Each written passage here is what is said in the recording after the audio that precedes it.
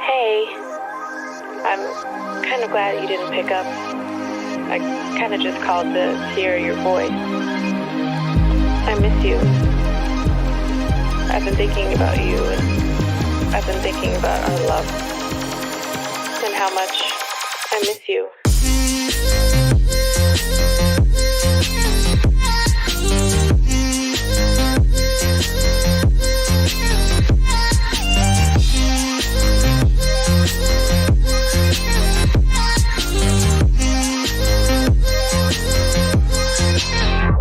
I miss being around you, hearing your laugh and holding your hand. I think of you every day. I hope and I wish that you're doing okay. I want us to go back to the old days, because I miss you, and I just thought of you.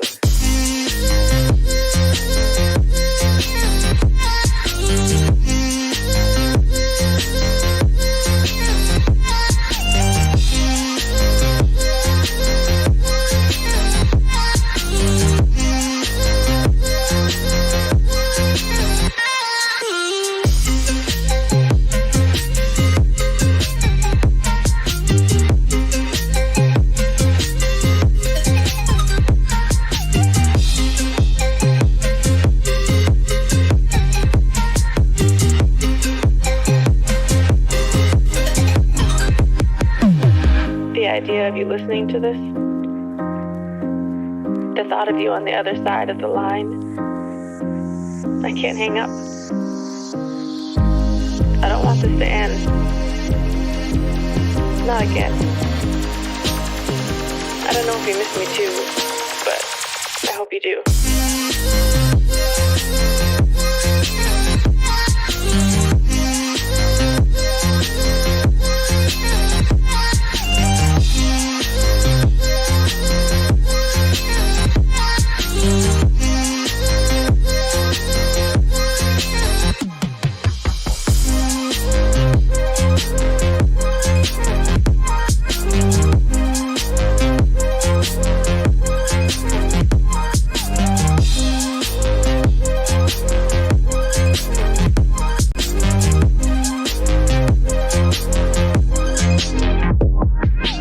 Even if things never go back to what we were, what I became so used to, what I thought would be forever.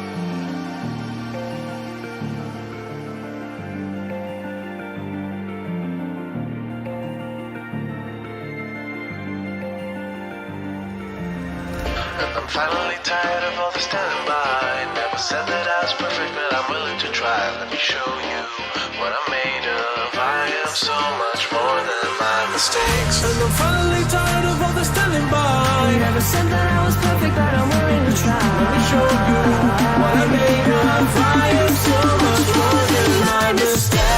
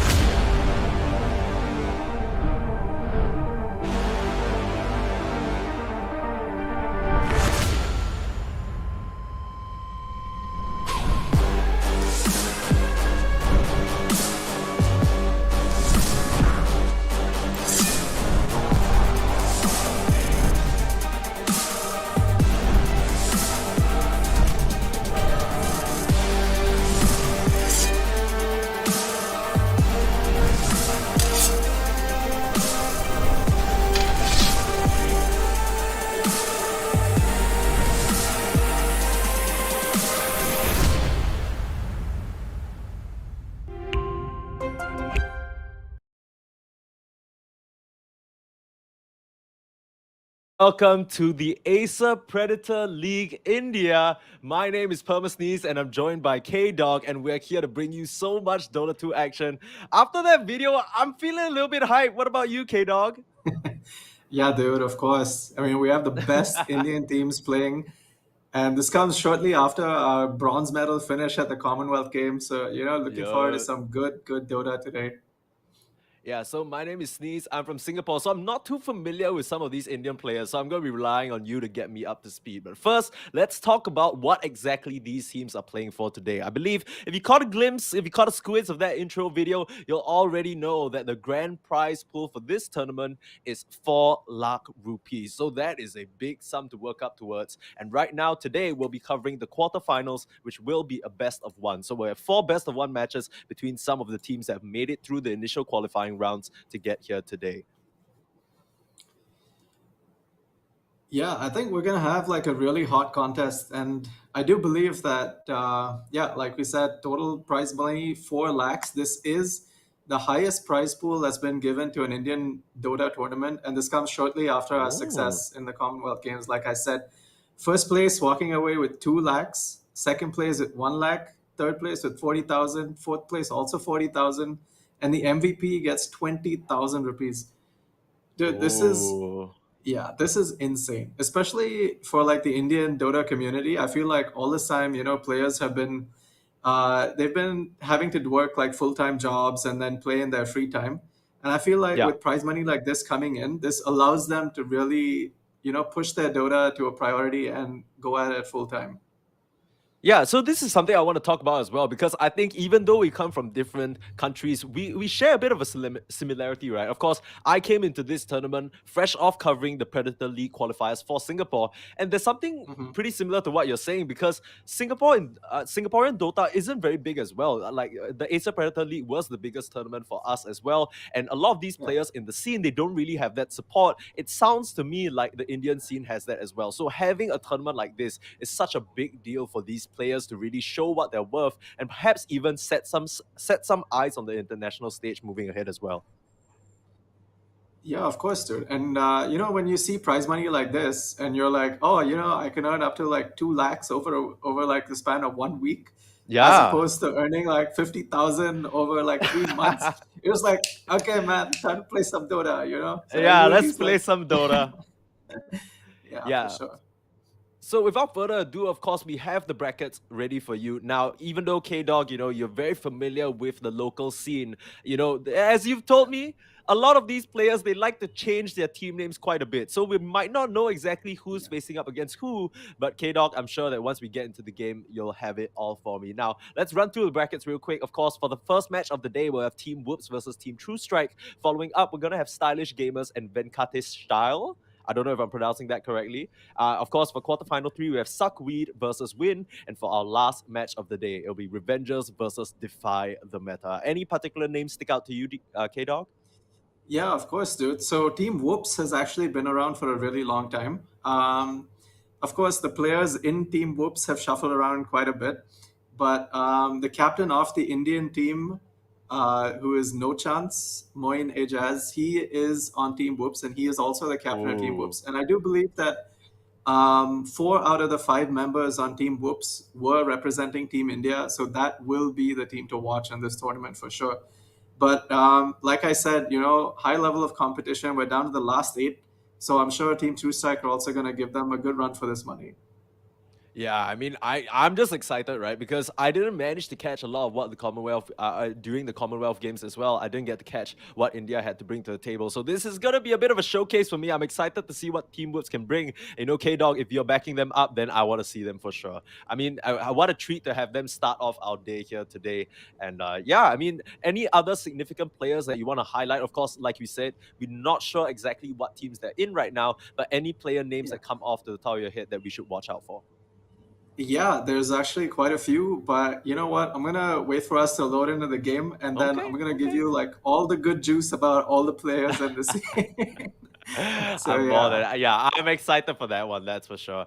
But yeah, I mean, yeah. apart from a lot of the times with these local events, I'm not really sure about sort of the state of the Indian Dota meta. Do you guys feel like you guys have a specific meta that you guys follow or a play style? Because across the different regions, they like to characterize us into sort of different play styles, right? I think for Southeast Asia, it's always the old school sort of characterization is always play aggressive like that. Is there some sort of Yeah. specialty when it comes to Indian Dota, you feel?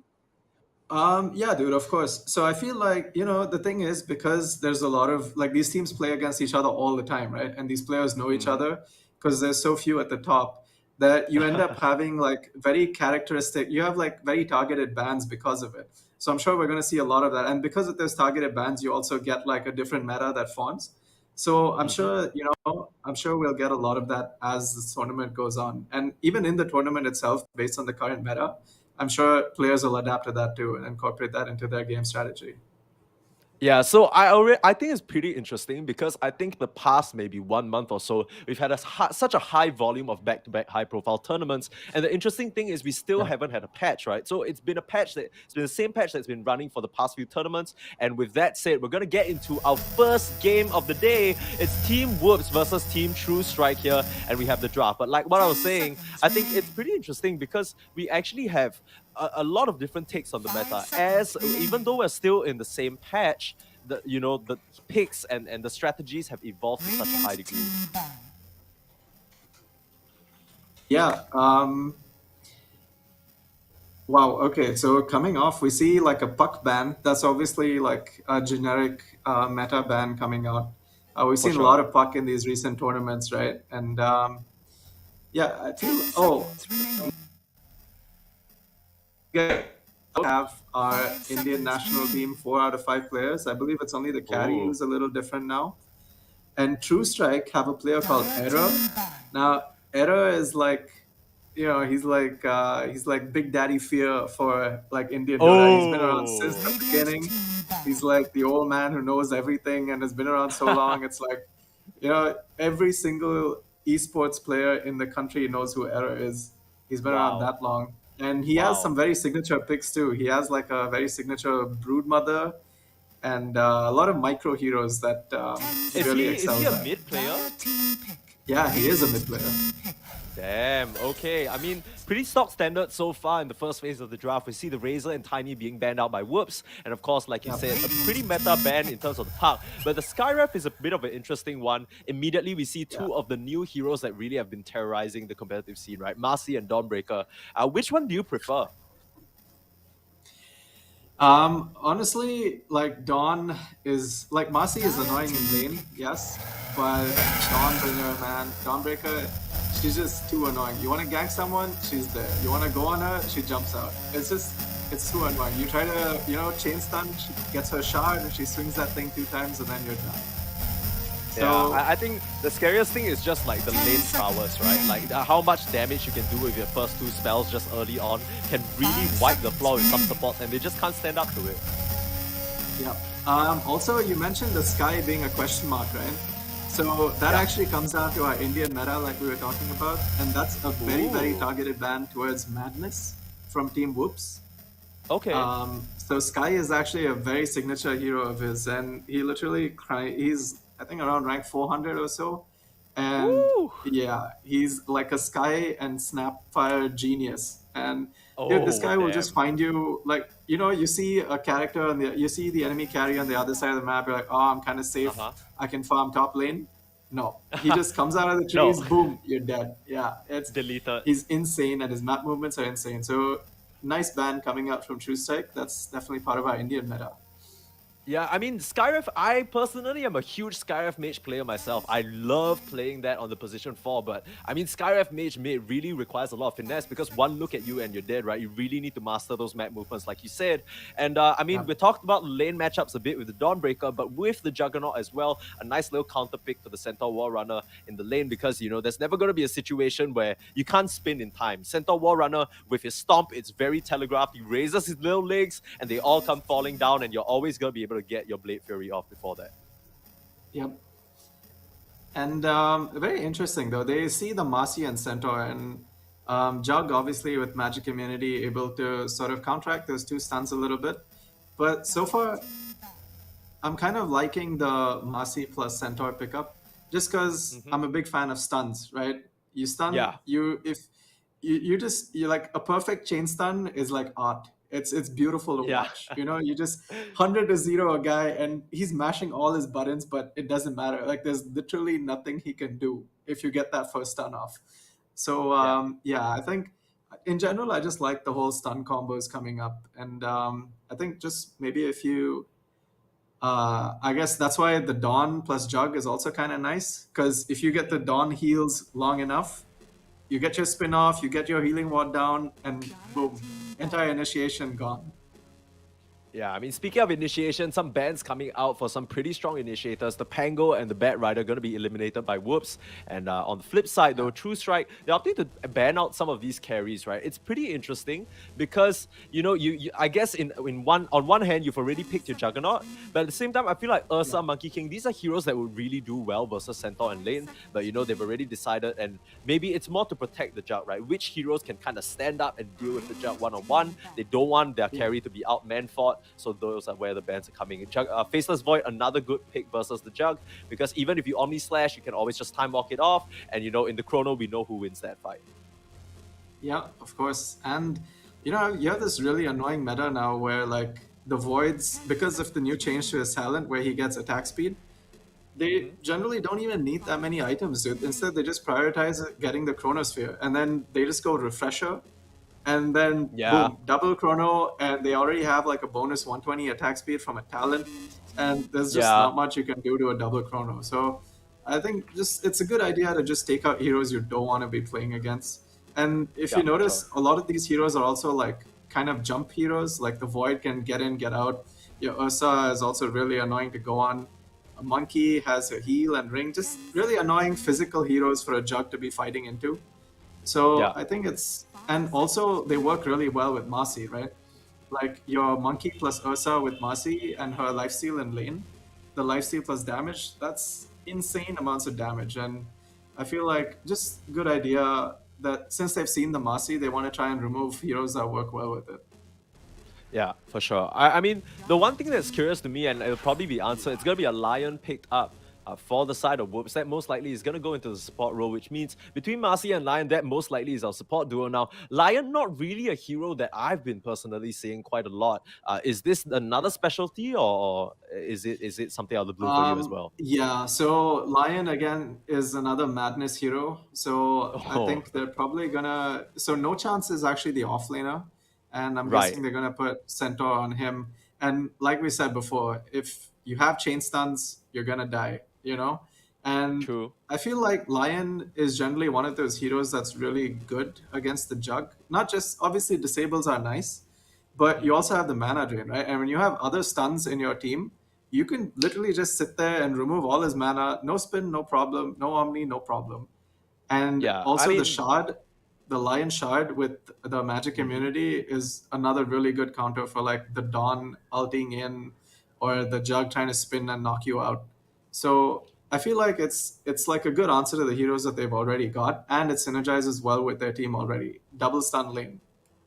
Yeah, a bit of an interesting scenario here. True Strike are actually really digging into their reserve time. It seems like whether it's they got caught off guard with this lion pick, or whether they're not really sure which direction they want to take their draft. They're down to around 30 seconds left only on the third pick. I mean, Juggernaut and Dawnbreaker, it's not very telegraphed where it's going to go, but it's going to be a Mirana to back that up. So just some follow up arrow stun, maybe a Moonlight Shadow to try and get them out of situations. But right now, the engage coming out from Team Whoops looks very, very strong, right? You have the Centaur War Runner popping the Stampede, and the Marcy and Lion just follow up with disables on whoever they want. It's gonna be a bit of a Yeah. tough fight for True Strike to take at any point in time. Yeah, it's honestly, I feel like the lack of control coming from True Strike so far is probably going to be the biggest downfall of theirs. But they do have high mobility, though. Like Mirana has a leap. You have a Dawn who can jump in and out. You have a Jug who's pretty fast once he gets his shot, too. And they can chase, but do you really want to chase into a chain stun Yeah, lineup? yeah. So The it's thing, just like, okay. There's the answer that I was looking for, because when you have such overwhelming engage, you sort of need someone to soak it, right? The Mirana wasn't going to help you in that, but the Pudge definitely is. So the Pudge can stand there, eat the Centaur Wall Runner, engage with the Marcy, Lion, whatnot, and still have the backup of the Dawnbreaker Solar Guardian coming in. So this is going to be the linchpin of Team True Strike, right? They need to play around their Pudge. If the backline gets picked off before the Pudge gets into the fray, they're going to be in a lot of trouble. But as long as he can stand on the front lines, they don't really have a lot of damage right now on the side of Whoops to cut through him, right? If he gets tanky enough, they're gonna have to expend a lot of resources just to try and take him down. Yeah. Yeah, I agree with you. And I feel like the Pudge is definitely a very staple meta pick right now. And yeah, definitely a good answer. Hard to bring down, good frontliner. And I also think it's a good setup for your Mirana too. Like, I feel like when you have so many frontliners, it makes it a lot easier to like land your arrows and just land your arrows. Yeah. I think here's the ironic part with Mirada, right? Like, you always sort of expect her to be picked up in position 4 when you have a bit of a setup offlaner. So ironically, Centaur Wall Runner is a very obvious setup offlaner. Maybe something like a Sand King, something that can hold someone down in place for the arrow. You have that with the Pudge, but the answer is going to be the Bloodseeker. So I think someone who really enjoys when his team goes in before him and he's allowed to just come in, bring up the rear, and clean up once all these heroes are low, can definitely do a lot of damage and do a lot of work against the Jug as well, because the Jug, you rupture, you can spin TP. That's the only kind of awkward part, but if you're in the thick of the fight and you already use your spin, then suddenly you're caught in a bit of a pickle. Yeah, and my favorite interaction about this is also, you rupture a target, the Pudge can't hook him, dude. He has to come and dismember to save True. him. Yeah, So, it's gonna be there. really awkward, I think. Yeah, I but I think also it's really also like. interesting. Yeah. Oh, sorry. Please continue. No, I was just gonna say that I really like that they have so many stuns with a Bloodseeker, because the Bloodright is usually like a chaos creating spell, right? It's like you drop a Bloodright, they want to run out of it, but then you have a Marcy to pull them back in. You have stuns to hold them for your Bloodright. Even Hex is actually relatively reliable when you have a Bloodright down. So I really like that they have good chain synergy between their heroes. Ooh. And Do you see Oh that? my The God. last band respect Brute Mother Yeah. just in case. They don't want to get caught with their pants down. dude, this is Indian meta. I'm telling you. Yeah. You know a guy is good at a hero, take it out. Like, Yeah, for okay. sure. I mean, I gotta say, True Strike, I really like their last band, Zeus, though, because Zeus Bloodseeker is a combination we've been seeing quite. I mean, it's such a strong combo just because of exactly what I said. The Zeus can get everyone low for the Bloodseeker to fly in, but they're actually gonna go a different route here with the Tinker last pick. So is this gonna be piloted up by Error, like you said? Yep. I'm pretty sure it's going to be Arrow, unless, the other players on True Strike are actually relatively new. Right. So I'm not sure if there are any other specialists there. But if not, Right. Arrow, Tinker, maybe. Arrow might play carry also, I guess, I'm not sure. But also, we should notice they ran out of reserve time, so one of their bans is actually missing. Oh, that's a little bit awkward. But yeah, I mean, I was just gonna say the Tinker pick seems really good on paper just because of the fact that Whoops, yes, they have that initial jump, but as long as the jump is not on the Tinker, he's just gonna be able to get away, right? Once the Centaur Warrior commits in with the Blink, same thing for the Marcy and the Lion, that's where, they don't have any additional tools to get on top of him. But now with this Queen of Pain, especially with the Sonic Boom Aghanim Shard upgrade, every single, 4 or 5 seconds, you're just going to be able to relocate and try and find this Tinker. So once again, I think this is looking a bit better for the side of Whoops. What do you think, K-Dog? Yeah, honestly, if we look at lanes and eventual snowball, I feel like Whoops has really got it. But I feel like, if there's a situation where they overestimate the amount of damage they can do, because you do have some sustain coming out of True Strike, right? You have a heal from the Jug healing board, you have Pudge, who is really tanky with his Flesh Heap, and you have a Dawn who can also ult in to sort of counter-initiate. So, and you have Laser to follow up from behind. So I feel like if Whoops aren't able to confidently finish off the hero they're going on, then True Strike do have the ability to turn around team fights. But I feel like starting team fights from the side of True Strike is probably not so easy, just because the initiation and team fight in general looks a little lackluster. Yeah, that's for sure. I think it's all going to come down to the early laning stage. And you know, a lot of the times we talk about the early laning stage being so important to how the outcome of the game goes. I think it's even more so in this game specifically, because the Jug and the Dawnbreaker, you're going to want them to sort of roll over the Centaur. If they can't push that Centaur out of lane, suddenly the Jug has nowhere to go but to go into the jungle, because he just can't stand up against that level of beef, right? Same kind of situation for the Pudge, which I assume is going to the off lane along with the Mirana. If they can find the hook and pick off Madness on this Lion and our position early on, suddenly it becomes inhabitable for the Bloodseeker. But same thing for the opposite, right? Like you said, Hex, a bit of a reliable stun, can set up that Blood Right really nicely and then just get the side of True Strike's off lane in a lot of trouble. So from there, you know, the mid laners, whichever lane wins, suddenly you just have a really strong kind of point to play around for your rotations. And yeah, we're going to have to see how it goes as we get into the game real soon.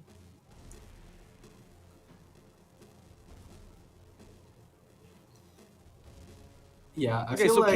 K-Dog, let me just ask you a little quick question, okay?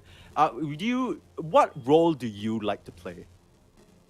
Me? I usually play a lot of 4. Okay. So you're a 4-player. If you are between these two teams, right? Which team would you rather play for in terms of the hero matchups, right? You have a Mirana on one side and you have a Marcy on the other. Which team are you feeling better about playing for? Oh, Whoops for sure, dude.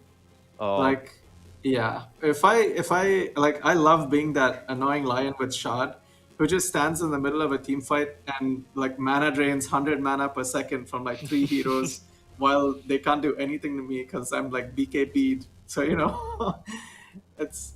I think it's beautiful. It's so beautiful.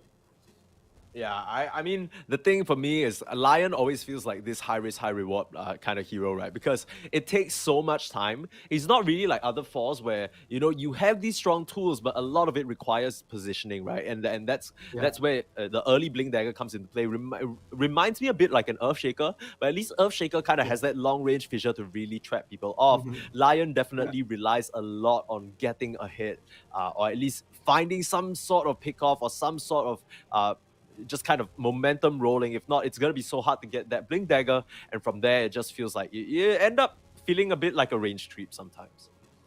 Yeah, that's true. Dude, you know what I really want to see in this game? I really want to see a Marcy Shard. And I want to see like a Mirana arrow hit and they get hooked in. And you're like, oh, that guy's dead. But nope, Marcy comes in and flings the hero out. Oh, Dude, it'd be so beautiful. Dude, so my friend has been trying, has been messing around with the Marcy Shard. It's so, it doesn't work the way your brain thinks it works. Like when you see it happen, you're like, it doesn't really line up with how you... Do you play a lot of Marcy? Yeah, I actually just started playing and I've been winning a lot. Oh, nice. Yeah, no, I mean, that hero is definitely... There's a reason why it's being first place, first ban, right? Every single game. But yeah, I mean, the rebound shot makes it kind of weird because and here's a complaint I have about Marcy as well. I feel like the logos, like the skill icons on Marcy, are a little bit misleading. I remember like just having the most confusing time when I tried it for the first time, because it's like the hands, yes, they could mean like you throw them behind you, but the rebound, the logo for that also looks like you're tossing something in an arc, right? So I keep getting mixed up. Yeah.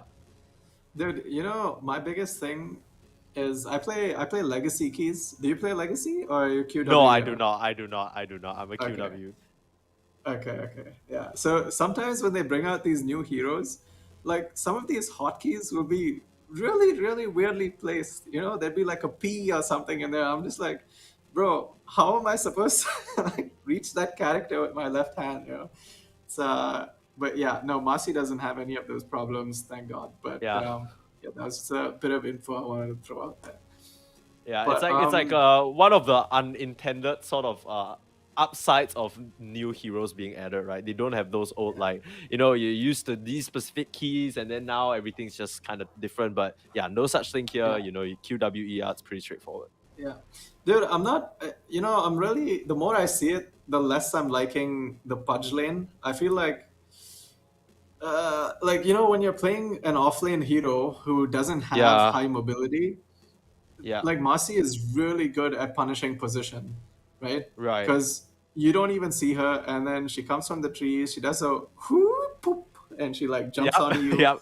and you're like, what is happening? And then she flings you back, and there's like attacking like 6 creeps and a hero.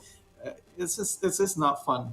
And Yeah. yeah, it's Not at I'm all. not I'm Not at not all. digging the Pudge life right now, but Okay, maybe wait. Are Big you Daddy wait? Arrow This could. is a little bit. This is a little bit curious because are you Yeah. saying that Madness is gonna be pos 4 on the Lion? Because I was under the impression that Yeah. Lion was gonna be pos 5.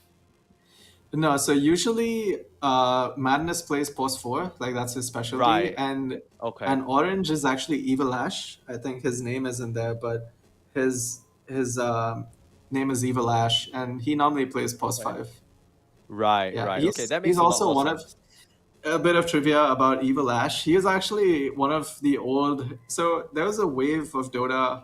We had a lot of good players around 2014, 2015, and then a lot Okay. of them left the game and moved on to like Pokemon Unite and Valo and a bunch of other games.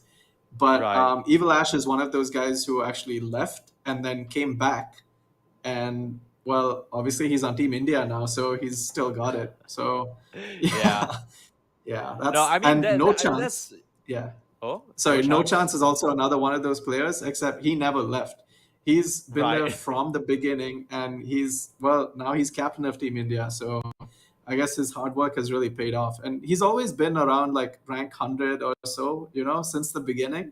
So Damn. obviously the amount of like skill it takes to get to that rank and stay there is insane. So Yeah. yeah, No, exciting especially stuff. if how fast, especially if how fast Dota players are improving, right? I think the age-old thing Yeah. was always everyone who played maybe like 5, 6 years ago. Everyone always says, or people who have been here since the start always talk about how the average skill level has just completely skyrocketed, right? Like people are like, Yeah. in the past, you talk about like, oh, nobody even knows how to use smokes, and then now people are like aggressively dewarding, sniping your couriers before the Yeah. game starts. You even have people Mhm. kind of going in behind your towers to check for wards, that kind of thing. But yeah, I mean, I Yeah. expect to see a really high level game here as we're gonna get into game number 1, and I guess it's the best of 1, so it's gonna be the only game for this quarterfinals. True Strike versus Team Whoops coming up. Yeah. Just gonna do a quick intro to the players, maybe. Mm-hmm. We got another pause coming out. Yeah. So apologies, ladies and gentlemen who are watching. I believe we're running into some technical issues, but of course we're gonna get that fixed for you right away. So I mean, I think the more I think about it, the more I'm starting to agree as well, because I'm really, really worried for the lineup of True Strike. It kind of feels like they're playing a very linear game, right? They don't really have any kind of way of taking a big team fight, which of course, Mhm. with this Stampede, you can always get a better setup for yourselves in terms of position. So it's starting to Yeah. feel a little bit scary, but of course, it all comes down to execution at the end of the day, right? So with the game resuming, let's Yep. introduce our players here. Yeah, so I guess going into a quick introduction for Team Whoops, we have No Chance on his offlane Centaur, and we have ABH1 on his mid lane Queen of Pain. We have Madness on his post 4 Lion. We have Timado Carry. I think that's ZXC. It's definitely not Timado. Yeah, no, But that's the yeah, has for sure. yeah, I think it's either ZXC or HBK. I think that's ZXC. So that would be ZXC on the safe lane Bloodseeker, and finally we have Evil Ash on the post 5 Marcy. Right. So on the other side, I believe it's Razor who's gonna be on that mid tinker. You mentioned his name is Error. No, Error is Error. He's playing Pudge. Error is playing right, okay, I'm looking at the profile photos now. Okay, so Error on Pudge, we have Z1 Tractor, which I don't know whether that's a play on K1 Hector, but Z1 Tractor on Juggernaut, Kids on Mirana, and 0F's given on Dawnbreaker. So once again, apologies, ladies and gents, some technical difficulties, but of course, this is competitive Dota after all. This is what happens when you try and bring 5 people into a lobby. This is some pretty standard stuff, but yeah, I'm kind of expecting, perhaps some early action coming out from both sides, because level 1 with the Blood Rite, the stuns coming out on the side of Team Whoops, and even the hook and arrow, they could find some action here, but both teams opting to play a little bit safer, just set up their vision Interesting early ward, maybe trying to watch for the Mirana rotation coming out from this Queen of Pain. Yeah, I think the last thing you want when you're having a good mid lane is to have like one arrow fly in from behind your tower and Yeah, then make you lose it. for sure. Yeah, that would be tilting for to say the least. I know, it's a standard solo queue thing, right? You play. I'm sure you play a lot of pos 4, and then like you Yeah. like you play Mirana. You know how to tilt. You just gotta tilt the mid laner, and then suddenly things will just go downhill. But arrow gonna be a swing and a miss coming out from the side of truestrike. Definitely not landing that, but the hook is gonna land, and that's gonna be Arrow grabbing Marcy. Evil Ash rebounds away, and the spin can't catch them in time. So a lot of spells being thrown out, nothing happens. Madness, ooh, just tanking a few more arrows, but ooh, kids, not really on the mark with these first two. Yeah, but definitely not a good day for the Juggernaut. Like less than half HP walking in a lane, not the best start, especially into a dual stun lane. So Yeah, already gonna burn through 2 tangos, probably gonna send some more his way. But if we look at the mid lane, we have ABH1 who skilled up his Scream so that he can get that last hit against a Tinker with laser. Some pretty standard 1v1 matchups mid.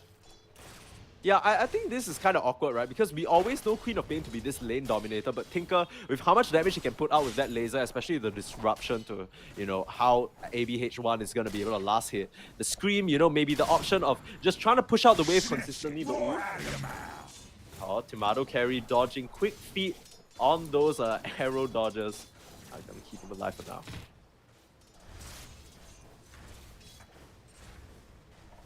So the thing I'd be most interested to see in this early stage is the CS, right? Because I think that'll be a pretty good indicator. If we're not getting any sort of kills, then it'll be the creeps that let us know who exactly is winning these, who are winning these lanes.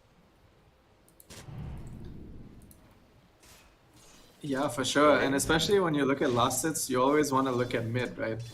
It's the classic 1v1, no harassing from like a support hero.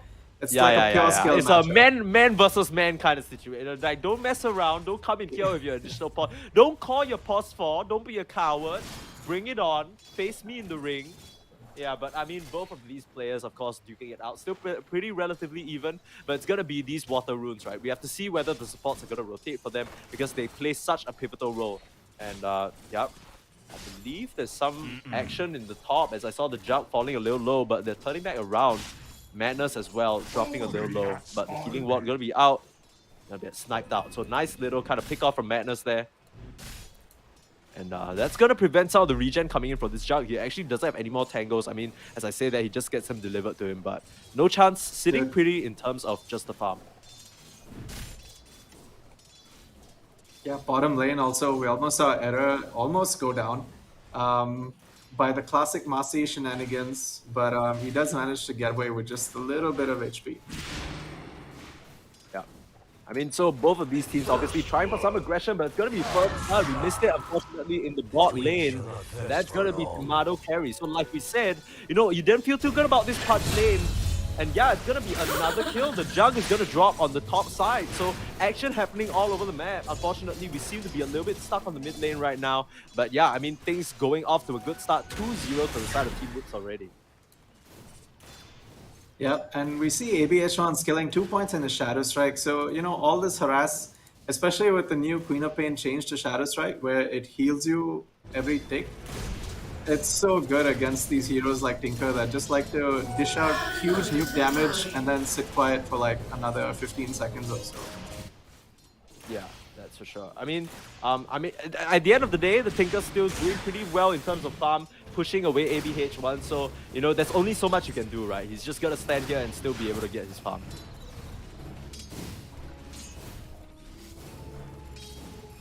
Okay. Yeah, if we take a quick look at the last hit shots, it's Team Whoops leading on all 3 lanes. Just I think it's coming down to a bit of a skill difference here where, there's just a lot of pressure being put onto the cores in all of these lanes for Team truestrike. Yeah, I think the awkward thing for me is that I would have really liked to see the Dawnbreaker and Jug exert a bit more pressure perhaps on this center wall runner, but no such thing. So it's a little bit awkward because now he has his Ring of Health, he has his Ring of Regen as well, and he's just going to be sustaining up. 11.8 HP regen means that he's just not going to be flushed out of this lane. Early Vanguard into early items means that this Jug is going to have to retreat. Yeah, he's actually already got his hood. That's a 4-minute hood on this centaur. Like, he's Yikes. definitely not gonna die in this lane. Yeah, that is not good for the side of Team truestrike to deal with. Of course, we're still in this early stage of the game, so you know, one rotation maybe from the Punch, maybe a nice Mirana arrow can definitely set up for some action. But they seem like they have their hands full just dealing with bot, right? Kids, you know, we haven't really seen a high impact arrow from him so far. He's just really been throwing these out to try and get the last hits on the ranged heroes, ranged creep, sorry, but always missing the mark on Tomato carry, and this Bloodseeker able to farm. While top side, the stun, like we said, that's the weakness of the Jug, that's the weakness of the Centaur against the Jug, but no chance. Still opting to run in, there's the double edge and gets the kill. The hood isn't enough to keep him alive. You could imagine that maybe if you pop that a bit earlier to defend some of that blade fury damage. Meanwhile, bot lane as well, some action coming out. The sidekick actually allowing them to hit so hard on Error, but it's not enough for now, so they gotta back off. Yeah, I think maybe just a bit of an overextension in the top lane, but definitely worth it trading your off lane for the safe lane. Especially when the off lane already has such a big lead. Getting the XP advantage. Gonna try and get a kill on the Dawn, but he does get out of there. Yeah. And yeah, I mean, Tomato carry, he's just loving life right now in this bot side. Meanwhile, some action at top, the stun out onto the Dawnbreaker, popping the Fairy Fire, and the last double edge is there. And just like that, another kill on the top side. No chance at Madness. They're really starting to run away with this one.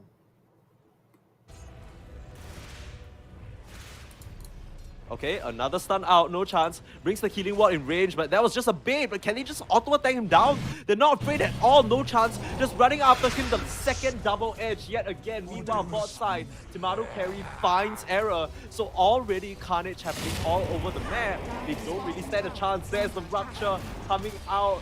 Kids, this Mirana really has not found his mark, and that's going to be a killing spree and double kill for the Bloodseeker. Already 7-1. They have 8 kills in 7 minutes, K-Dog. This is not looking good. Yeah, I mean, Team India showing you why they were Team India, right? Yep. Oh, no chance. The rotation here from the Tinker. Is it enough? The Fairy Fire. Ooh, 50 HP. Can he get in range for the laser? He's trying to find it, but Madness holds him off. The Lion sacrificing his life for his position 3, or is it even good? No. Okay. The last little laser ball finds the mark. There's Abby out, jumping forward with the Scream. Is it enough to pick off Z1 Tractor? Has the healing ward running? There's no chance. Ooh, the TP tried for it, but no chance. Runs back straight to his face. And the double edge. What a play coming out from this Centaur wall runner. He's the captain for a reason. Shows up when his squad needs him. And gets that huge kill on the Tinker. Radiant structures are fortified.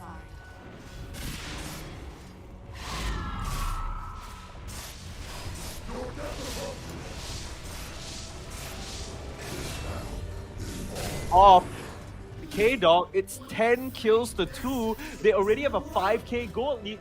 It's going all so wrong.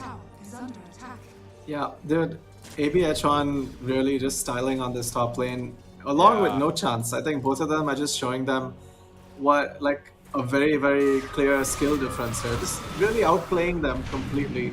Using the hood to get the double-edged mid lane. Tinker. Oh, no, that's just not good. He just, you know, like, this Tinker was the only shining hope for this team, but now gets picked up for a second time in a row. The Marcy Evil Ash is there right on time, and the jump back as well. The Arcane Rune means that these cooldowns are low as they can be, and ABH1, another find. There's Evil Ash with the toss back. The lead, but the rebound, the blink to follow. So much mobility coming out from the side of Team Whoops now. The Z1 Tractor! The Finger of Death. Madness is level 7, and the position 1 of Team truestrike is level 4. I don't know how you can come back from this.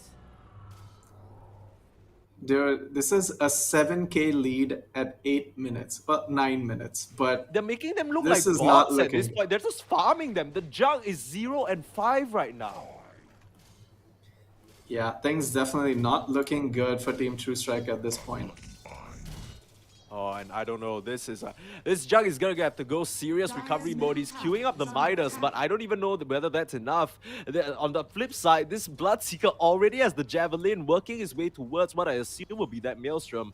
Like we said, top of the net worth charts, 3 all on the side of Team Whoops as well. I mean, they just make light work of error on that Pudge. You mentioned him with his signature pick on the Brood Mother, but not looking too good on the big man on the Pudge, right? Like just constantly getting picked off. And everyone in the team just kind of falling. They don't really have the firepower to stand up against the side of Team Whoops. Yeah, they just, the worst thing that can happen in a game of Dota is when you start hemorrhaging. Like, when you lose, it's fine, but you need to recover. You need to, like, turtle a bit. But when you start bleeding kills left, right, and center, like, the comeback becomes so much harder. Right, I mean, they just continuously keep finding these members off the side of Blue Strike in the jungle. There's the Sonic Wave coming out. The Solar Guardian isn't even in time. There's no one left there to protect. And there is the disposed backwards. This healing rod trying to do all the work it can. But here comes the punch. Is it enough to get them? He's not level 6, so he doesn't even have the dismember. The Queen of Pain is able to take out to safety. And it's completely fine. That's the probe. The tomato carries jumping forward. Stampede as well. The chase is on. This Tinker needs to get out of here right now. The TP is enough. But still, look at the side of Team Whoops. They are just completely collapsing on Team True Strike right now. Yeah, dude, this teamwork is also excellent. Just, would you use your Stampede to save your post for line? I don't know. Yeah, But I don't he know did. about that. They literally are not leaving anyone behind, and they are just dominating this map. Right now, the map is shrinking really fast for Team True Strike. This Lion has a higher net worth than the Jug. Oh, ABH1, he might pay for this, and that's going to be a huge kill. I believe that was a gold swing of almost 900. He sacrifices his life for that Jug, knowing that it's not even at level 6 yet, no Omni Slash available. But yeah, I mean, that Queen of Pain is going to give away your life for that one. Not the biggest of deals. The net worth lead is still 10k, but they do have to be careful about overextending, right? That's the one way that Team True Strike can get back into this. Yeah, dude, I've always said this philosophy, man. It's like, when you're winning, the game is usually a bit harder because you have to do everything right. And like, overextensions can cost you big. Yeah, for sure. I mean, that's exactly what the comeback goal is for. I believe that was a Mirana Moonlight Shadow that we saw. No chance gonna grab a courier. But I don't think he knows he's being collapsed upon. There is the punch with the dismember setting up for the arrow. That's the combo that they're looking for, but there's the rebound. They jump straight into it, so getting interrupted. But there's the full bomb and the stun coming out the back of the stage now. It's Stampede as well, but they can stop it. Nice kill to start. It's created for 2 though. And there is the screen of Rounder. There is Sonic Wave coming up with ABH1. He's gonna finish off the remaining members, but Madness trying to split the tank with the rest of his team tractor. Can he get the last hit? A double kill before he falls. But as the dust settles, it's still a compounding lead. The 2 major members of the side of Team Whoops stay alive.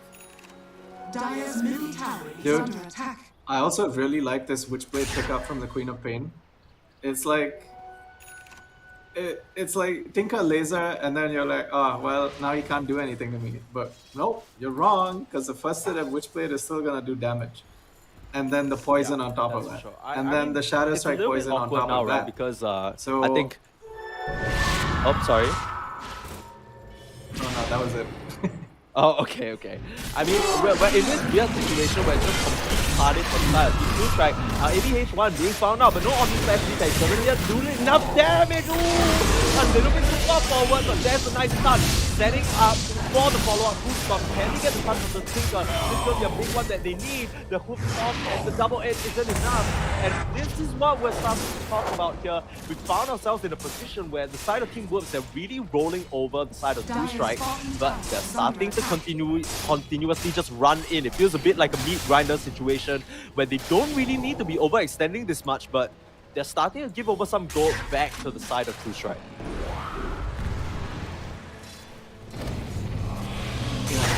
Bottom lane. Trying to catch the Tinker out, but he's able to just dodge the Marcy and Bloodseeker just by a little bit. Yeah, But yeah, with there are that a lot of plane completed, right? overextensions. I think I think ABH1 getting a little, just a little cocky there, you know, not expecting the Tinker to jump in and do the extra nuke damage. He was holding his blink to sort of get out at a clutch moment, I think. But you're just making, I mean, at this point, it's kind of making the game a little harder for them. Because they're giving truestrike a chance to come back. That's for sure. I mean, the biggest thing of all is the fact that Razor on this Tinker, or at least his name looked like Razor, now it doesn't.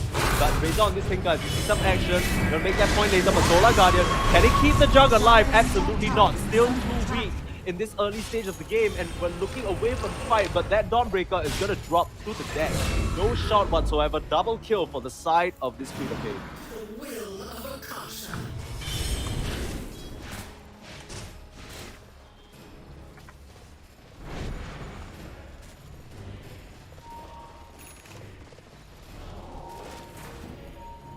No chance spots them out, but there's a nice double stun again, setting up the flick. Dude, K-Dog, you were telling me about how wonderful the teamwork is, but this is just perfection. It feels like they played this lineup at least, 20 times before with the way they're lining up their skills. Yeah, just really good team coordination. I feel like the team got a lot better also in their preparation for the combo things, and it's really showing. Looking for someone, Blood Right spots out at Z1 Tractor. Pops open, but no cigar.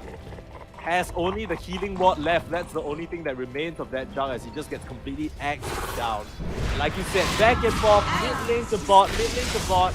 They're gonna try and cover him with some invisibility, but already having that vision thanks to the Bloodseeker Thirst. Dude, can you believe that after all this, we're at 15 minutes in the game? Yeah, no, 31, there's almost double the amount of kill pool. Okay, they have that vision of the madness. This line kill could be a nice one to pick up. It's not the biggest of deals, but still, any kill at this point in time, 31 to 9, you need everything. Yep. Dude, when you're so far behind, every kill is worth it.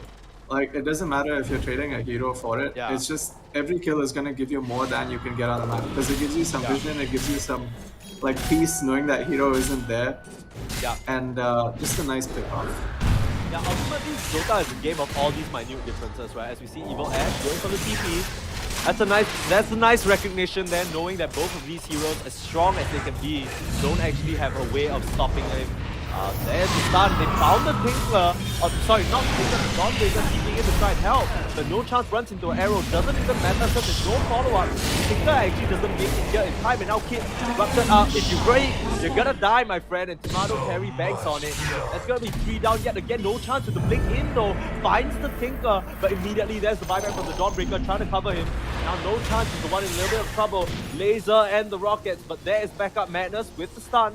Not even needed. The Centaur Ball Runner gets out of that shot too.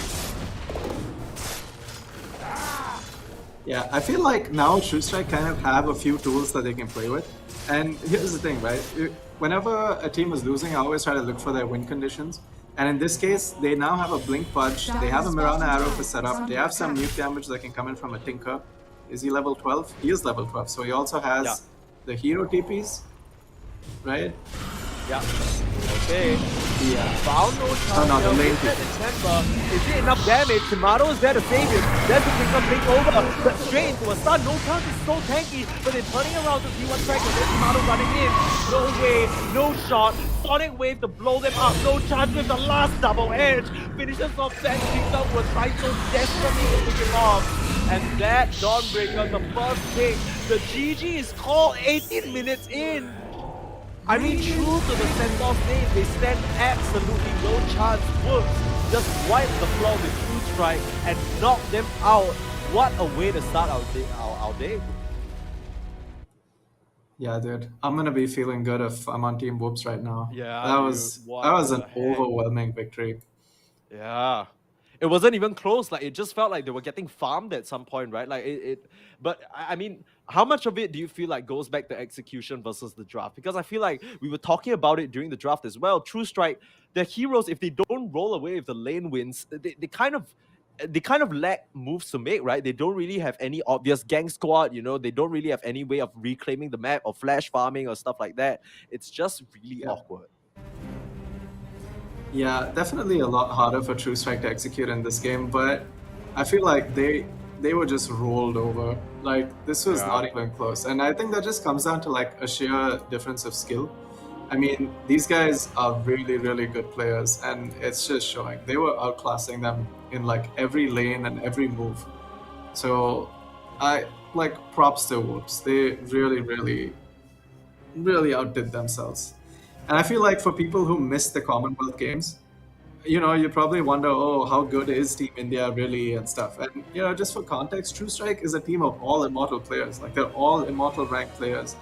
But Whoops just completely showing dominance in this first game of the quarterfinals and knocking truestrike out of this.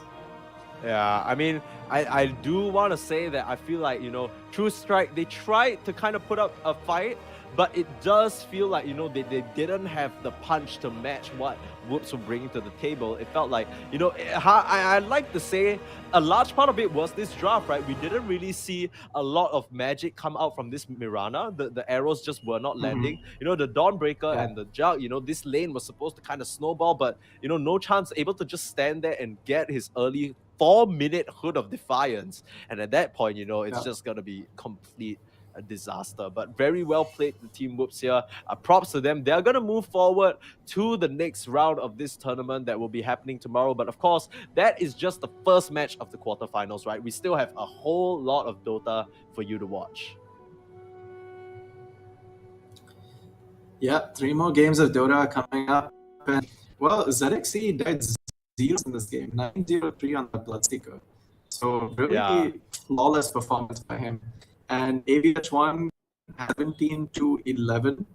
That was also insane. I mean, the snowballing pop is a terror on all sides of the map. And he did overextend a few times, cocky a few times. But the want in your mid laner, right? That cocky wants to shove a little bit and, do that kind of thing. So, yeah, so I mean, that was our first game of the day. Of course, like I said, we're going to have a lot more action for you in this Acer Predator League India qualifiers here. But for now, we're going to go for a short break. We'll be right back. Stay tuned.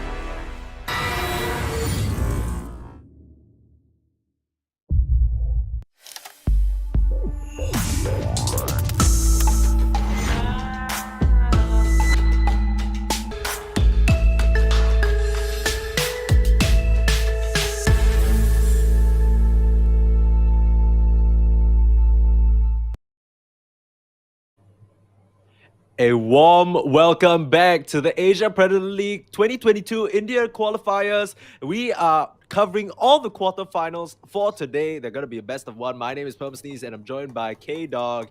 And we already saw a bit of what you would call a shellacking. 18 minutes was all it took for Team Whoops to take it over True Strike. And what a way to start our day. I mean, for the sake of the rest of the Dota that we're going to watch, I hope that the games are a little bit more even, don't you?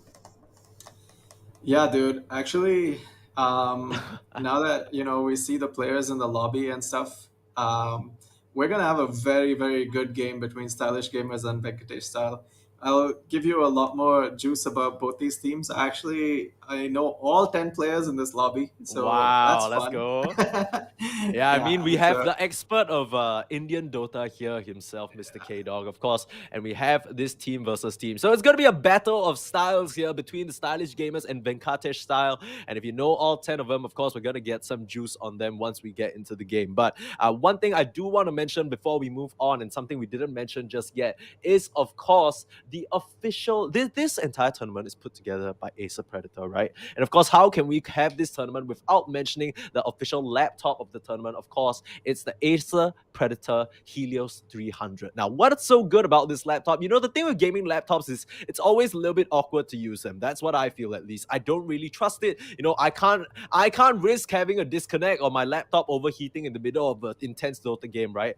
But you don't have to worry about that, because with the 12th gen Intel Core on the i91 with the Predator Helios 300, you're gonna have so much strength in your processors. You're gonna be able to stream, run Dota, you know, even run this entire broadcast. You're gonna be able to chat, browse, stream, edit, record anything you want without skipping a beat. Of course, that's not the only feature it has. It has the ability to house the GeForce RTX up to 3080. So your processing speed got to be through the roof. You got super cooling technology as well. So that, of course, is the official laptop, the Predator Helios 300 for this event. Now, if that sounds good to you, you should go look it up and, of course, make your new purchase. But I think we had quite a few, other products show up during the break as well. So, if you're looking for something new in terms of the gaming peripherals, you can definitely look there. But, of course, I think we have the game ready for us as we're getting straight into the draft.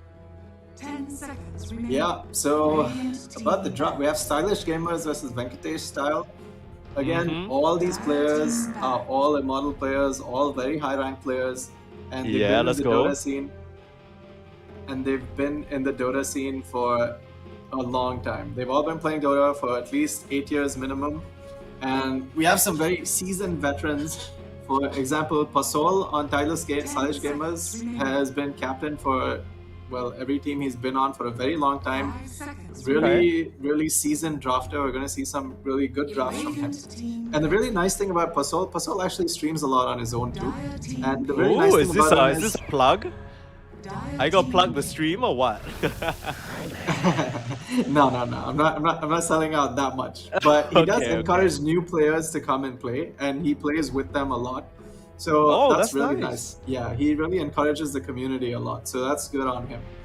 And meanwhile, Devoid on Venkateshtyle was an upcoming prodigy, a child genius. And but then he fizzled out due to an injury at some point, and now he's kind of making his way back up. We look at the bans coming out, pretty meta bans. Pretty we straightforward, see right? Razor. Nothing special. Yeah. The thing is, these guys all these players play most of the heroes, and meta heroes, they're gonna eat them up. They're gonna play them really well. So, we can expect some really good Dota from these guys. Yeah, so already let's talk about the first phase here. Marcy and Mirana picked up for Stylish Gamers, and on the side of Venkateshtyle, we have that Tiny and the Viper. Now, Tiny really favored because of his ability to flex between the position 4 as well as the mid. Same kind of situation for Viper, right? You can run him in the position 3, position 2, and even sometimes you've seen some South American teams run him in pos 5 as well. But I like that Mirana counter pick, right? Because the Mirana can definitely keep the Tiny locked up for long periods of time, and even if you toss back or if the Viper starts attacking you, you always have those leaps. So a lot of mobility already to deal with what Venkateshtyle have. Yep. And also, once again, Marcy is really good at punishing very low mobility heroes, right? So yes, I feel like Viper, again, one of those heroes who can be punished really hard by this Marcy pickup. And Mirana, obviously, Mirana is actually one of Pasol's signature heroes. Ooh. So Pasol and 10 Pegasus seconds or remaining. Drezus, Drezus was called Pegasus before, and 5 Right. seconds these remaining. guys are like very very high level support. So they usually flex a lot the roles between them based on what hero they want. But I think we're gonna see a Pasol Mirana and a Pega Masi most probably.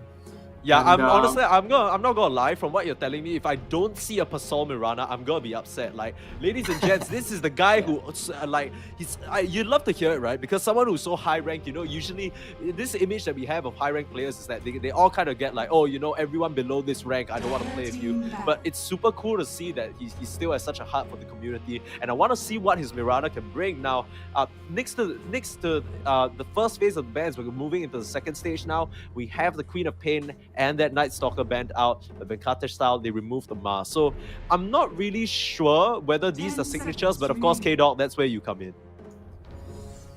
yeah, so Playstyle is the mid laner for venkateshtyle. This guy is actually he's like 17, I think, and Oh. yeah, 17 from Jodhpur. And this guy, Wow. when I first met him like 2 years ago, he spoke zero English. He would keep talking to me in Hindi, and I would keep replying in English. But now his English has gotten a lot better, and you know, that's actually very interesting. It's a barrier in Indian Dota where some people, like, if you don't speak the language, it's really hard to communicate. So Right, yeah, I bet. it's good right? to see Because- him. Yeah, so it's really good to see him at like a high level now. It obviously means that he's able to communicate with these players and they want to play together. So Yeah.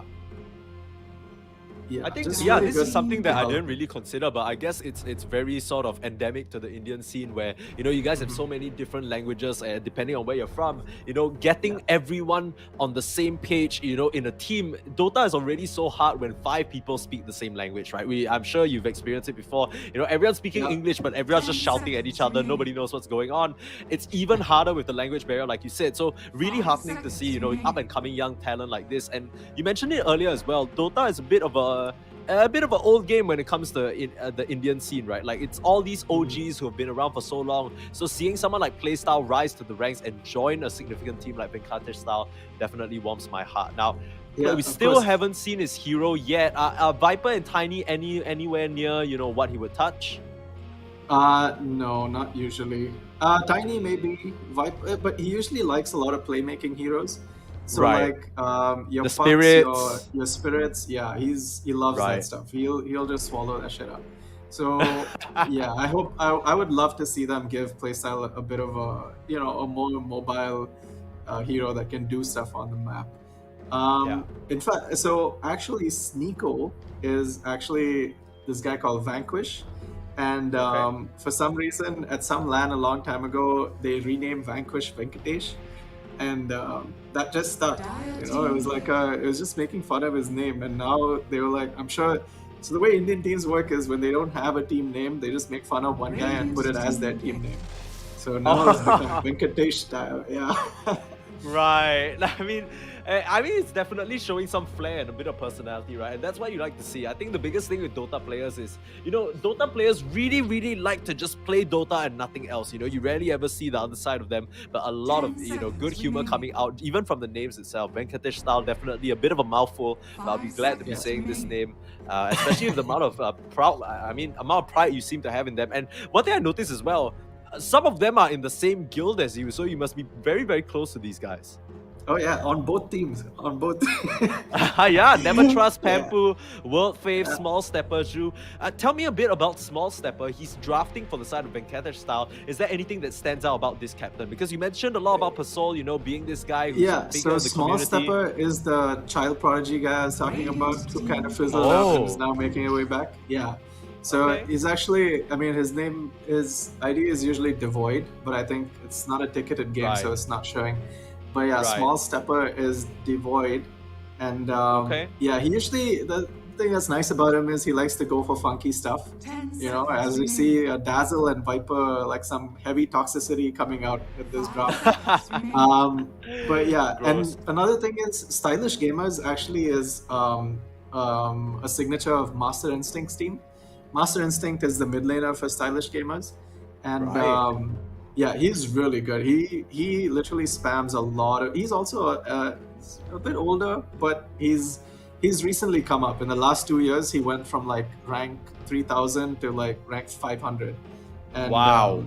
yeah, really polished his mid lane skills. So Master Instinct versus Playstyle is going to be a mid lane to watch out for sure. Yeah. I mean, for me right now, I think I'm looking at these drafts, right? And I'm seeing shades of Team True Strike here. We had the Pudge, we had the Mirana as well, and that's not really a combo that worked out well. So I'm quite curious how they're going to orientate this. Whoa, a Lion pick. That basically means that one of these heroes between Lion, Mirana, and Marcy are going to be a call. What do you reckon is going on here? I think maybe it's gonna be the Marcy. I think what they're gonna do is they're gonna give Master Instinct a mid Pudge, and then they're gonna roll with a Pampu Marcy offlane. Right. So here's the weird thing, right? Pasol, Pampu, and Jesus are all support players. Right. So one of them has obviously switched to playing offlane now. Never Trust is the carry, and Master Instinct is the mid. So I think they'll most probably put Pampu offlane. Just because Pega and Pasol are like very seasoned supports. But yeah, I guess, I mean, but the thing is, that's also nice to see because it means that these players are really comfortable with each other and they want to play with each other, so roles don't matter so much. They're willing to flex their drafts and positions. Oh, that's a scary one. I mean, the Dazzle, definitely a hero that can apply a lot of pressure on his own with the Poison Touch, but paired with a Chaos Knight, that is a kill lane if I've ever seen one. So whoever is going up to that lane in the off lane or the position 4 is going to have a lot of trouble to deal with. Of course, when you're stunned, you can't really leap away as well, right, on that Mirana, so they're going to be looking to burst her down within that period, of course. That is if they are position 4. But I think really scary early on because venkateshtyle, they've really equipped themselves with strong lanes, right? We're assuming that Viper and Tiny are the off-lane combo and Chaos Knight and Dazzle are going to be the safe lane. Both of these lanes have such high kill pressure. Yeah, of course. Their laning phase looks really, really strong. And yeah, not just their laning phase also. Even, I feel like you know, your Dazzle with your CK illusions, with the minus armor. Oh, that's yeah, painful, like the dude. minus armor is one thing. You got the Phantasm illusions and they all bounce Shadow Wave, so that's even more damage, right? And like, I don't know, it just feels like it's lining up so nicely here.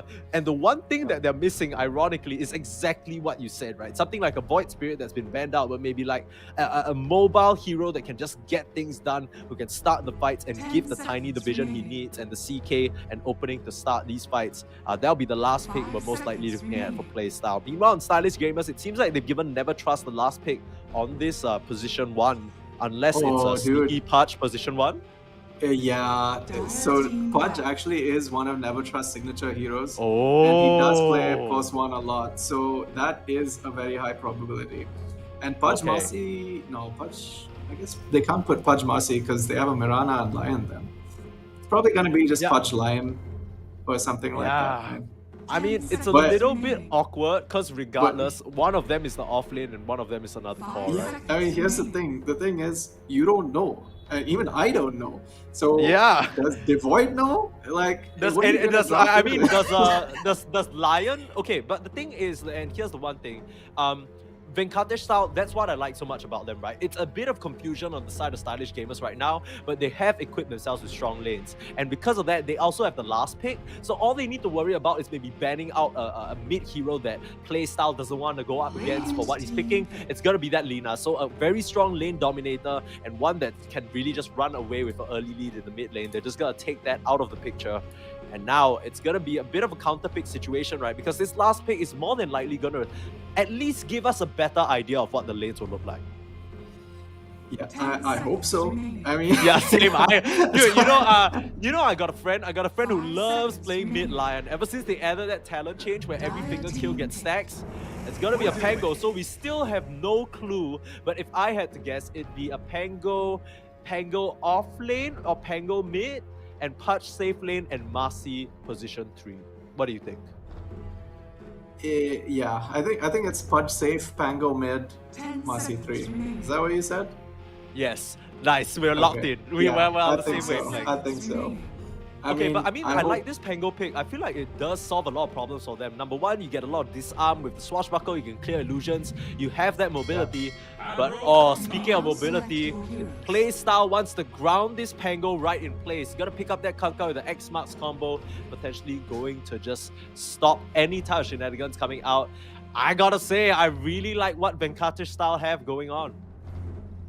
Yeah, me too. In fact, I would really love to see like the Orchid Kunkka this game. I think that would be just a beautiful item, and it would like hit the perfect timings to really dominate this game.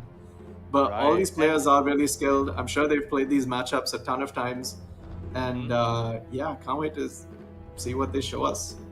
Yeah, Also, I mean, like World you Fave said, is a very World Famer? seasoned offlaner, by the way. World Okay. Fave on Team venkateshtyle. Yeah, he's like in India. There was always for the best teams, the teams that always finish like first, second. There's either no chance as the offlaner or World Fave is the offlaner. Or there's one Wow. more Okay, guy. so you're telling me he's like the runner-up to the Indian national captain. Yep. Damn. Who has been like a top player for the last like 10 years, so we don't really count it. We just Damn. assume. So this guy is like the next best offlaner. So yeah, we're gonna see a lot of those little plays that come with like lane domination. You know, when you know a guy knows his lane, like when to leave Yeah. lane, when to rotate, when to like put pressure, when to push the tower, when to switch lanes, like all that stuff is gonna be on point from these guys. Yeah, but now with the second game of the day, like you said, it's a clash of styles here between venkateshtyle as well as stylish gamers. Of course, both of K-Dog's really, really good friends on both sides. And we're going to start off, of course, with none other than a pause. What else could we start off with? But I do want to talk about what you mentioned as well. I think it's so interesting because Viper, you know, for the longest time, Viper kind of like Sniper, you know, like a Sven, you know, it's advertised by the game as a more simple hero, right? It's a hero that, you know, is relatively straightforward, but where you're going to see these skill expressions coming out from World Fave is during that laning stage, right? I don't think it's going to be that fun for the Pudge to go up against a Viper. No, of course not. Definitely not. And especially when you have the tiny Viper. So like when you're playing against a Viper, right? It's like he's gonna spit, sure. But what can you do when he spits? You have to run. But when you run, if you get tossed right back in, it's just annoying. It's just more spitting. So- It's just a galore of spitting. It's a spitting left, right, and center. So, I mean, I think it depends on who is the position 5, right? If it's Pegasus, like you said, playing that Lion, then he's going to have a lot of work to do to just break up what that Viper and Tiny want to do. Maybe it's some, you know, Yeah. pulling. Maybe it's just disrupting or stopping the Viper from getting the spits off. But yeah, he's going to have his hands full. Yeah, And, interesting we thing see for it. me is Master Instinct though, because and here is the thing, right? Marcy, Pudge, and Pango, what do they have all in common? They all can really just cause havoc and displace you in a team fight. But with so many overlapping skills, it could get a bit hectic, right? You could end up with a little bit of anti-synergy, like maybe bumping them away from the arrow, disposing them out of a hook. You know, it can get messy. So this team, they're gonna have to really play like a fine, very, very fine line and make sure the communication is flowing. If not, things are gonna go wrong. Yep. Another thing that's really that is going to be very interesting in this game is how they execute their team fights. Because, you know, when you have this Pudge position 1, the problem is you have to put him in front, right? Because your Mirana is not going to be in front, your Lion is not going to be in front. And ideally, you want your Pango to come in once the CK has popped his illusions to cause chaos, you know? You want that role to be coming in there and like disrupting the Breaking whole that fight. up, right? Exactly. So I feel like, but now the pressure is on Never Trust to actually stand there and be able to tank all of this damage coming out from Dazzle, Viper, Kunkka, CK. Positioning for stylish gamers is going to be really, really important this game with this CK. And if I know Venkatesh from venkateshtyle, he's going to be, you know, going for those Shadow Blade pickoffs with his CKL there. It's just, dude, it's so infuriating to play against. But yeah, double smoke coming up. Looks like they're going to meet at this high ground. Yeah, they're looking for a bit of something, like we said, very strong early game, setting up that vision. They see Zhu, but they're gonna be able to wiggle away there with the dazzle, the arrow coming out, but actually lands. Looks like he was just out of there. The rebound as well, and the tip. Hasol true First to what you blood. said, finds It that was ours arrow all and along. lands it. What a way to start this game number 2. Yeah, tips all around, and good 30 D-ward coming out seconds from to go. Master Instinct too. They know that there must be a ward there for them to see this gank, and quickly D-warding it. Good first blood and then D-ward. Just make sure they don't get that bit of XP and gold. Yeah, I mean, this is all very heads-up stuff, right? Like, once you're at a certain sort of, when you played enough games, the only way they find me with that arrow is if they had vision. Where could they have realistically placed the vision? It's just a matter of process of elimination, right? So they The managed to battle just kind of begins. keep that lead a little bit, and yeah, managed to. What's the trade-off looking like? I believe it's a 2 for 2. So it's still nothing too special, but of course that first blood gonna go a huge way in getting them that early advantage. Now, I do, like I said, World Fave only one mark behind No Chance, right? So we're gonna be expecting big things from him. Small stepper as well, very, very prominent player coming back after a bit of a break. So this is gonna be a rough one for Never Trust. Yeah, but there is one thing that's really nice though, is that you have a stun hook that you can set up under tower. So you can try, as long as the Viper is out of position and within hook range, they can get a nice hook under tower and probably try to finish him off that way.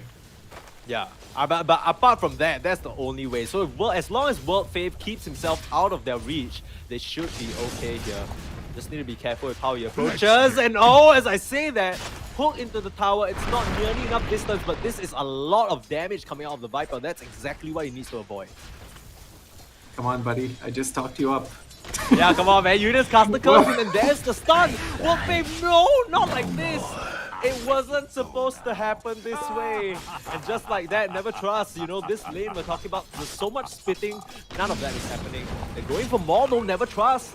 Has that rod, another hook. They're just farming them in this bot lane. And this time it's the punch lane that ends up going well. So Error, he didn't have the best time, but Never Trust showing his friend how it's done, right? You pick the punch, don't embarrass yourself. Let me show you how to work it. Gets 3 kills by the 1.5 minute mark. Yeah, and just moving into the mid lane, we see some pretty standard stuff. 8 and 2 on the Kunkka, 8 and 3 now, 7 and 0 on the Pango. So far, so good. Oh, never mind. It's actually going Kunkka favor at the moment. And, but Pango does have a bottle. Yeah, I think this is kind of to be expected, right? Kunkka with the Tidebringer can always just clear those waves easily and even easily rotate to the small camp just to farm that up. So it's always going to be slightly Kunkka favor. It's really about what Pango can do once he hits that level 6. Yeah.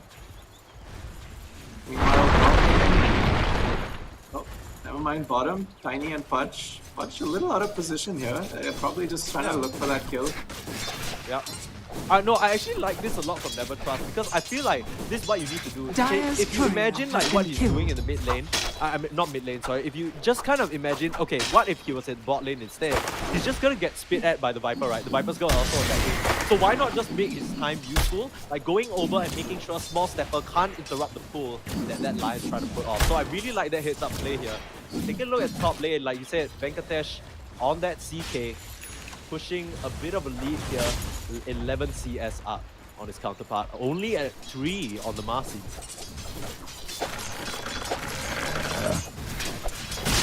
Bottom lane, Hook gonna whiff a little bit, and now Wilfred getting that Viper, just doing Viper things. Yeah, it's a typical day in the Viper office. He books in, so like he clocks in and then he just starts spitting on everything.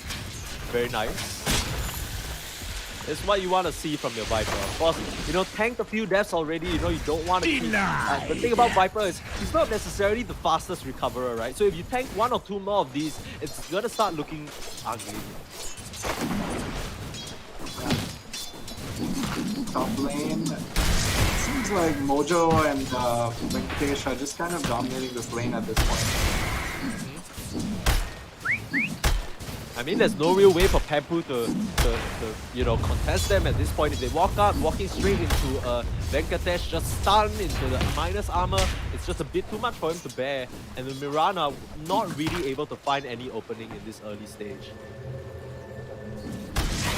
Yeah, it's not so easy also, right? Like the dispose into arrow is not exactly a very easy The most skill to intuitive hit. combo, right? Like it's kind of awkward. You need to have practiced it before. 这波不亏，666。Yeah, and you know, despite the kills going the way of the Pudge and the bot lane, like if you look at CS, it's still 23 Yeah. and 8 for Viper versus 14 and 3. So not too good in terms of like how the lane has gone so far, aside from the kills that they've got. Oh, the Sea Breezes here. Pegasus exposing himself. There is the toss back, and then the spin from Hook. The Hook actually going to pull the Viper back. Hook is hit a bit too far out of the creep wave, but is it enough? Is it going to matter? The Hex stopping the speed momentarily, but near the damage, turning around. The Lion is going to drop the Fairy Fire, going out those poison attacks, but never trust he's going to get straight. Small Stepper looking for the return. That's the toss back into the creep wave, but the creep wave is busy. The range creeps on his side. The chase is on. Small Stepper, no mana for the Avalanche. The Juke coming out from Radiant's Never middle Trust. tower The is flash under as attack. well. The damage reduction isn't enough as Small Stepper puts an end to that fight. Yeah, Dire Captain structures Devoid are fortified. getting things done for his team. Yeah, Devoid supremacy. So good stuff all around. They had a bit of a fumble in this early stage, but World Fave definitely making them work for it, even though they got killed. Back in, needs to be careful. Nice time to try and set up the goal, but World Fave, he knows what's up. Is it enough though? The Hanks, the disable is there, and once again, Small Stepper's not in range. Doesn't even have mana for Avalanche. If he had it, there's a toss. Great out the Pegasus actually gets the kill. Is the rod slow enough? They get the trade yet again. But I can't help but feel like, you know, this is pretty good, but never trust all things considered. Yep. It was a really good play by Devoid though, to toss the Viper onto the Lion. It was a nice try, but obviously not enough space Radiant's for him to really middle escape tower the is punch under rod at the attack. end of it. Meanwhile, if we look at mid lane again, 43 and 10, playstyle picking up an invis rune, trying to Radiant are connect top. scanning. Yep. Pumple seems to be a bit unaware of it. They are going to try and find him. He does have the one escape, So it's giving the but vision, Kuka, there's the X, and there is Taurus, the stun as well, just to confirm it. There's a rebound available, and there's the stun, jumps out to safety. So maybe a bit of an awkward layering of spells there, not really the gank he was looking for playstyle. And that's quite a bit of time wasted, allowing Master Instinct to just farm away in that mid lane. yeah, not the best synergy of spells there, but I think they didn't really have a choice because both were still on cooldown for a bit. But they are still dominating the lane. This Mirana and Masi are scared to even go near the lane. While middle, Oh, a little bit of a pause as both mid laners duke it out here. And they both have their skills. I mean, they both have their ultimates available. So this is where the Pango can get dangerous, right? If you get caught on this cliff exactly, he can just bounce back and forth and just send you straight back packing home, right? Like, and even though the Kunkka is quite tanky playstyle, he does have to respect that and be careful of that. But yeah, I mean, a quick pause, and I think they're both ready, so we're gonna see how this one plays out. Just a little bit of back and forth bashing each other, no big deal. No one really wants to commit their skills. Say that. Immediately, the Rolling Thunder, perhaps baited out by playstyle here. The Master Instinct has found the angle. The bugs are there enough. The stun is there. A TP is a Pegasus nice rotation. Small Stepper with the stun and the Radiant's Avalanche. bottom Boss needs to go back. The playstyle with the boom finished off by the shield crash. So this Tiny not in time. Trying to get the kill on Pegasus though. But really nice rotation from this Lion is going to secure that kill on the Kunkka. Master Instinct on the Pango takes the lead.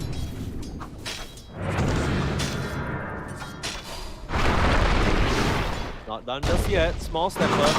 Having to use his skills to ward them off, but the Dire's swashbuckle middle tower range is under is attack. enough to cut down that rock. And Master Instinct double kill in the mid lane. nice rotations. I think it's, you know, in every game you think about like who you need to be prioritizing, and I think it's good that he's giving his mid laner a good start, because Yeah. this Pango snowballing is what is gonna let their Pudge come online better after, you know, Radiant's laning middle against a tower Viper. is under attack. So I think really good heads-up plays by stylish gamers. Like they've got their priorities right. Yeah, for sure. And we talked about this bot lane quite a bit, like the back and forth between World Fave and Never Trust, right? But with the way the kills have been going, level 6 on the Pudge means that this Viper needs to be careful. Meanwhile, top side, Pasol finally finding the opening on Shu on that Dazzle, so probably caught out of position with the Mafi full range of spells and just too much Radiant damage in a structures short are period of time. fortified. Yep. I also really like this build from Punku on my bottom lane. Yeah, action, but there's a dismember available. Never Trust holding it, but there's the team coming in. They want to save their Viper. Red Blue as well, the poison touch, but immediately keeping out. So amazing recognition coming up from this Pudge. to get out of here. Venkatesh also here. But this is gonna end up being a rotation completely for basically nothing. They're gonna end up swapping lanes. prize is Viper mine. going to the top side to deal with that Marcy. Hitting the CK here. Runs out, small stepper, looking for a pick. Ju, not in range to be tossed to the Dazzle. So much damage coming out from the Tango. Careful. The Rolling Thunder is in time, and there is the stun, but he gets the crash just in time. There is the Rolling Thunder, and now they have the run. Super Blade is out, keeping small stepper in his tracks, and the final bump up, gonna knock them out. Throws out Avalanche to try and finish him off, but there's the Smash Buckle out as well. Can this Buckle find the mark? Absolutely not.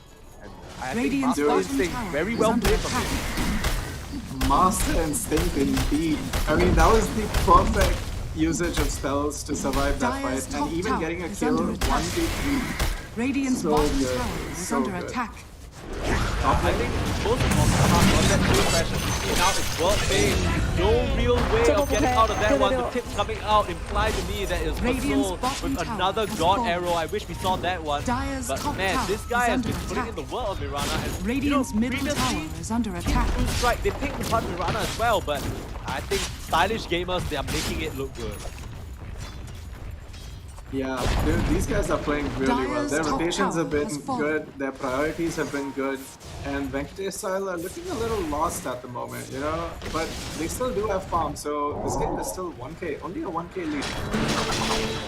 Okay, one buckle in onto the Kunkka, that's the pick up there for Shadow Grave in time, but the Dazzle just stands there and gets arrowed.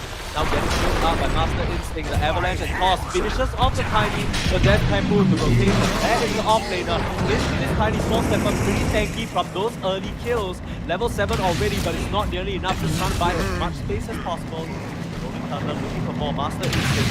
Can't find anybody here with the Dazzle and the ball up. So just gotta be happy farming this small camp, but a good bit of pressure coming out from them. Dude, I really like how disciplined stylish gamers are playing. Like, they don't overextend, their priorities have been good. Like, this is textbook Dota. It's really, really good. Really good execution. Yeah, absolutely. I mean, they've really put a nail in what this Viper has been trying to do. That's the Viper Strike coming out. The arrow's gonna be a rare miss from Pasol. But there is the stun. It just lost step up to back them up. The hood is there, but the toss after this Hex is there as well. Finds that part to dismember, has been saved until now, but the X marks can cancel that very quickly. That's the punch gonna go down. Treesa's not able to prevent that from happening. The lead away to safety means that there's no more casualties. That's all that the side of venkateshtyle are gonna get.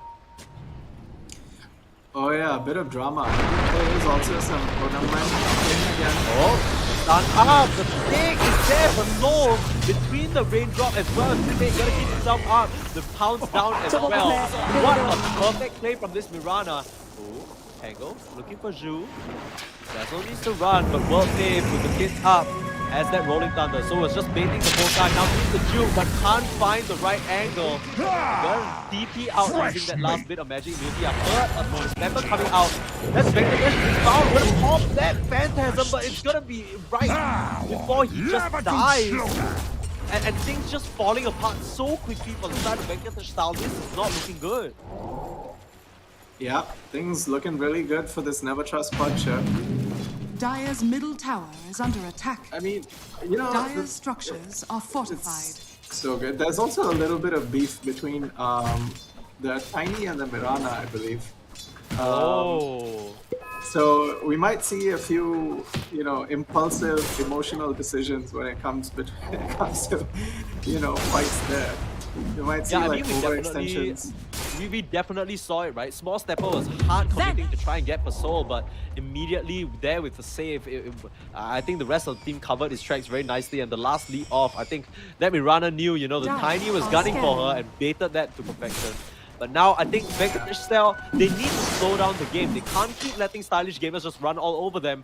But that's exactly what they're trying to do. Taking control of the top jungle, there's not much room for the side of venkateshtyle to breathe right now. Yeah, I feel like, you know, there's a few problems here where venkateshtyle had a lot of lane dominators, but they haven't dominated the lane. And now things are just falling apart since they That's crazy. There's the dispose out onto the Kanka, but the Dazzle, no Shadow Blade in time. They didn't expect that to stop ramping out with Darker Strike. This Vapor has nowhere to go. Small Stepper and him are just inches away from death. The cleanup crew is here, and Master Instinct is the leader of that one. They find the Tiny with a hook from the high ground, and they are just gripping the side of venkateshtyle apart right now. 18-5. Dude, I told you it was gonna be a close game. Dire's middle I'm tower really like cursing. Yeah, I mean, you're Costa's lying curse to me is a little real. bit. Like, I don't know.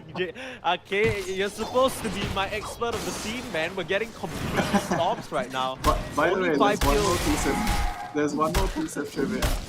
A lot of Okay. times, the team that Venkatesh is on have always complained about him never showing up to fights and farming all the time. Is that intentional? I mean, that's definitely been the case. I haven't seen this CK show up to a single fight, and I can only imagine maybe something like a Phantasm would have really helped them out in those early stages. But I mean, it really goes back to the Viper lane, right? You know, you expected the Viper to have such a better time, and instead it ends up being exactly what it's weak for. This immobile hero can get jumped on, collapsed upon, and just killed off, and he hasn't had the time of day at all. Yep, and Pega on his P5 Lion has already picked up a blink. Wow. 15 minutes, it's pretty decent. I mean, it's normal That is timing, really good. but considering really how good. their lane went, that's really good, yeah. I think it's those mid rotations and, you know, playing up into the other lanes once he realized that his lane was really hard. Letting his punch just get some levels. Good teamwork like that coming out from recognition Stylish from them. Gamers. Yeah, but now smoke move coming out from the side of Stylish. They've circled it. They know Venkatesh is somewhere in this area, but that might have been a mistake there. I'm not sure if they caught sight of it, but they would have seen that punch going invisible, so they should know a move is coming. Immediately, Small Stepper backing off. So playing their cards a bit too early, but that's still going to be Small Stepper, the arrow to finish him off. Dazzle is there with the Grave though, as World Phase swoops in, tries to turn. There's no real way, they pull back the Lion, so that's gonna be Pegasus down. But that's still a 1-for-1 trade overall, and so much commitment coming out from the side of venkateshtyle. Not much else to be found. Yeah, you know, the thing is, if this was like the last game and they overextended and died, that would have been really bad. But no overextension, they leave the Lion, cut their losses, and get out. Really, really disciplined, good Dota coming out from Stylish Gamers. Yeah, I mean, it's exactly what you said, right? It's just textbook. These guys definitely came to play and they're not messing around. Eyeing up Venkatesh now. Radiant goes back, and that's Master Instinct. Beating the mana, the Unleash as well. Turning around the stun, turns off armor at the wrong time. I mean, I don't think it would have mattered that much anyway, but still. We're starting to see maybe Venkatesh's weakness Dire's here, bottom not joining his tower is team, under attack. and that's going to be very easily kind of capitalized upon by the side of Stylish Gamers. Now trying to apply some pressure to this bot tier 1, but there's playstyle with the clear and the Tidebringer. Yeah, playstyle does have his Orchid though, but you know, the thing is, now with your Orchid, you might be a little late because some items might come out Dire's that bottom don't necessarily tower is make it under as attack. effective. Yeah, that's for sure. Pulling back that tangle, but a bit of a mistime on that combo. And like you said, you know, playstyle, he's really good on Spirit, these mobile heroes, but maybe not as practiced on the Kanka. You know, haven't really seen him land a phenomenal, beautiful combo just yet. Yeah, I think it might also be a bit of the age, you know, like he's a young kid, like maybe the nerves are getting to him a little bit. Just missing the combos a bit, and also Stylish Gamers tipping him every time he misses it, so just a lot of mind games coming out in this. Yeah, they're really getting into his head. Now the punch, I'm not sure whether I saw that correctly, but that might have been that Aghanim Scepter completed so early on. Talk about a snowball, you know, these guys are already so much ahead. 5k, now it's not as crazy as the previous game, but still it's very significant in normal Dota terms, right? Yeah, of course. There's a lot of mirror movements here. Pudge is going to try and connect to his team. Oh, they see the Lion, but fastest fingers first. Pegasus gets that stun off. That's going to be the end of that potential rotation. It's kind of awkward now, right? Because I feel like the side of venkateshtyle, they're looking for something and they found it. There's the double stun out on the support. Immediately single of them down. Phantasm pop by Chico though, they're trying to get onto Marcy, but there is Shadows covering the rest of the side of Silent Gamer, and they are stuck on the wrong cliff. The punches coming out careful. World Wave gonna get Shadow Wave up. Chico out, stunned out. Run from the south, Marcy for the Pango, causing so much of a problem in the fight. They can't move, Jay. They can't move at all. And Slays down, he's gonna get brought down, 4 down in an instant. Wonderful play from Master Instinct from start to finish. He mentioned he's a bit of an older player, but he shows he can go up against the young guns here.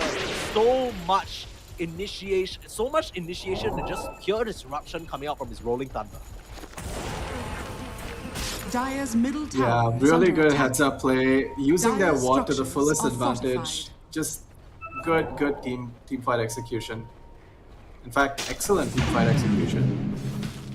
I mean, that's going to catapult them into a 10k gold lead at this point. And if we take a look at the graph, 90% win probability as well. And I really got to give props to Master Instinct, because I feel like, you know, we're talking a lot about playstyle. We didn't really give him the time of day, as now Pasol, another arrow easily set up, but Hex out immediately onto that CK.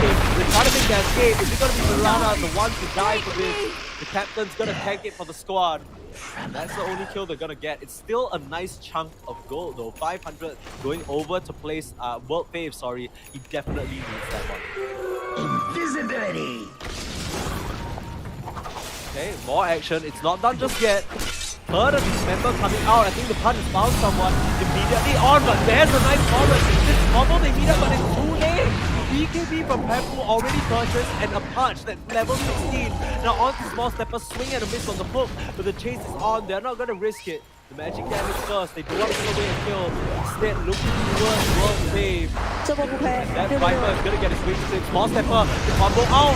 Against that Marcy, is gonna quickly drop here the Yules and the arrow. Never trust is Radiant's dominating. top tower is under 10k gold attack. still, but man, it's feeling like it's starting to fall apart here from the side of venkateshtyle. They're trying to look for moves, but they're just not finding them. Yep. Meanwhile, Venkatesh trying to get as much farm as he Dire's can middle tower while is his under team attack. throws bodies. Yeah, or his teammates are just merely vessels for him to get more farm. He doesn't actually care about them. Yep. And you see Yules coming out from both Master Instinct and the Mirana, so I was gonna say Yules is one of those items you really need in this game. You know, against your Graves, against all the poison dot damage from Viper and Dazzle. Just to, you can dodge the CK stun, you can remove the X mark and the Orchid. So probably one of the better items in this game for sure. Radiant's middle tower is under And Yeah, does he I have like that you shot pointed also that coming out. out? Yeah. Yep. Yeah, I Master mean, I Instinct think also has a overall shot. still... Oh, Marcy, you're saying? No, the Pango. Ah, okay. So he's gonna be very hard to kill in this game. You have a Yules, you have a Shard, you have ult. It's really hard to deal with this Pango in this game. Yeah, I can Top only lane. imagine. It's gonna take so much commitment, but immediately onto Sneeko, they're pulling him back. Venkatesh in a little bit of a pickle. There's the use for the Shadow Grave, like you mentioned, and no way of getting out of that one. The voice line's coming out. The side of stylish gamers, they gotta be feeling good. They jump in as well. Zhu, nowhere to run. The punches are there, and poor Dazzle only tried to save his friend, ends up dropping as well. The tips coming out in full force. They're definitely dominating Dire's now. top tower is under attack. Dude, Radiant's honestly, bottom I tower thought this is game under would be a attack. lot more even. But stylish gamers are really doing some very good work in this game. Like, Yeah, and their gameplay has been amazing. Dire's top It's really tower nice to is under see attack. like how well these Dire's guys are top tower performing. has fallen. I'm just a little bit Radiant's disappointed, middle I can't lie. I tower is feel like under you set attack. me up for some unrealistic expectations here.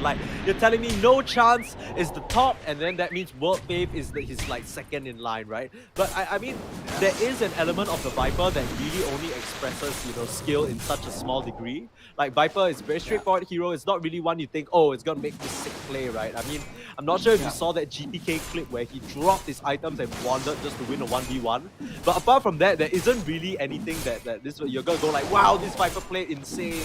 And I don't think World Fave is really getting the stage to kind of, show just how skilled he is. And Yeah. really, I think it goes back to what you're saying, right? Venkatesh on that CK would have liked him to be a bit more involved in this early stage. But now Aegis picked up for that patch. Never trust He talked about being impossible to kill BKB on the Barty, Youth and Shard on Master Instinct, and now Aegis on this Pudge. I don't know how they're gonna cut through all that fact.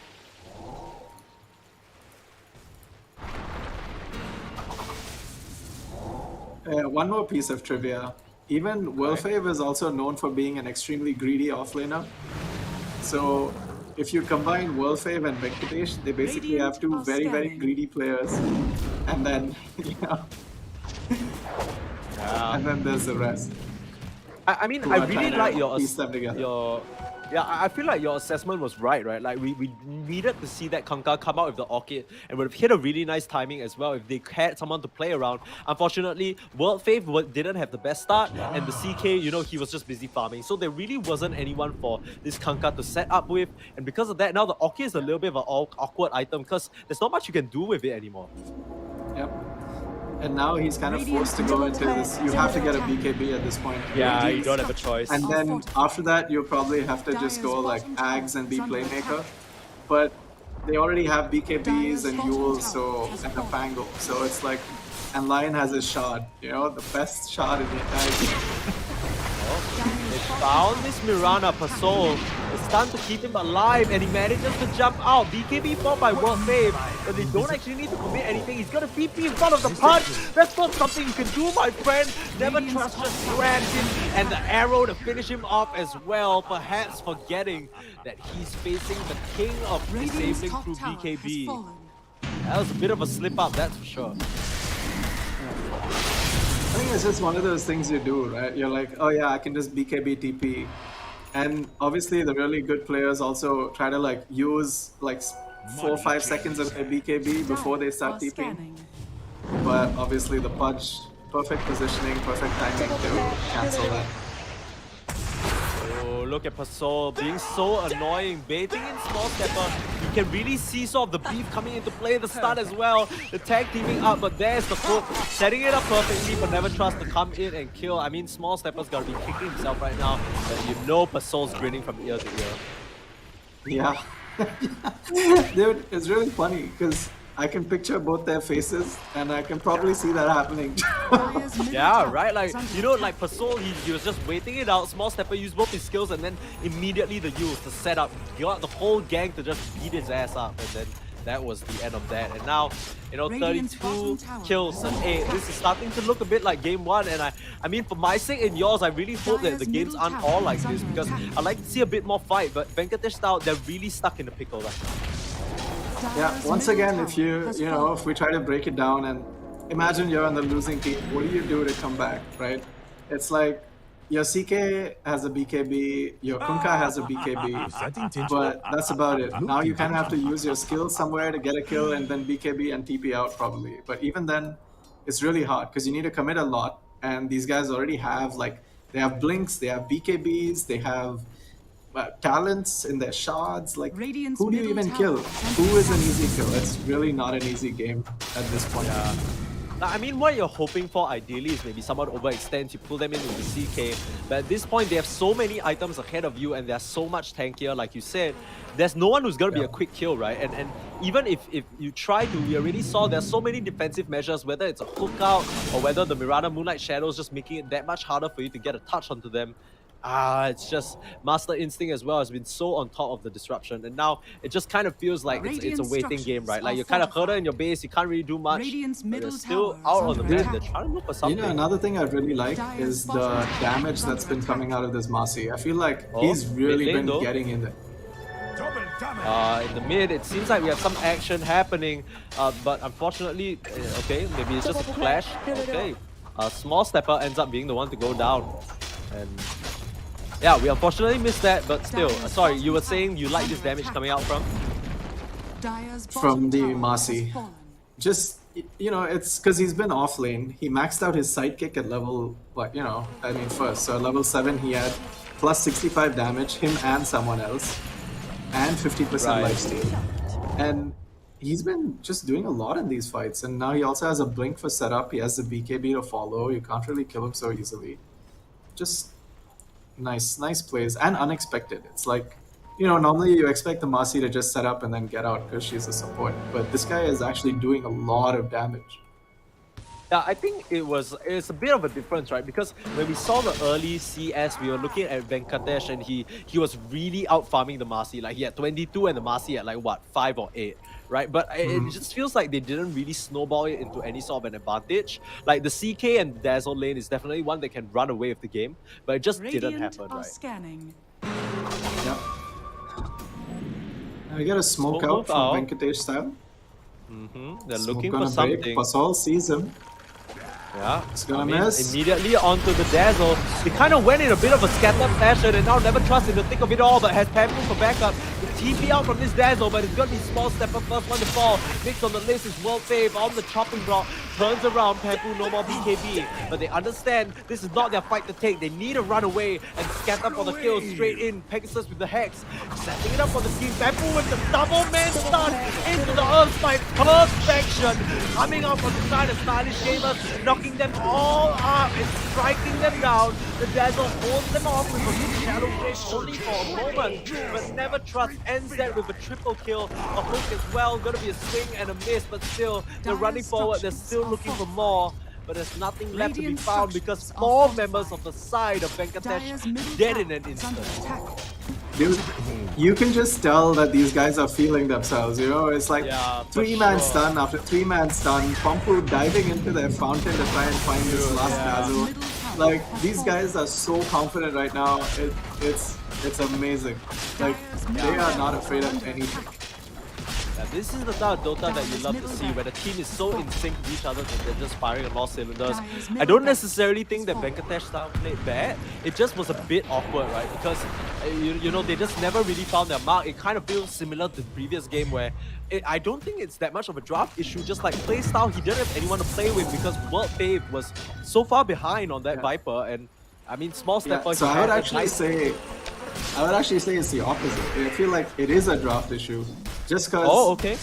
it's like, you know, your lanes are going okay, but then you guys aren't in sync with what y'all have to do after that, you know? So Yeah. you don't see these good rotations and team play, which Stylish Gamers actually did do a lot of. Like, Jesus' rotations mid were amazing. Like, the way they moved all their players top to take that tower when Pudge was losing lane was also really Yeah. good. Just, like, good movements on the map to sort of salvage what went wrong. Absolutely. I mean, at the end of the day, it sounds more like it was really a lot of heads up and team-centric kind of plays, syncing up with one another on the side of Stylish Gamers to alleviate some of the pressure that they would have, right? You know, we were talking about how Venkateshtyle set themselves up for strong lanes, but very nice creative play coming out from Stylish Gamers to just circumvent all of that. Good movements, and Venkatesh still farming up on the side. He has a blink now, so hopefully you'll be able to delete like the annoying Lion or the Mirana. Just reduce the amount of pressure they're feeling by 1. Yeah, I mean, these Pasol as well as Pegasus, they've been doing so much to just keep the side disabled. Oh, Dire could are see a little bit of a pick off on the board. I believe CK is looking for a bit of something. Maybe sees that Lion on the creep wave. Wants to make a jump, and there it is. The Lion instantly picked off. There's the Phantasm. Nicely done from Nico. So that's the Blink reveal, but that's a pick off that was. It's a nice one to get. And one thing I want to note is this Lion just gave him 800 gold. That's how fat Pegasus is right now. They're at this, like, they're 21k ahead. Any Radiant's kill you bottom can get tower is is worth it. under And now attack. his ult is on cooldown for 50 seconds. Just cool off. Like, go farm a bit, get some wards out, you know, spread the map a little bit. They've got a mid lane, like they've broken mid lane, but hold the other 2 lanes, push the waves out, and hopefully you can slowly come back. Radiant's bottom tower. Yeah, Playstyle the going into that point of, silver edge. I think Radiant's Nick's point of bottom contention tower is very has clear with fallen. this Rose, right? Which could respawn in 40 seconds, but that's exactly what, you know, the side of Stylish Gamers feel like they need to move towards the high ground. But without that, you know, they're still kind of chilling a bit. We see Pasol try to scout that out. Has that Aghanim Scepter completed on the Mirana, so that's going to be even more damage coming out from the Starfalls surrounding whatever arrow they Radiant's throw out. bottom tower is under attack. Meanwhile, Mojo on his Dazzle pulling a Chappie. He is But yeah, Shadow Mo Amulet. Chappie. Yeah, this Shadow guy. Amulet retreat. But I mean, I don't think what he's else do given you do, up. right? Yeah, there's not Yeah, much else it's like- to do, right? You can't sit in base, and there's no point sitting behind people who are just pushing out waves and trying to farm. So you may as well just camp a lane and wait. making a move now. They'll be trying to get some vision down in the bot side, perhaps looking for an opportunity to mirror the pickoff, but the Roche has respawned. That's a really fast one. And Stylish Gamers, they're going to thank Gaben for that one. As, that means they're going to be able to grab this Aegis and grab, gear up for second push, right? They have the X shot, and that can be given to the touch for the dismember save, or maybe even the Marcy for the crazy rebound shenanigans, like you said, right? Yeah, good. Marcy shot, please. Fallen to the radiant. I believe it was passed to... No, back to No, Never it's gonna Trust. push. Yeah, it's on the punch. Yeah. But I mean, the punch is never going to be the one to die first. With the BKB, Overwhelming Blink, Eternal Shroud, and Axe. This is 34 minutes.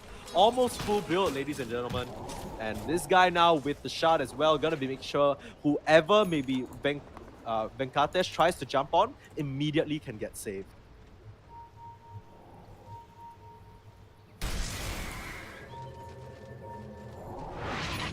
Looking for Zhu And he's here. also got a refresher queued up. Oh, wow. On the punch? Yep, double BKB, Oh, dear. double overwhelming blink, double dismember. Yeah. I mean, They will see Pegasus this puts up moonlight a... shadow though. Are scanning. Yeah, I mean, Pegasus puts up a nice ward to kind of scout out, but they will know that they're wrapping around. I mean, that Dazzle has inhabited that area for a bit too long. You know, I bet even he's starting to feel uncomfortable. Like, where are they? Oh, blink out. Hex on the tiny small stepper, trying to set up some vision. They're gonna get rolled on here, and more than likely gonna drop. Finger of Death seals the deal. It's not your jungle anymore, my friend. Hey, you can't just be going out like that, but fast reactions coming out from Stylish Gamers gets that pick off. 40 seconds on the deck. They also have a Pango, Basher, and Ags, and Octarine complete. Yikes. Dude, I mean, he's that six just means slotted. that this CK is not going to be able to play, right? Because even if he pops his Phantasms, there's going to be so many ways of just cutting those down and killing those illusions. Even if you don't kill them, you disarm them, and then it just doesn't feel very good altogether. And you have a Pudge with an overwhelming blink and Ags rod. Yeah. So, yeah, things definitely not looking good for Venkateshtyle as they sit at the 9-kill mark. Never Trust going in for that tower now. Dire structures What can you are do on the fortified. side of Venkateshtyle to stop Radiant it? structures are fortified. Touch. Dire's It's top hitting away. tower They is use the under glyph, attack. but now without the glyph, they even have the Wave Pack running. Don't really have a way of just kind of dealing with this. Let's play Radiant's sound, bottom trying to come tower forward and is under cleave down attack. this wave. But gets stunned up just in time.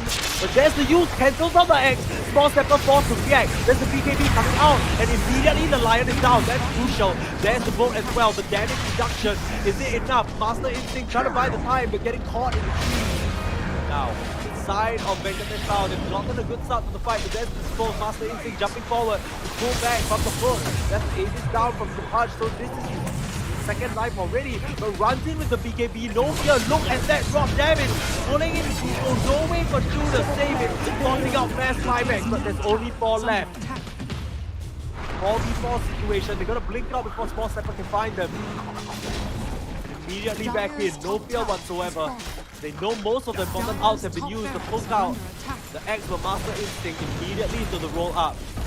World Fave just working down that Wave Pack, finally gonna kill it off. The damage is gonna be back up to normal. Stunned out, shield flashed out, and they're pulling the Viper back into their reach. No way of cancelling that dismember, but there is the stun. Immediate buyback from the Viper. Have they got a bit too far? Now it's tempted to die, but Small Stepper down next. That's a dieback from the Tiny, and the Rolling Thunder. Is it enough to roll up as well? They want to take down Pico Master Instinct, popping him out, and the arrow lands from the soul. Beautiful stuff from this team, and the GG is called. They played that one to perfection. No shot of Venkateshtyle even coming back from that one. GG. Stylish Gamers are gonna beat them out 1-0.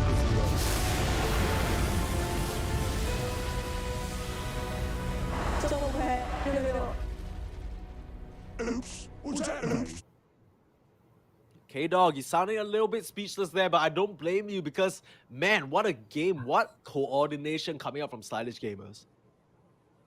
Yeah, dude, Stylish Gamers really putting on a show. Like, that was amazing to watch. Dude, that was Master like a jaw Instinct, drop moment. zero deaths. Yeah. This Zero guy. deaths, Pango. Ah. I mean, part of it was the item build as well, right? You mentioned it, going for that Yules into the Aghanim shard just makes him so hard to kill. And I think it's just Yeah. really spectacular recognition coming out from all of these players. I think they all just hit their mark exactly where they needed to. Even in the last fight, they knew, okay, we need to get the supporting backline, we need to take out Pegasus. But by the time they did, they'd already committed so much that Stylish Gamers able to re-engage. We saw exactly why they waited for the ages, because the Pudge, as tanky as it is, you know, they still managed to push him down. But the second life, with the BKB running forward with the rod, there was nothing else for venkateshtyle to do. So really nice play coming out from them. I just want to take a look at, I mean, like you said, the score 15-0-20 on this Master Instinct Pango. I bet he dealt heaps of damage. Yep, and 15-13 also on this Pudge. And Marcy 24 assists, Pega 22 assists, and Pasol also 23 assists. It just goes to show that, you know, how well they played together, dude. All of them except the Pudge have 20 plus assists. It just means that every single kill had so many people involved. And that just goes to show, like, how good their rotations and movements were. And that it wasn't, like, disconnected, you know. They really, really played that well as a team.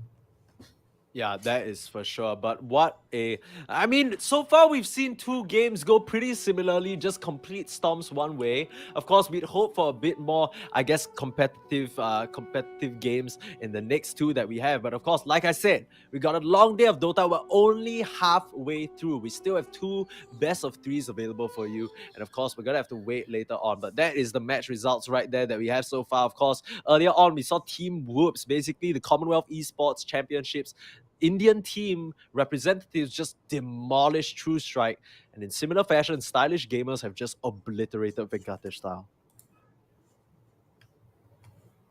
Yep, I think just really good, crisp Dota. And the best part about this is we're gonna see Whoops versus Stylish Gamers next tomorrow. But Yeah, that game is gonna be good. Two teams that have demolished oppositions with, well, you know, relatively really high ranked players going against each other with good teamwork. I think it just goes to show you the difference between, like, team games and pub games, right?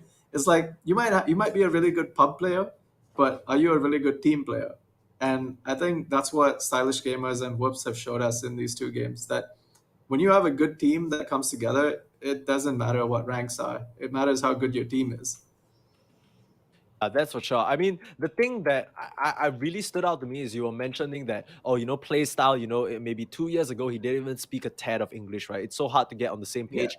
There were some signs, I don't know whether it's a language thing or maybe they haven't played together for a lot, but I think for the side of venkateshtyle, there were a bit of disconnects, right? Like we didn't see the CK come to a lot of the fights, you know, the Kanka, whether it was nerves, don't know what it was, but couldn't seem to land those combos. And World Fave, you know, you mentioned him to be this outstanding offlaner, just didn't manage to hit the mark as well. So really just on all cylinders, just faltering a little bit here. Yeah, so that's one of the things, right, about Indian Dota is that there are a lot of good players, but they just band together for a tournament and then expect to perform really well.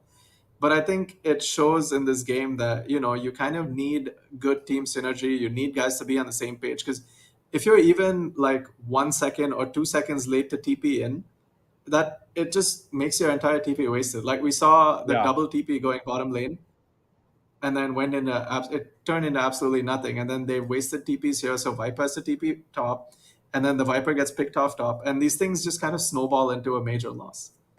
Yeah, and I mean, these were two back-to-back major losses. That definitely hurt. You know, that reminds me of some of the ranked games I've played before, just being cordoned off and you're basically waiting to lose. But hopefully we have a bit more.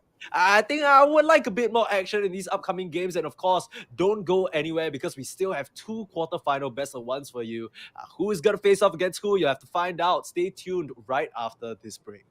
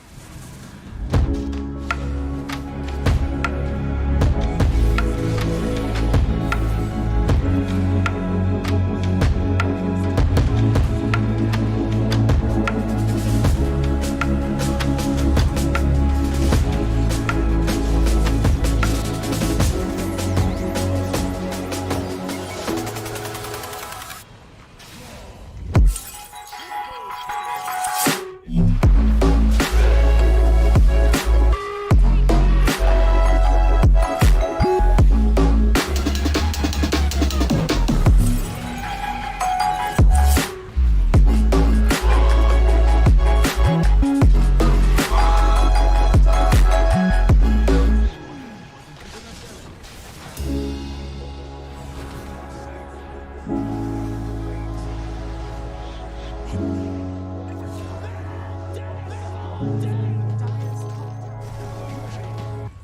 don't wanna fall in love. I just wanna have some fun, yeah. I don't wanna fall in love. I just wanna have some fun. I don't wanna fall in love, fall in love, fall in love, fall in love, fall in love, fall in love, fall in love.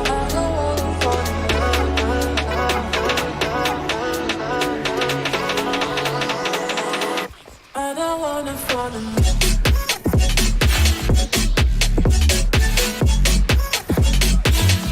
I don't wanna fall in love.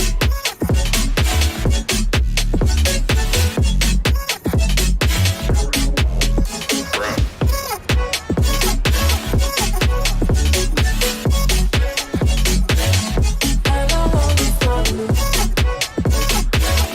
I just wanna have some fun. Yeah.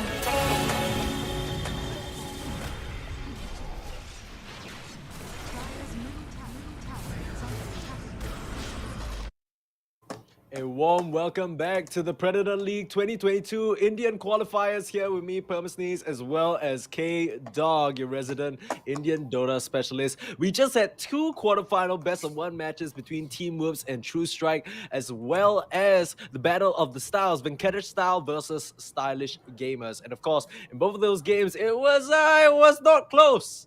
It was not close in the slightest. And I'm hoping for a little bit of something different in this next upcoming match. Yeah, so much for being the expert, huh? I've had to eat my words both. Well, not the first game, but the second game a little bit for sure. But Well, yeah, I Team mean, Whoops and Team. Stylish both into the semifinals, and Team Whoops obviously Indian team favorites to win. But yeah, I guess Stylish will probably give them a run for their money tomorrow. So we Yeah, have it's to gonna wait be for that. crazy But as now well we because I have- think these are what, the 2 front runners, would you say, to win the entire thing? I think there's one more team that's really good. Okay. Hopefully we'll see them soon. Yeah, I don't want Yeah. to give away too much yet, but for now Okay, we but have for Team now it's SuckWeed versus Team Win. yeah. Any of these names stick out to you? I know one of the images definitely sticks out to me. I'm feeling a little hungry. Yeah, for sure.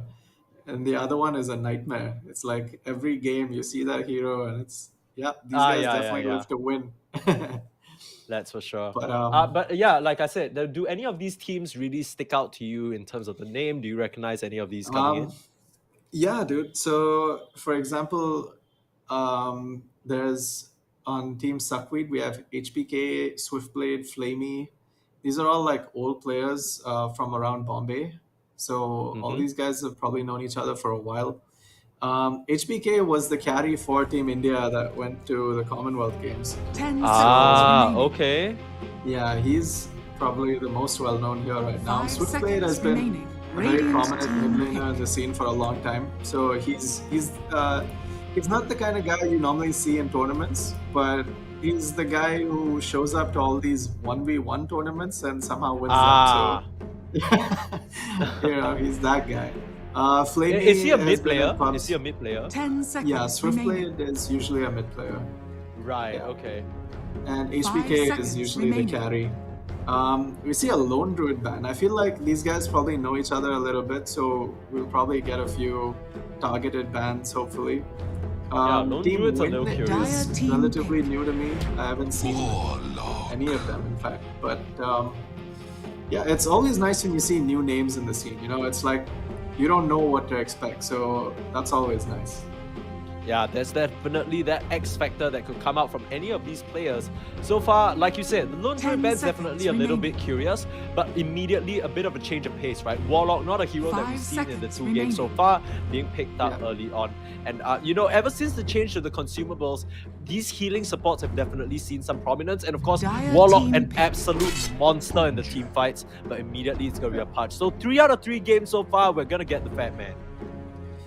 Yeah, Radiant Another team thing pick. is, HBK usually likes to play these Radiant like team back. one-man supports. Like he Dire likes to team play back.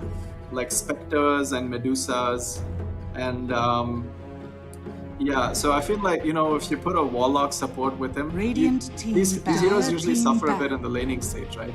But Yeah. if you have like a healing support who just keeps you in lane and without spending money on like consumables, then that's already half the job done. And I feel like the Warlock Pudge goes both ways, wherein the 10 Pudge Rot seconds remaining. does reduce healing when you have your Ags, and he is really annoying to deal with, and Warlock literally 5 doesn't do seconds anything to remaining. him.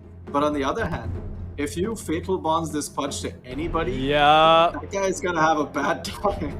Yeah, So- yeah, I mean, there's this fallacy, right? You're like, oh, Warlock doesn't do a lot of damage.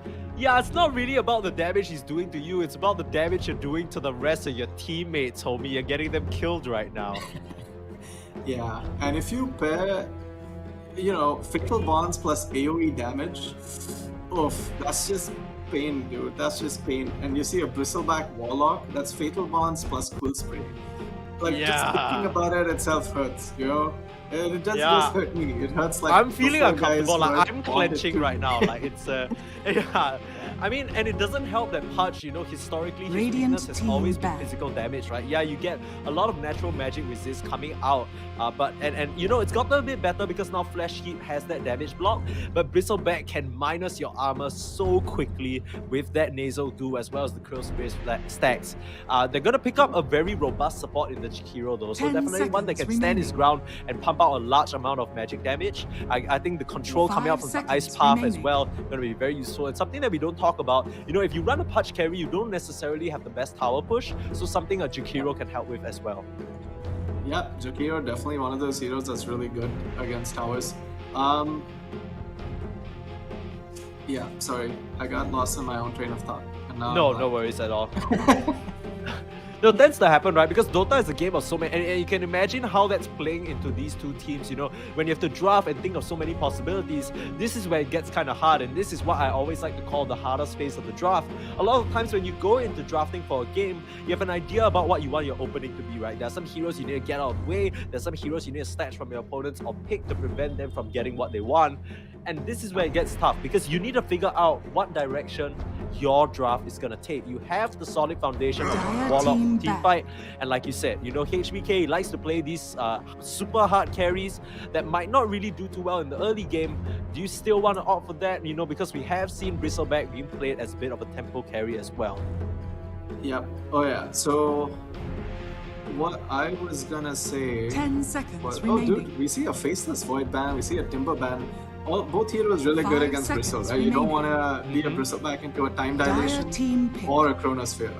And Absolutely. you definitely don't want to be a Bristleback into like a Strength Eating Timber, and when your Quill Spray is going to do like nothing to him with his reactive armor stacks. So Yeah, just nice bans coming up from SuckWeed, but it looks like they're kind of setting up this Bristleback to be a carry. So if you 10 have a seconds Warlock remaining. Bristleback lane, also I really like, this is what I was gonna say.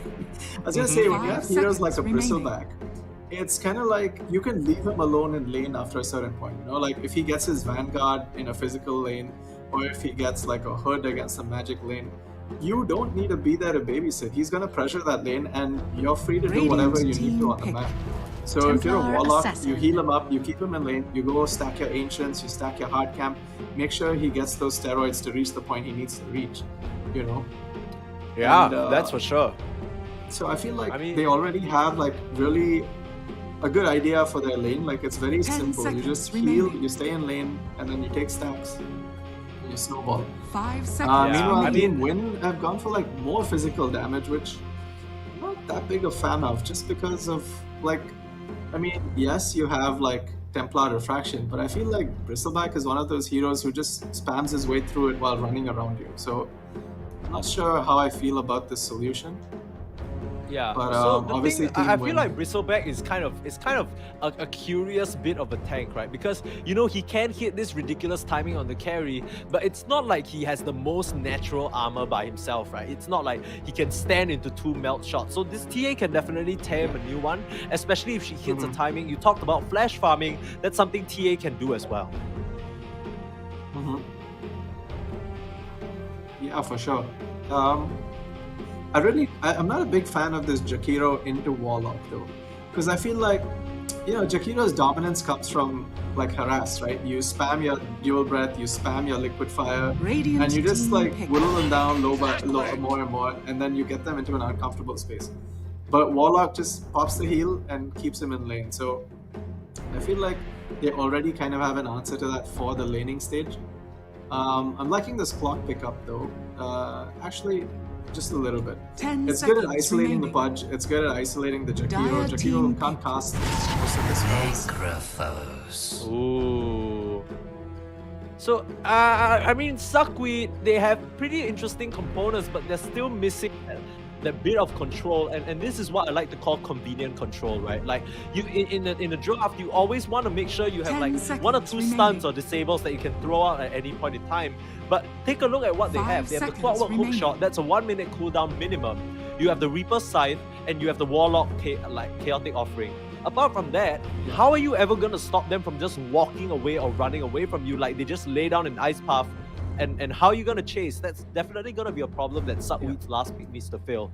But with that said, I feel like the Necrophos is an interesting pick here. What do you think, K-Dog? Yeah, definitely very interesting. Not a big fan of it, but can be okay. Like all these matchups, I mean, the best thing about Dota is that matchups can go both ways based on timings. So Pudge Ags, Necro is not that good. But then again, a Reaper Scythe really good against Pudge. But then again, there are so many like question marks. Right? There are so many points you have to hit. Bristleback needs his Vanguard into Ags for them to have that team fight control. If you have a Bristleback Ags running around, then obviously that's pretty good. But there's no catch as such, like you said. Like Necro doesn't give you a catch. Warlock is just a golem, and BB only once he has his Ags is he really gonna control a lot of AoE. But on Team Win, you have traps for slow, you have dual breath, you Radiant have Rot, team back. and you have Ice Path too. So Bloodseeker. Oh, I like the now amount of Bloodseeker control too. coming up.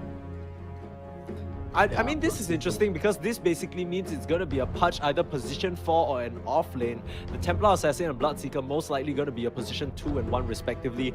And I like the Bloodseeker because I feel like it just kind 10 of puts a seconds root, remaining. just kind of like you said, it's a bit of a chaotic spell to put down the blood, right? 5 Suddenly if your seconds Necrophos remaining. is silenced up, you can't really get the spells that you want. And they already have so much nice setup with the Trap Slow, the Ice Path, like you said. I mean, one thing I do worry about is there is quite a bit of damage that can come out from the Necro. And Dire Bloodseeker team isn't the back. tankiest, but there isn't really much to back that up, right? Take a look at where the damage is coming from on the side of SuckWeed. They don't really have any ways of bursting him down. Yep, they don't have a lot of burst, but I feel like on the other side, you rupture someone, and then what? BB 10 can stand and seconds tank remaining. it. Necro can stand and tank it, usually.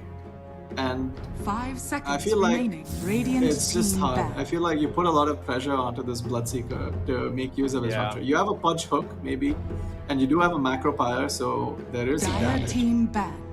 But I think it just comes down to timings again. And I feel like SuckWeed kind of have the ease of execution here because they just keep the BB top. And they have a lot of heals, right?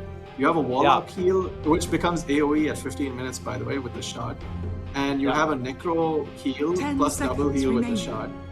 And on the team of Win, there's not that 5 much heal. So I feel seconds like remaining. even when they go on someone, SuckWeed do have the heals to sustain through it and just sort of stand their ground. But with Team Win, it's Radiant like, team pick. I feel like it's a bit harder to execute. Yeah, here's the scary thing for Team SuckWeed, right? Their draft is starting to form up into a bit of what I'd call a death ball situation, right? They can barrel down the lane, they have the sustain from the Warlock Necro, and if you try and challenge them, then suddenly here comes all the ultimates. But 10 where I'm seconds concerned is that remaining. how are they going to make their way through the early to mid stages of the game? How are they going to get the 5 Bristleback up to seconds speed? remaining. How are they going to make sure that Necro just doesn't get ganked? I mean, it's all going to have to come Dire together in team this last pick. It's Lina. going to be a Lina, so it's actually going to be a Necro off lane. Do you like this pick? I don't really... SuckWeed's draft just feels a bit too linear to me. I feel like I actually kind of like it because, you have a 10 clockwork seconds to remaining. cap someone you have a Necro and BB as your front Choose your line. hero. And then your Lina is just all-out damage. So I feel like their priority here should be giving the Lina a good game. And then it's Right. kind of okay. Okay, so basically your sort of read on it is this Lina, they last picked it because the mid laner feels good about having a good game against the matchups. So, you know, regardless, if the Lina has a good game, then they can run away with it. It's more like the Lina has to bring in the missing piece. It's like you have a clock to Yeah. start. You have your Necros and your BBs to frontline and give you all the vision of the entire team and sort of show where everyone is. And as Lina, you have the mobility to kind of follow up on whoever has the right read on, whoever you can pick off. 10 seconds remaining. And Yeah. Okay. So any particular favorites in the draft so 5 far seconds for you? remaining. If you had to pick one that you think would take this game away?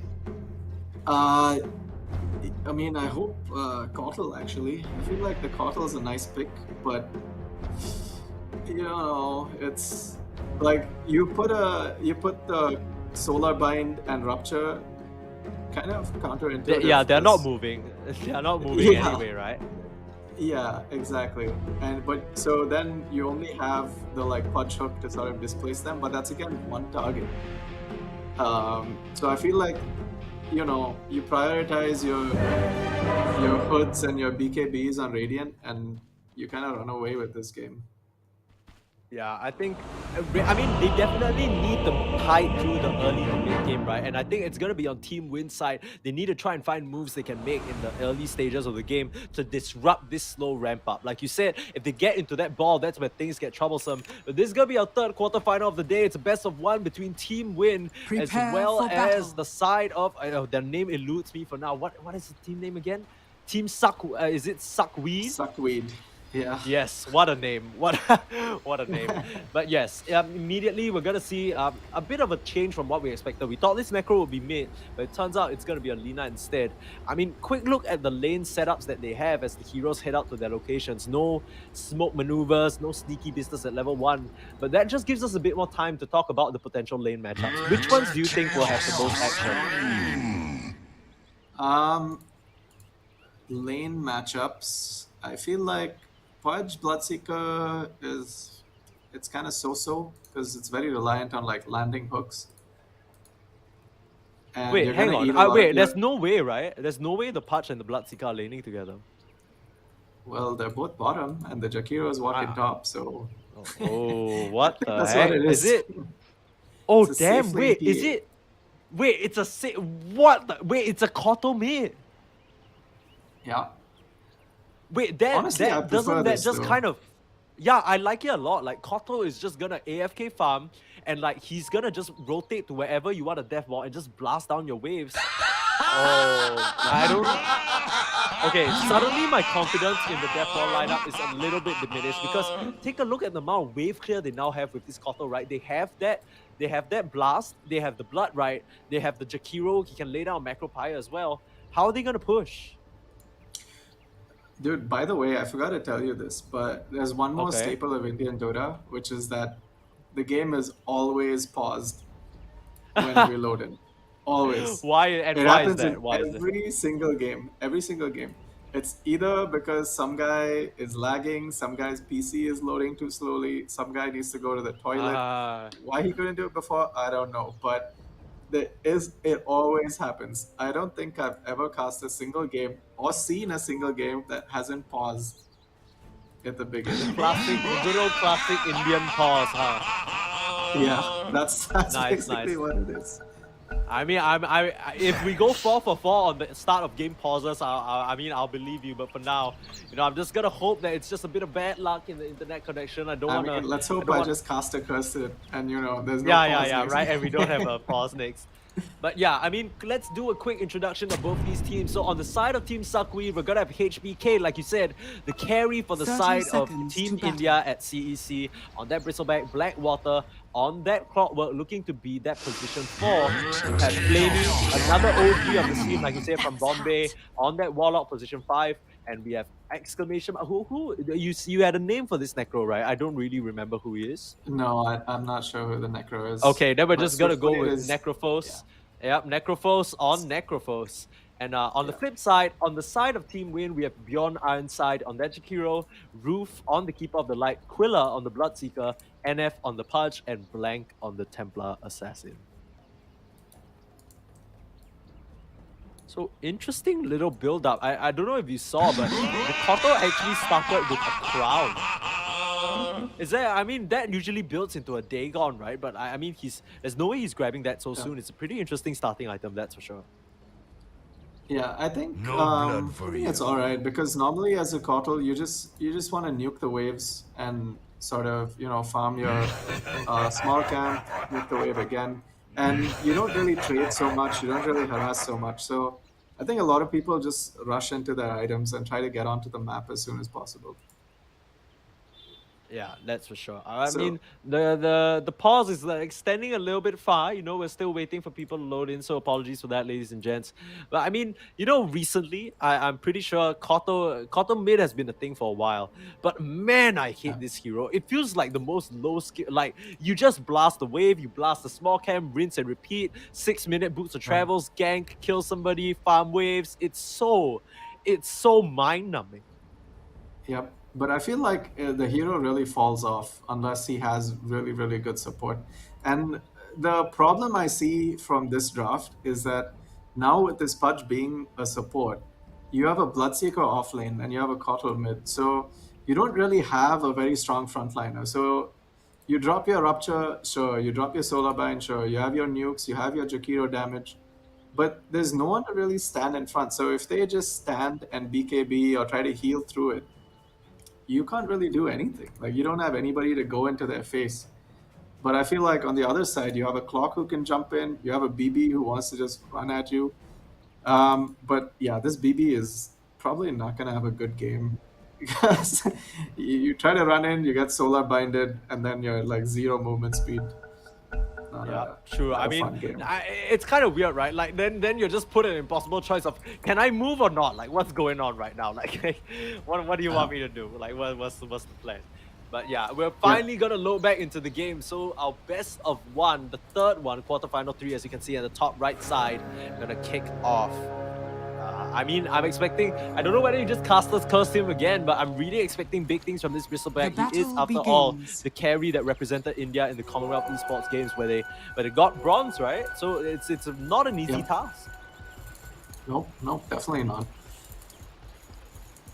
And once you get that LAN experience and that feel of competing at such a level, you feel confidence when you come into tournaments like this. You're like, I've played under a lot more pressure before, and So like I'm sure he'll much feel a lot more blood. comfortable in these matches.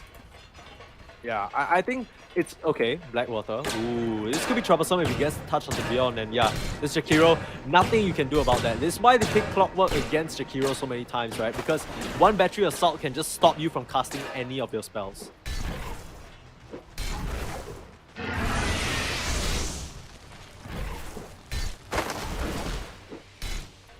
We're just looking some back and forth here. Real lane I want to look at is this mid though, because I want to see how well Lina's going to be able to stand up.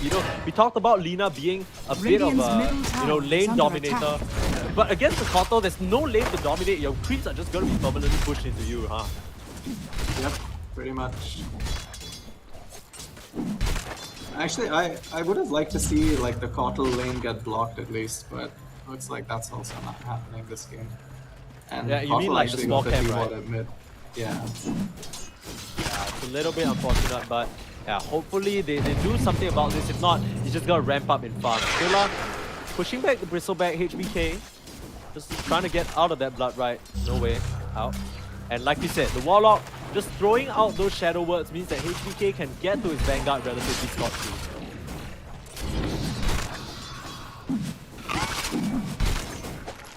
Oh, look at the amount of damage, getting a nice Fatal Bonds up. Still trying to pressure on. NF on that punch. Oh, look at that. I mean, this Bloodseeker. The Bloodseeker is a hero that really thrives off just getting those last hits in lane and just keeping sustained up. But when there's so much pressure coming out from the constant quill sprays and the Fatal Bonds, it's kind of hard to keep yourself up and running. Dire's middle Yeah, tower for sure. is under attack.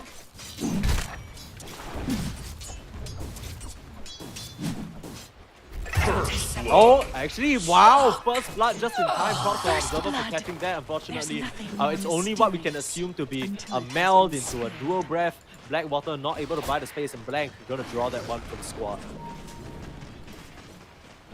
This is one of the pitfalls of Necro, right? We were talking about it.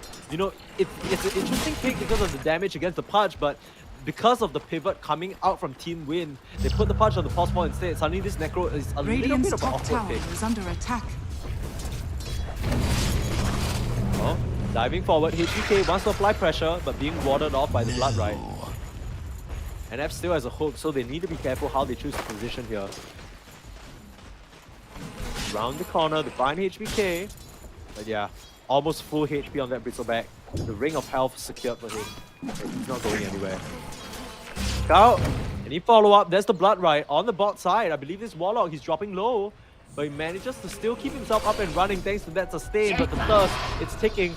The cell coming out from this Pudge to survive that Quill Spray and Fatal Bonds combo. The high five just goes down the bounty rune. Insult to injury. It's a nice kill there. 2-0 on the board now for Team Win. Structures are fortified.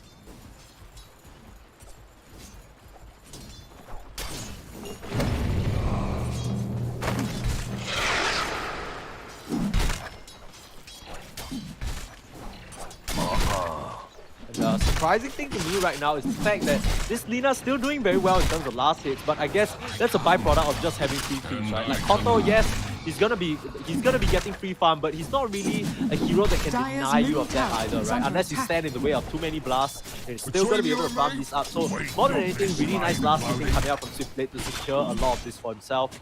Already has an item flying out to him. Let me check what it is. Nope, it's just a magic stick. So nothing significant just yet. He's still in the early stage.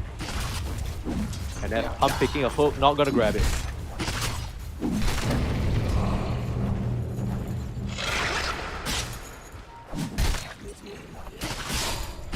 I mean, relatively quiet early game compared to what we've been seeing in the past two games, and hopefully this is the sign of things to come, right? A bit more even, but of course both of these teams, they don't really have some action at the top side. I'm immediately proven wrong as they call Blank in with the Ghost Shroud and that Death Seeker, or Death Pulse, sorry, grabbing the return kill on the TA. So nice little kind of segregation of resources there between the offlaner and the top.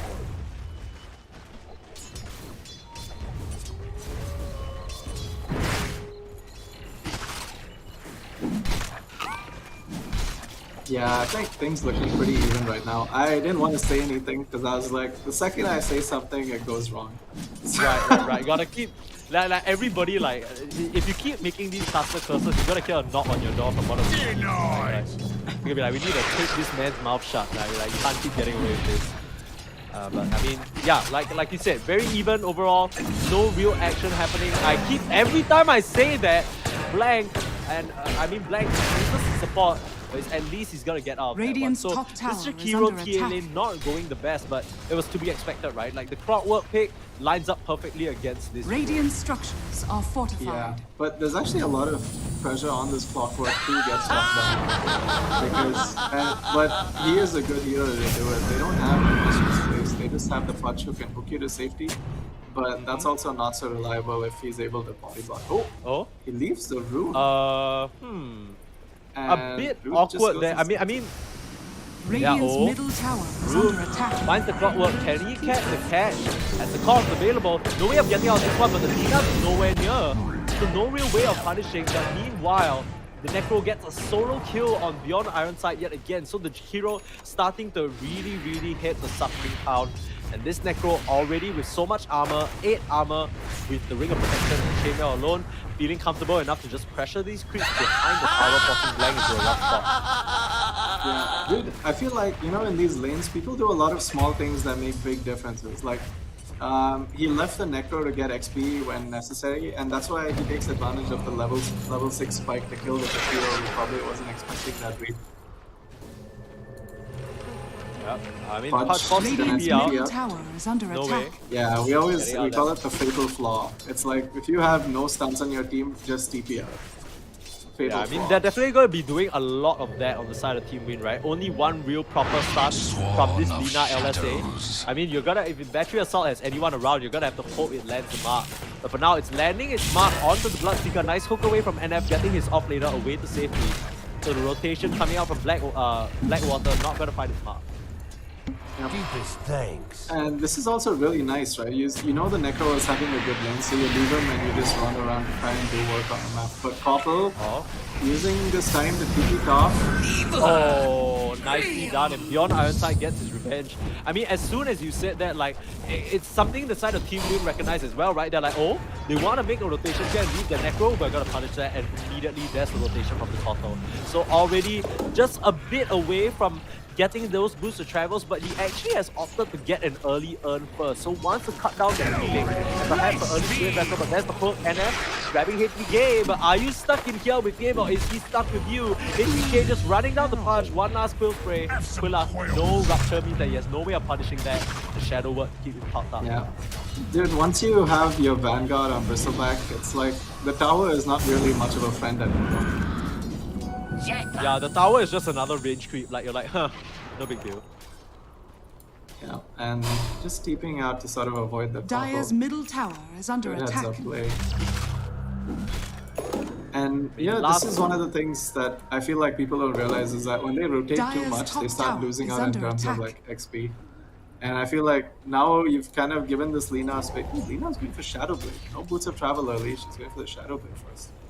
Interesting. This definitely feels a bit more like a pub build than something you would see in a constructed or you know, official match. Black punching away onto Blackwater. The ice farm to cut him off. No escape here for this clockwork. Now they're straight onto Necro as well. There's the blinding light, but so much heals coming out from the Ghost Shroud.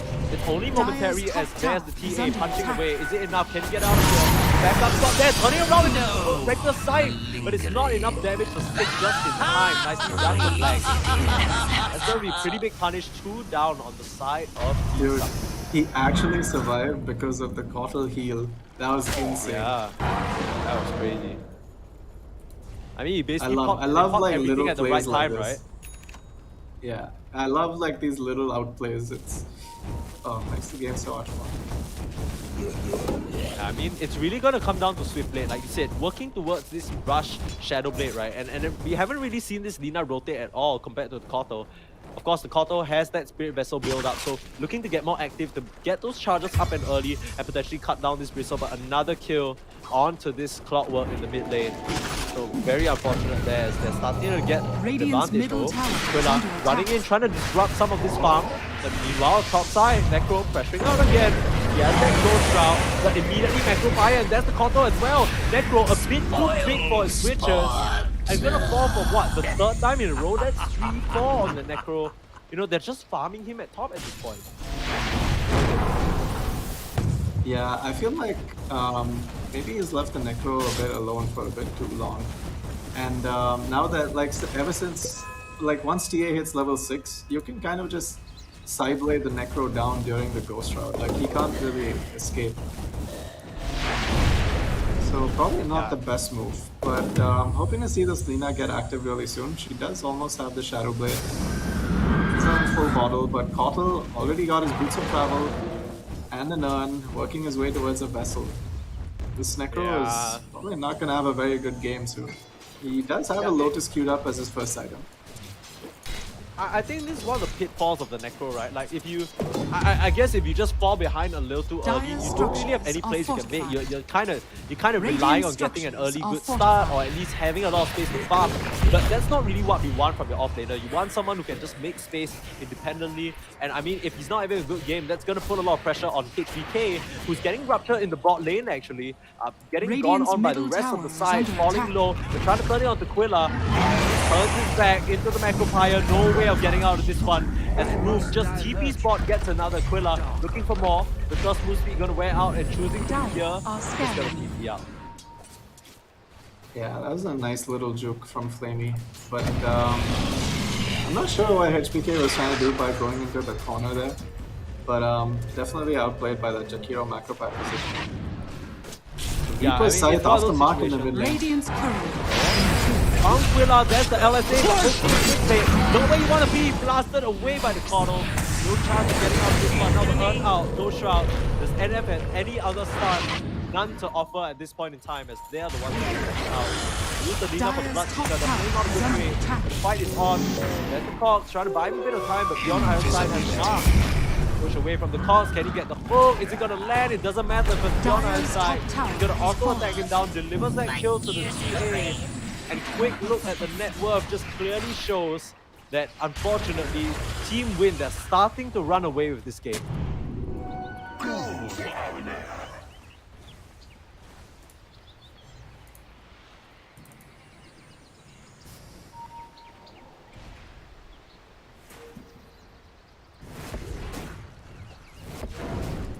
And you were talking about the Warlock, you know, maybe being freed up the stack a little bit, but it feels like there's been, I mean, it was a bit of a quiet early game, but this is only the first time that he's stacking. So HBK, you're gonna need a bit of farm to catch back up to where the rest of the cores of Team Win are. Now, Swiftblade, as that Shadowblade, so able to get out of there.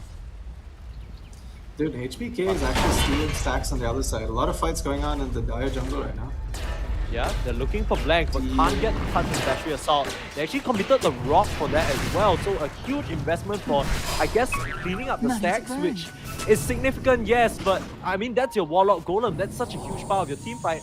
Now, Warlock seems like he's caught in a bit of a bad way, but they're not gonna opt for it. Nope, there's the hook. The part just gonna run him down on the top side, surrounded, and Flamey nowhere to go. Yeah, dude, this Koppel is having such a good game. He has Vessel travels at 14 minutes. Like, Necro is gonna struggle a bit until he gets his thing out. And they do identify that. They're like, you know, I have Vessel, we see Necro, I mean, we see BB, let's go. Radiant Bristleback, Necrophos, all these heroes need BKBs to kind of survive this Koppel right now. I mean, this is the scary part about the Koto, right? You mentioned that, okay, you know, Koto is a hero that can fall off if he doesn't have a good support system, but he's just had like the freest time ping-ponging across the map, getting all the kills. Good member from Peter now just hook shot in onto the TA, but hooked out to safety. Nice play from NF, and now there's the defender. Good vessel as well, and the rupture out. They finish off that clockwork, and they're gonna take down HPK as well. No shot of him getting out of that one as they focus down that bristleback. And another smoke, they want to find more. So the last remaining straggler is this Warlock. Spotting out in the top right spot to run upwards to dodge it. Really being down for the ice path, cutting him off. Solar Bind lands, the hook gonna miss, but nothing left. Save this Warlock, one blast, and that is the kill. Roof. This guy is 7-0 and 4. This is so good for the Dire team right now. But I feel like it's all happening because the Lina hasn't really started showing up. And he's just finished his travels after the Shadowblade. Shadowblade didn't really turn into anything, so, you know, all that time was kind of wasted. And he's finished up the Shadowblade and the Boots of Travel. He's got the BKB queued up. The items are, like, queued up and they're fine. But my problem is he's not using the items well, you know? He's got the Shadowblade, but nothing came off it. He's got the Travels now, but he's still farming. And your team is under a lot of pressure. It does remind me a bit about a bit like a pub mid laner, right? You know, you usually see these players, they want to go for the solo plays. We saw him try and use that Shadowblade in the mid, but got traded out for the Bloodseeker. And you know, after that, you know, in your typical mid lane, you know, solo kill teammates, they're like, oh, you know what? Okay, I tried with the Shadowblade. You guys don't want to back me up. I'm gonna just go farm again, right? It kind of feels a bit like that, where the Lina, you know, tried for one move, didn't work out, and has been scared to try and make a move ever since. And that's really been causing them to suffer, right? Even though the gold lead isn't super significant, there's no doubt that Team Win are in firm control of this game. Yeah, but another thing is, I feel like it's only... Oh, TA also has a Deso. I feel like the Bloodseeker hasn't had such a good game. Like, he's working up to a Maelstrom. And that's just going to make you want to farm more. So now the pressure is on TA and Kotlin to sort of make things happen on the map. And I feel like if this game actually goes on longer, it's far more Radiant favored.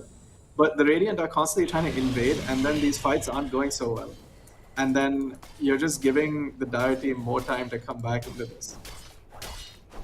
Yeah, I mean, the thing is, it's a little scary, right? Because this Necro, who has not had a game this entire time, almost his way towards the Lotus. Now, that's not the be-all, end-all, but it solves quite a bit of their problems, right? You can cancel out the Dismember, the Koto Solar is suddenly Solar binding himself, you know, the Bloodseeker is going to end up throwing a Rupture onto himself as well. It's going to make things a lot more awkward, and the Dispel as well is going to go a huge way. Yeah, and I feel like even though Team Win have been, winning these team fights. Their lead hasn't really gotten that Yeah. great. And items are coming up on the radar. Like we almost have an axe on the bristleback. We're about to Lina's already working towards the BKB, still not showing up Dire's to middle the tower fights. is under So, attack. when that Dire's BKB comes up, structures are like we're not fortified. really gonna have problems. Radiant's bottom tower is And under attack. if they focus this bristleback with the Lotus up, that's not gonna go so well. Yeah, for now, they found the touch onto the Bloodseeker. That's the cock put back from Blackwater. They're just gonna chase him down. The Reaper Scythe gonna be there in time. The hook, not. So nice kill there for this Necro, getting himself back into the game a little bit. Like you said, they're still trying to invade here. HBK. That Bristleback now, working his way towards the Aghanim. So one more component and he's only 500 away, and I expect them to really ramp up the pace when they get that item. Radiant's middle tower is under attack. Oh, Blank being found by the Lina, getting initiated on, but now being turned away, and the pause coming out from the Necrophos. Yep, puppy paws. But he does have the Invis rune, so he is gonna get out of there. Yeah. And dude, like this is the problem, right? They're actually, even though they're winning those fights, they're really being choked into their own jungle.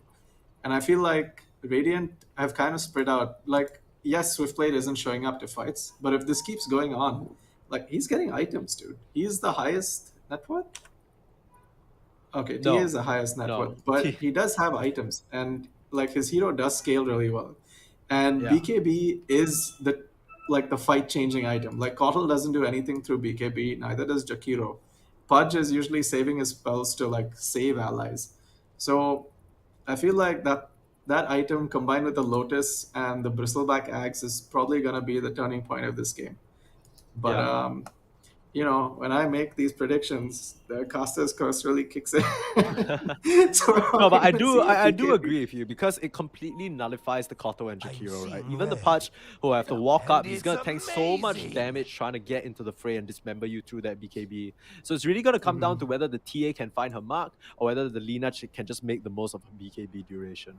Now, they've done a pretty good job so far just picking people off, but like you said, it strangely feels like they're being herded back into their triangle, even though they are on jungle, even though they are the ones who have that immense pick-off potential, right? I think a large part of it really goes back to this Bloodseeker's build. I think I mentioned this earlier on as well with the Necro, but as with your offlaner, you want that player to be making space and starting these fights. Like the Pudge and the Jakiro, yes, they're good at following up, but they need someone to kick things off for them, and I think that was what the Bloodseeker is supposed to do. So maybe something like an Athos or something even more defensive, right? Or maybe like a straight BKB. I don't know, but I just feel like this Maelstrom isn't it.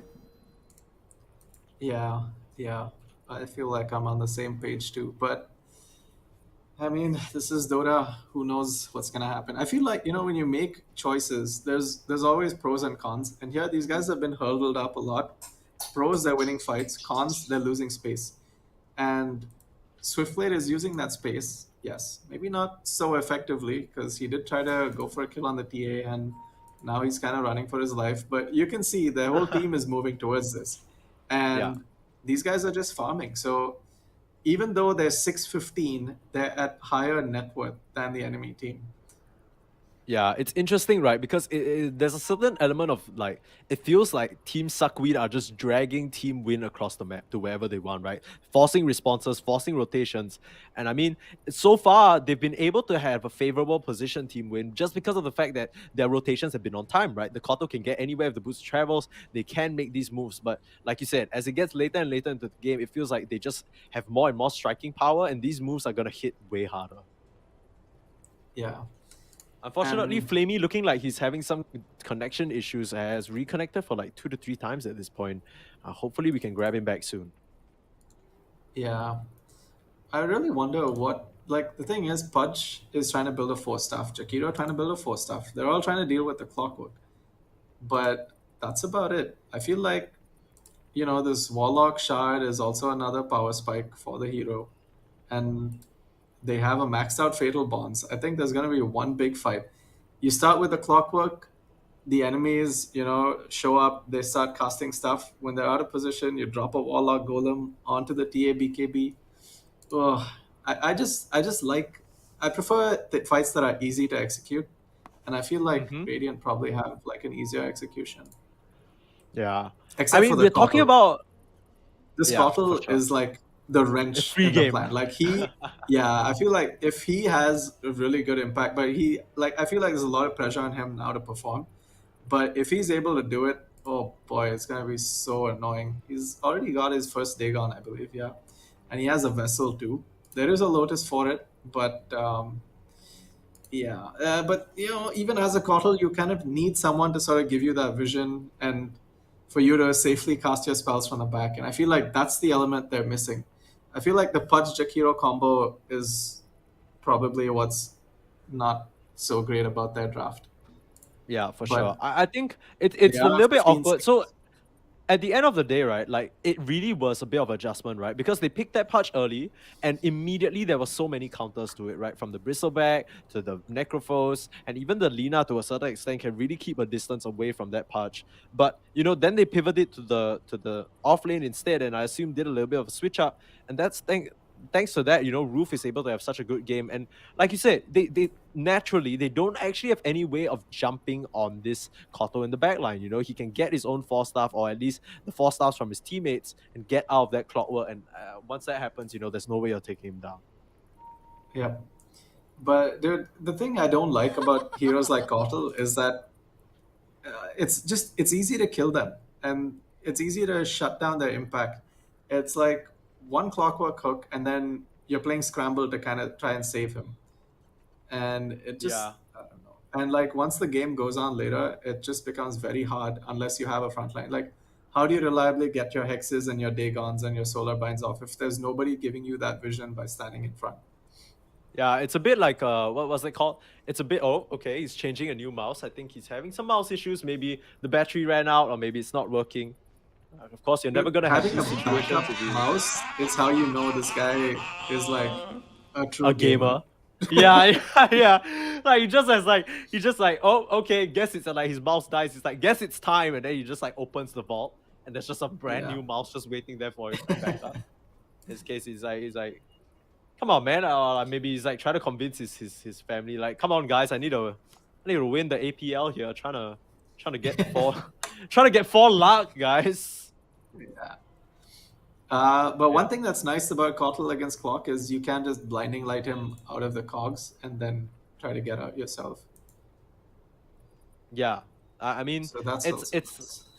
yeah, you kind of have to. A lot of the times we've seen already very nicely placed blinding lights from this Koto. So Roof definitely has played this hero quite a bit. Seems comfortable on it. And one thing I Yeah. want to mention as well is this Bloodseeker. I keep saying it. You mentioned that the Punch Shakiro not the best part of that, but I really think this build, like, he's building as if he's a carry, like the Maelstrom into BKB. Yeah. Like you need a bit more utility. You need somebody to lock them down. I don't think this is it. Like, maybe I really would have liked to see an Athos of some sort. I know it might have just made his game a little harder if he didn't get anything useful from it, but still, the Yeah. utility of just holding someone like a Bristleback in place or a Lina, right, so he can collapse on top of her, can't be understated. Yeah. And also a shift that you noticed from this game to the last game is that this game is a lot more passive. Like the last 2 games, by 15 minutes, we saw so many kills on the board. But here Yeah. it's 6:15. The game has really slowed down. Everyone is kind of farming. And it's just kind of it ends up becoming a brawl fest at the end. It's like wait till everybody gets their items and then duke it out. Yeah. And I feel I like mean, when that everyone's just being a happens, lot more patient, right, with their timings and whatnot. yeah, exactly. I feel like SuckWeed did try to make some moves. Like they tried to go into the jungle and stuff, but um, ultimately nothing much happened. Like they lost a few things, they forced some movements, but it's just farm game here. And right now Yeah. it's dead even. They're literally less than a 1k gold advantage for SuckWeed. Yeah, it's kind of curious that the gold lead just hasn't fluctuated at all. Like, it just feels like they've just been neck and neck entirely. And I'm looking at the graph now. There was actually a period of time where the net worth lead looked like it was very much in favor of the side of the Radiant. At least Yeah. that's what I'm seeing from the graph. But still, very has been flattened out by the moves that Team Win has been making.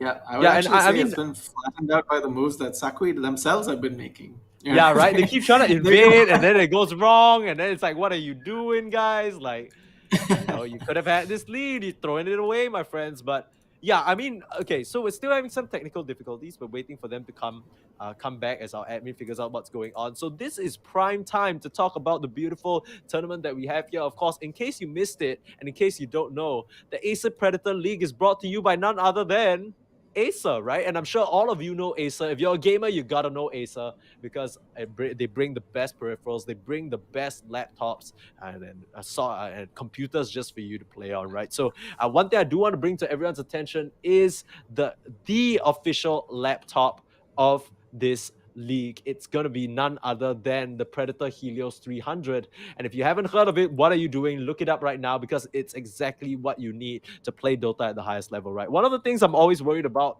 with a laptop is the cooling, right? Because as soon as I try boot anything up, suddenly the fans go whir, and then I'm like, man, my machine's about to blow up. I don't know if you've ever had that situation before. Yeah, dude, for sure. I actually used to game on a laptop for a really long time, and well, obviously now I'm on a desktop. But desktop also have their own fair share of problems. Like a very Indian problem I face is that so my grandmom lives with us, and there was this one time I'm gaming on my PC, and all of a sudden I hear this loud. I mean, my PC goes off, and then I hear this loud like sound Oh outside. I'm like, God. what the hell is going on? My grandmom has switched off the power to my PC and she's plugged in a hairdryer and she's like drying her hair. I was like, what is happening? Right. I was like, this is how I get my minus 30. No, that's not cute. But yeah, I mean, finally, technical issues. Someone's grandmother has unplugged the hairdryer, and the PCs are plugged in. They're gonna get back straight into the game here, of course, between Team SuckWeed and Team Win. Can tell you all about the Helios later on and all the specs that it has, of course. But for now, we're gonna be focused back on the Dota. So like you said, SuckWeed, maybe a bit of ants in their pants, trying a bit too hard to make some moves, ending up costing them. And they just need to play it chill, right? Get those timings and then hit your stride. You have a very nice death ball going on. You have the machine gun Lina in the back pocket. You have a tanky Bristleback front line. Just need to play that out. You put a Lotus Orb on him, Blackwater, and the tank another death as both the calls team up. Grab, dominating kill streak for this Templar Assassin. Oh, another pause. This time it's the side of Team Win. And unfortunate tech issues back and forth. Now, you see, this wouldn't be a problem if you had the Helios laptop, right? Then you would never deal with this. Predator Helios 300, you got 12 gen Intel Core on your laptop, you got GeForce RTX 3080. No way any of these pausings happened, right? But we're back into the game, thankfully. Radiant's middle tower is under attack.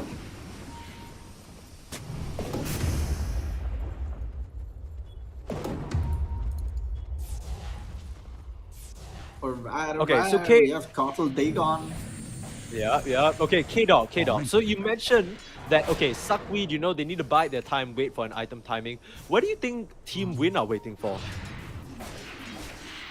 Honestly, the thing is, they don't have that. They need to play around Rupture, right? Because they don't have that front line. They don't have that reliable stun.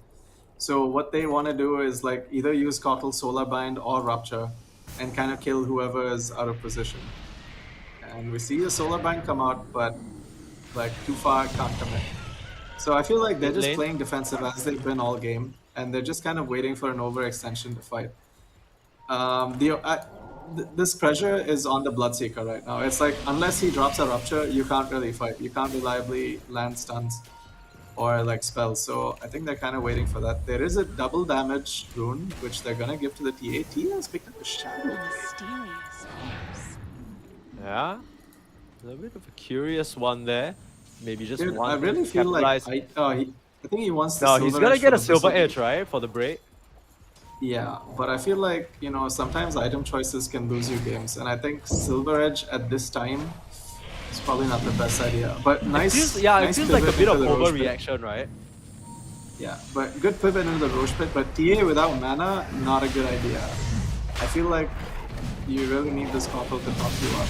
They are not gonna see it.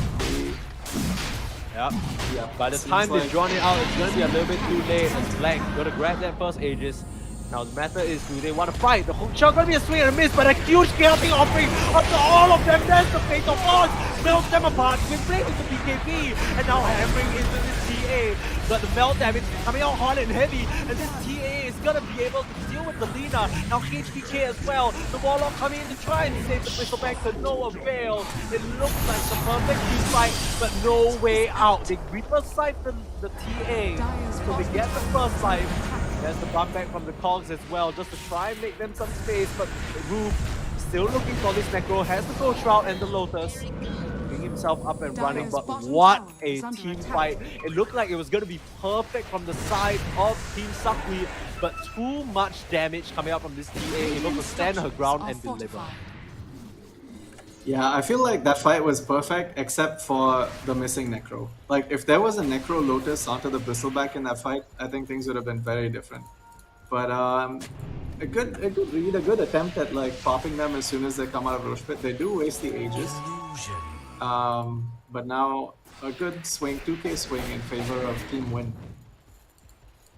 Yeah, and I mean, for once, they're actually going to grab that gold lead. So, I mean, it's kind of weird, right? Because we have the third eye point of view. So we're taking a look at it from top down. We have all the stats, the Swiftblade getting ruptured up, still running away, right out of reach of that Sunrise. Turning it on to Quilla, so much damage and an instant disappears. You know, they need to be careful. That's the Silver Edge just ripping that Warlock apart. So 1 for now. They're looking for the TA, they're looking for the damage chase. coming out of... Yeah, but that's the part. They need to be careful. Counter extend. There's the hook shot out, but straight away on the Lina, forcing the BKB pop. The Lotus Orb as well. Gonna cancel that. Remember, while Black Water holding back Blank. They don't have the BKB on that TA, but the hook back, that is gonna be a dead Necro. The Rod and the magic damage coming up from this hero more than enough to take him down. Lina already back to safety. The comfort of a base, but that was a close one. Radiant's bottom tower is under attack. Radiant Now it's just going to be structures pretty are straightforward for the side of Team Win here. All they need to do is just slowly take down these towers, right? You have that range from the Dragon Lance, and of course, you know, every time you have a TA in your team, of course you have to have a growth zone. Radiant's bottom Makes tower just pushing has fallen. so much easier for the side of Team Win. They're just going through the motions here. Wouldn't be surprised if the next place they look is this top tier 1 tower. But yeah, just clean team fights coming out to just hold their advantage. Still at 2k, but like I said, definitely we have the third person point of view, so we know the gold lead isn't too wide. But I bet the side of Team... Ooh, nice blink in the mid.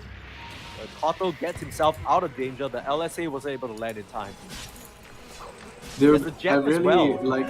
Yeah, the gem saw the Lina coming in, the blink to dodge the stun.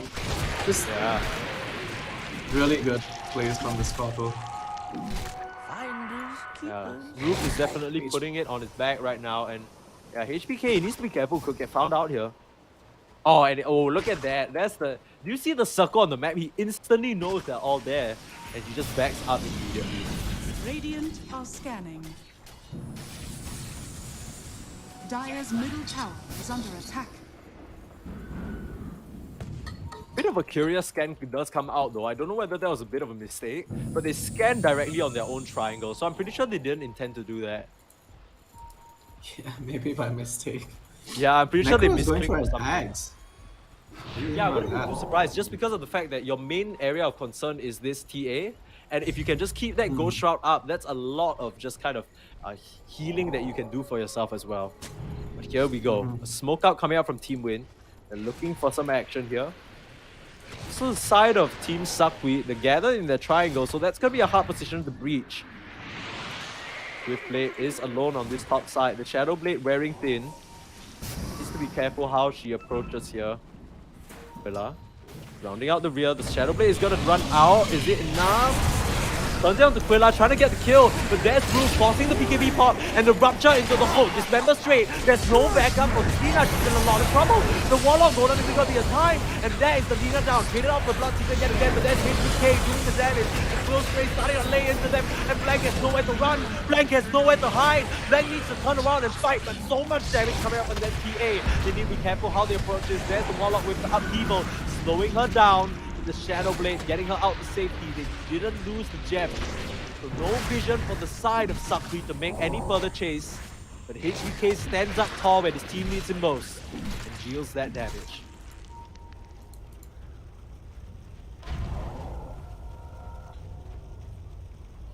That was a beautiful fight. I mean, they threw everything at the kitchen sink at that Lina, trying to finish him off. The rupture, the hook, the dismember. And this Warlock, you know, tried his best, tried to reach him with the chaotic offering, but the team was just too far apart. You can imagine how differently that goes if the team was a bit closer. The bump back. Last, Warlock trying with the upheaval, sacrificing the golem, but oh, a pull through. Blackwater with the full shot. I don't think that's what he wanted. Ice Puff as well, and unfortunately this Clockwork sacrificing himself just came back from the dead too. But unfortunately gonna have to sacrifice himself so that his team can make safe exit.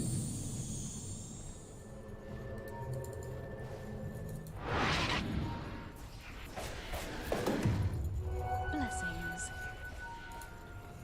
Dude, in spite of all of this, it's still only a 3k difference between the two teams. Yeah, it's kind of curious, right? I mean, if you take a look at the network, like the TA is so far ahead of everyone else, but the Bloodseeker is very catastrophically behind. Money to Yeah. burn. Illusion. And I really like the Lina's itemization, like going into the Satanic. Like what you need is dispels, right? Because this Kotal wants to Solar Bind, Kite, and I feel like these dispels are really gonna help out. Like the Absolutely. Satanic is gonna help pop out one, the BKB gonna pop out another. Aghanim's completed on this Necro. He just stands still and mans up, doesn't panic when he sees the hook flying. Dire are scanning.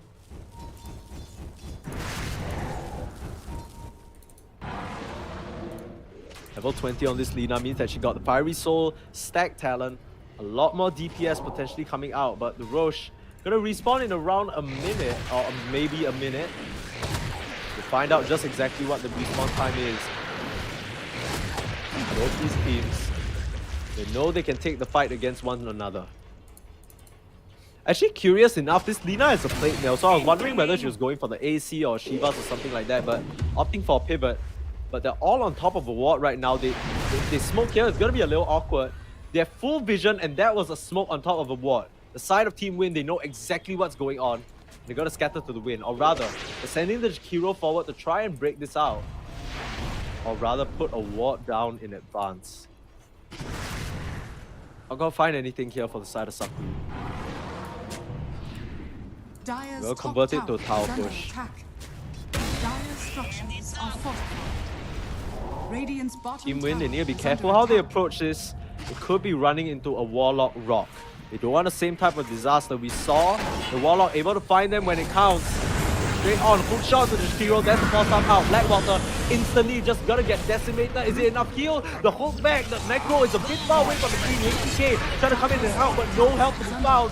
Roof gonna fish out the Clockwork as well, and disaster for the side of SuckWeed, rupture out. This made BKB TP, no! Turning around the fight, but not nearly enough to stand tall against the rest of the side of Team Win.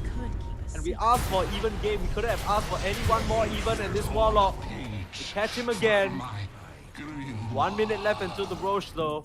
But Lina on the sidelines for 70 seconds, and you really gotta wonder, this Clockwork, yeah, it's good against the Jakiro in lane, but these suicidal hook shots, they're not really the initiation that SuckWeed need right now. Yep, I think it's just a little too far, you know. I feel like they're trying to reach when they don't have that much catch. I feel like, you know, you have a BB, you have a Necro. Like, you need to kind of wait. Just play around the tower, let them come to you. But I feel like they're kind of being forced into running at the Clockwork. Yeah, I think that's been the story of this game, right? As an unfortunate hook miss coming out. Oh, there's the hook shot. The straight onto the Whistleback, but he has that blast rig. That's gonna keep him alive. There's Remember as well. The BKB, but so much damage coming out. Quilla needs to be careful how he approaches this fight. The BKB running out, the Necro TP's in. Finishes off the Bloodseeker with that last tick of damage with the Heartstopper and takes down the Pudge as well. So they lose the tower, but they trade through for it. Blank and the Kotal just getting out of this one. And I mean, at the end of the day, even though SuckWeed are able to pull off these fights, they still have yet to kill the Kotal a single time.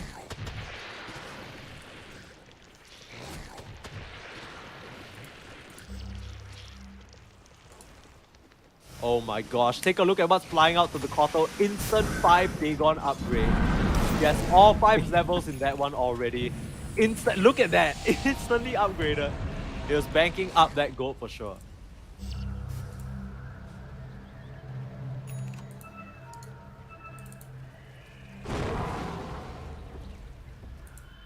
Now, Roche is up.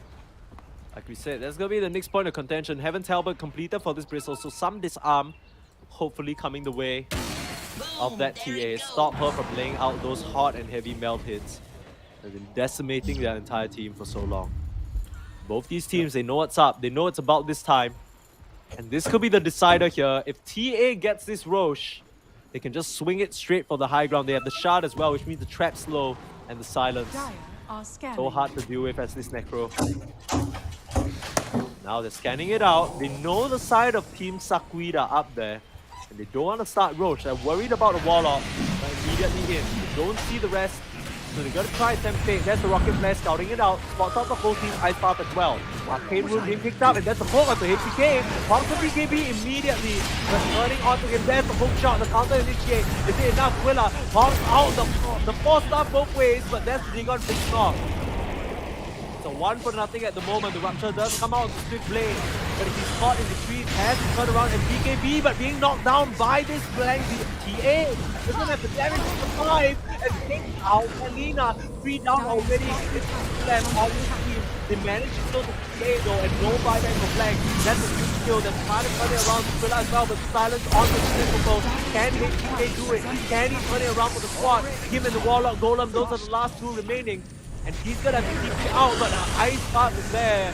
Beyond Ironside, he wasn't expecting the hero to still hang around. And as the dust settles, even though the hero sacrifices his life, Quilla and Roof stand tall. They're able to defend the Roche, and there's more than enough time for the TA to come back into the fray.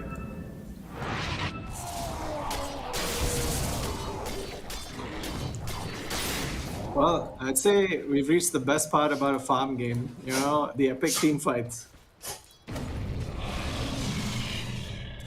That is for sure. I mean, that one had me on the edge of my seat. That's I feel like this Lina constantly gets. This is the awkward thing, right? You know, you think about Lina as this machine gun hero, right? Who can just deal damage from afar. But it feels like every fight she just finds herself in range of blank on that TA. And before she's able to get out, you know, she's ruptured. She has to stand her ground. She can't make the distance, and it just doesn't feel too good for this Swift Blade Lina right now.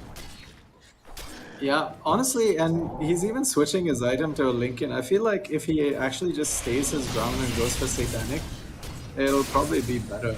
Just because they do have a halberd, they do have a lot of heals. And I feel like as long as he can stand and keep healing, like, dude, even after he died, there were like 3 auto attacks flying out towards the TA. And, you know, when you have so much attack speed and damage, I feel like you should probably try to capitalize on that instead of going for a more defensive Lincolns. Yeah, I mean, the Lincolns can also be broken by like a Solar Bind, right? Which is the scariest thing. Yeah, Solar Bind, and also, I guess maybe it's because... but it is good against the Dismember though, so I guess that's the only BKB piercing, like, disable there is. Heading straight back into the Roach Pit, they know there's no Chaotic Offering to contend with. The Q's coming out, just buying them the distance that they need. The Ice Path as well.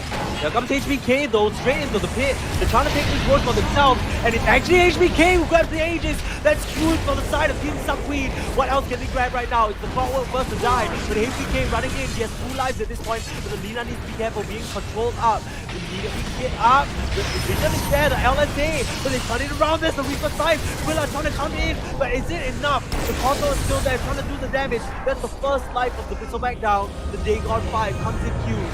The buybacks, Clockwork back in the fray. HBK as well, chasing down this hero, forcing the TP out. Do they have enough damage? Yes, they do.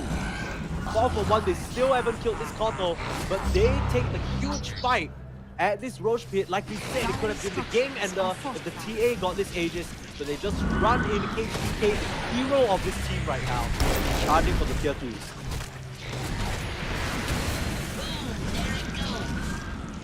Dire's middle tower is under attack. Looks like we have ourselves a game, ladies and gents. Standing in front of us, HBK. You know, this death ball, it took a while to get rolling, but here it is after so long. And of course, after such an exciting moment, nothing better than to catch our breaths with a pause. Yeah, and you see Kotl just clearing the entire mid wave and then just running with his 550 movement speed. But there's one thing you can't deal with, my friend, and that's siege creeps. Yep, that is for sure. I mean, oh, maybe a bit of an accident coming out from the Necro. Just a bit of a good old double tap. We've all been there. You know, no big deal. But yeah, I mean, now this Bristleback, and this is exactly why this Bristleback is so scary, right? With that wall path, you can just go up to such high damage. They found Roof. Could this be the kill they were waiting for? Bumping them back with the blinding light, but no more gold scepter, and they're finally gonna take down the Koto. 1,600 gold, and the gem claimed as well. As quickly as it came together, it all falls apart. They needed that Aegis to end the game, but now it's HBK knocking on their front doors, taking down this rank, hitting for over 600 damage on this Bristleback. Absolutely, no, more than 600 actually. Without miss from NF. I tried trying to grab someone, but this Bristleback is hitting for like what? 800 almost? Dire's Yeah, top dude. tower is under attack. All that damage done by the Kotl healed up by the Bristleback in Radiant's like bottom not tower even a is under second. attack. Yikes. Paladin sword Bristleback. Yeah, scary business. The lifesteal 8% and the regular lifesteal as well. So much damage. He just needs one auto attack, and that's such a large chunk of HP get back in his back pocket. Yep. I feel like this, you know, a lot of times there are neutral items that allow you to skip certain items that you would normally get otherwise. Like, for example, a Shroud or something. Like, Yeah. he doesn't even need spell lifesteal just because he has, like, the Paladin sword now. Yeah, for sure. And I mean, talking about lifesteal and sustain, he has that in spades in his team, right? The Necro, Shiva's Guard completed, so even tankier against the physical damage of this TA. And of course, the healing reduction can cut them all down to size as well. The slow is gonna be such a huge important bit because, like we mentioned, they don't really have the most disable, but every little bit counts. Dire's top tower has fallen. Tier 4 items being picked up as they're mowing down the remaining towers. Remains to be seen how HBK and Gang want to ties up on this. Now the 2k gold lead back in their hands. Still 24 to 36 kill score. Relatively even game, but if you take a look at the win probability, it went from, what, 30%? It was almost like 70% towards team win. And now it's dropped all the way back the other way. 72% for the side of SuckWeed. And I really gotta say, I do feel like it goes back to this Bloodseeker. You know, he's built up this Skull Basher, but I don't think it's smart to run into this team, right? You don't want to run in and be hitting people, not against a Bristleback, not against a Necro. Can't outrun a wildfire. Just scary business. Yep, I'm surprised they didn't deward that. Oh, there we go. Yeah. HBK pointing it out. And boom. There it goes. One more ward. Will Flamey see it? Oh. Meanwhile, Necro is TP He bottom. does. Oh, but they need to be careful how they deward that. Could lose a gem immediately. Oh, the hook! Ooh! Oh, so you guys don't get to see this on screen, but like, oh, there was some real tense punch was hook dewarding action there. The Warlock, you know, held on tight, dodged out at the last moment. That could have been the gem lost. With this item they picked out from this Koto and the first death of the game, you know, map control firmly in their favor. This Warlock has a Wraith Pact and a Holy Locket and Shadow Word. It feels like he's playing one of those MMORPGs, you know, where you play like Yeah, he's just a the bard, true right? support. Like, he's just buffing, buffing everyone out with the auras and whatnot. Yeah. Even his neutral There's- item is a telescope, bro. Yeah. He's got like no force staff, no glimmer cape, like you just cast your spells. And Yeah, he's drop like, your, if they catch me, they catch me. I'll die on the spot and provide auras. And I kill. mean, Not and sure he what drops a was golem on. if they kill him Dire's too. bottom tower is Yeah, under attack. yeah, he has that talent too, yeah. Dire's Summons a bottom golem on tower death to be is tricky fallen. business for them to fight up into. Especially the BKB piercing stance, meaning that, you know, the TA is not going to be hitting anyone, same for the Bloodseeker. Now they're moving towards the high ground. How do they want to do this? They need to be careful, but the hook back, that's a BKB pop on the Bristleback, forced to run away. Maybe a bit preemptive there, but there's the rupture. they double. I think they double ruptured, right? They double ruptured onto this. Yeah. No, but That's just not with two one. rushes. I guess Twice. that's, Yeah. now that is an example of the spam pick, for sure. Yeah. I mean, this is kind of awkward now because of the fact that, like, okay, they don't have their rupture, but the bristleback doesn't have BKB either, right? So do you still want to kind of force the issue kill on HBK? Oh, dude, I'm getting a spectator bug. Are you? Bloodseeker has 0 ruptures, but it shows that he has an ult up. Ah, no. Ah, yes, I know what you mean. Like the green dot at the top, but there's no ruptures, right? Yeah. I guess whoever wants to get some sweet Reddit points, go for it. Yeah, but I mean, this has become so tough on the side of Team Win. And you know, they were feeling so good, right? The TA farming, you know, the Koto as well, you know, running around with his Dagon 5. But like we said, And like, it's you know, it's not a game-winning item, right? Maybe something like a disable or like, you're doing that damage, but you need some control, you need some help. Even maybe the Aghanim's with the white hole just to control the entire area, stop that Bristleback from running a rampage. You know, but because of that, you know, he's working his way towards a scythe. But at this point, it's 40 minutes in. The advantage that he once had is now lost. All 3 cores on the side of Team SuckWeed have eclipsed him in net worth. Even if it's just by a little bit, right? Like, it's just like, you know, he's not as strong as he was in the first 10 minutes. Yep.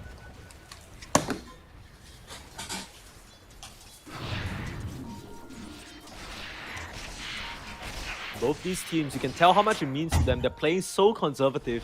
Even though, you know, the side of Team SuckWeed could just run in and try and end it all, they don't want to. They don't want to take that risk.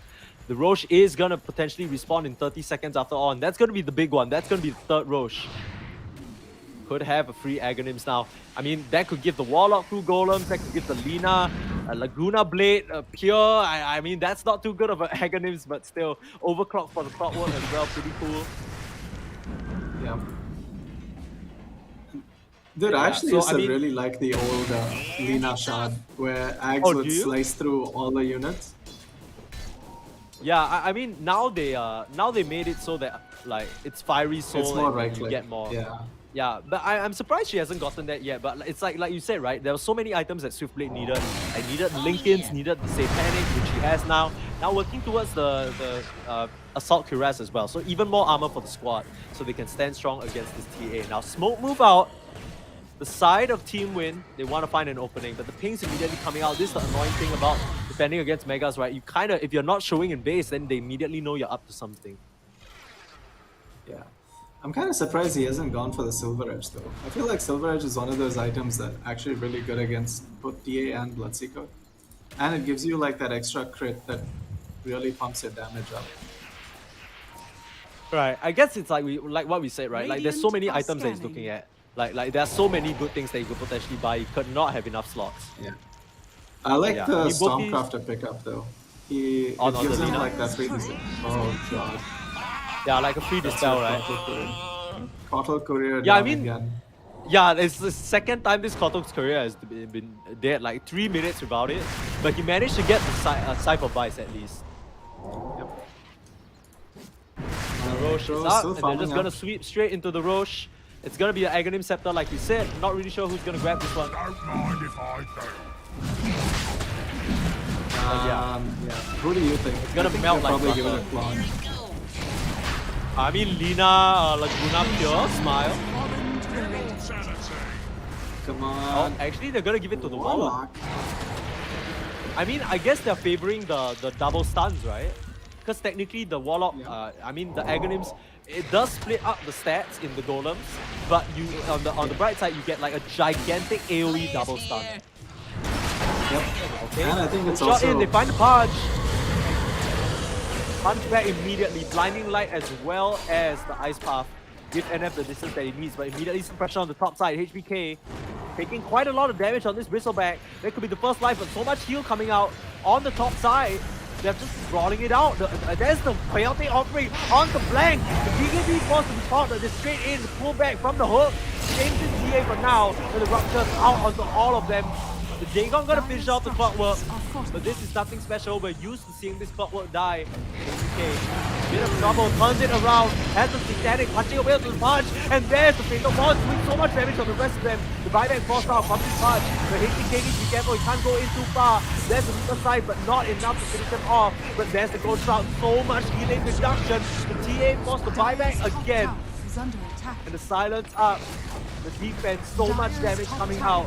And they're just going through these buildings. The Necro, no fear whatsoever. At a rough early game, turning around the Gold Shroud. Dismember available. Holds him up. That's going to be the Necro down. Perhaps a bit too far forward. Dire's top But they're going to be barracks happy is with what they falling. got. They're going to back up. The Bristleback still has his Aegis, so they can live the fight another day here. But really nice focus for them onto that TA to get that kill. If they kill the TA again, that's going to be a dieback. I can't imagine how they can win this one without her. You gotta play it conservative, like we said. It means so much to these teams to move on to tomorrow for the semi-finals. These best of ones are never easy, but the best of threes, that's where you get a little bit more leeway to, potentially make a mistake or two. But none of that for today.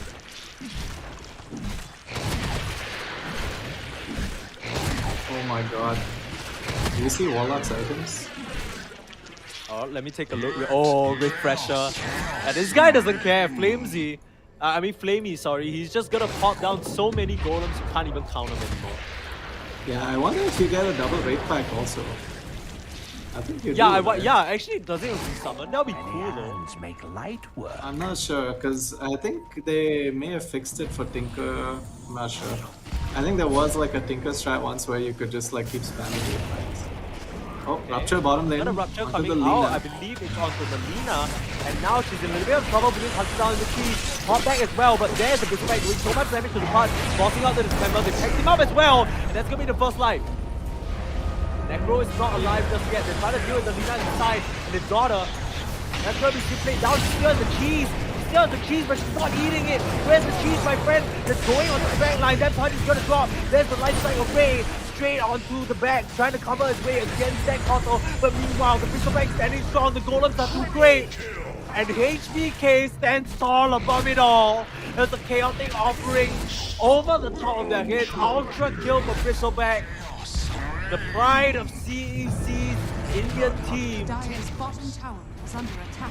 Running forward for the base now. No reason to stop now. They know there's no buyback. They sense the moment. They wait up 15 minutes for it. The Warlock just standing strong. Quill out this run. He's got nothing to reply. Dire's As it's coming out, they know the GG is called. And even though it went so favored to the side of Team Win, they are not able to. They're just not able to win out against hide and seek SuckWeed. Right at that time, the patience paid off. And SuckWeed in this best of one in the quarterfinals, they're going to take the victory and move on to the semifinals tomorrow. Damn, dude, what a game. I mean, I guess we knew it was going to come at some point, but it came and came and came and it just kept coming. Fight after fight after fight. But I feel like we kind of predicted it, right? Like, we knew that if the game goes on, that SuckWeed would scale better. And, like, the Kotl Dagon start falling off and, there's not enough damage, there's not enough front. Like, it's just a bit unfortunate. Like, if you have a Bristleback running at you, what do you really do?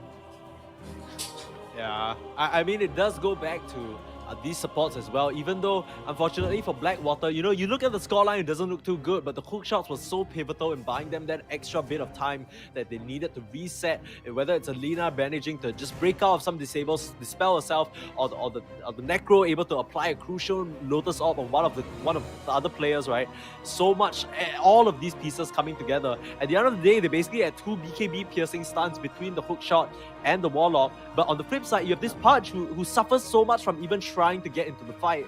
And of course, like you said, Keeper of the Light Jakiro, one BKB, and they're completely useless. Of course, at the end there was an Aghanim's from Beyond Ironside, but like we said, didn't really do nearly enough to HBK.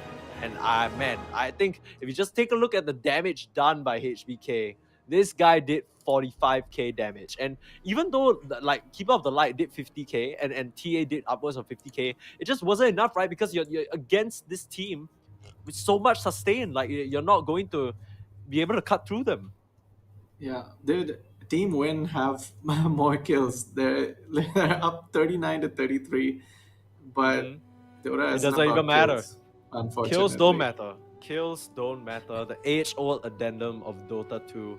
And I mean, SuckWeed, they definitely played that. I mean, there was some shaky moments, especially in the early game, but they managed to hold on. Man, I would have really liked to see Team Win play a bit more aggressive, especially on the Bloodseeker, and maybe get that first Roche a bit earlier, right? Because realistically, how can they stop you, right? As long as the chaotic offering is down, you can just run in there and HBK. They gave him a bit too much time, and he ramped up to the max. So really nicely done for this player. And he's going to move on to the semifinals. But yeah, we'll still have to wait for his opponent, because that is going to be coming up in the quarterfinal final match for today. So we've had 3 matches already, like we said. I mean, we saw 2 stomps. This one was the even game that we wanted. Are we going to get another even game? Are we going to get a stomp? We're not sure entirely. Yeah, exactly, dude. You finally got what you wanted, and a game that went on beyond 30 minutes. Yeah, it was like 50 minutes. It was like 50 minutes, and they didn't it was actually really close, right? I mean, the one thing that I will say though is I feel like Team Win, they definitely had their opportunity. I think they missed their window for sure. But I mean, that's just how it works. Yeah, that's kind of how it goes, right? You know, you're playing a bit of a timing lineup, especially with the TA. Yes, she can scale into the late game, but like we said, it was just a ticking time bomb, and SuckWeed, they bided their time. So just like us, we're gonna take some time off for now. We're gonna go for a short break, but when we come back, it'll be our final quarterfinals match of today for the APL. Stay tuned, you'll want to catch this one.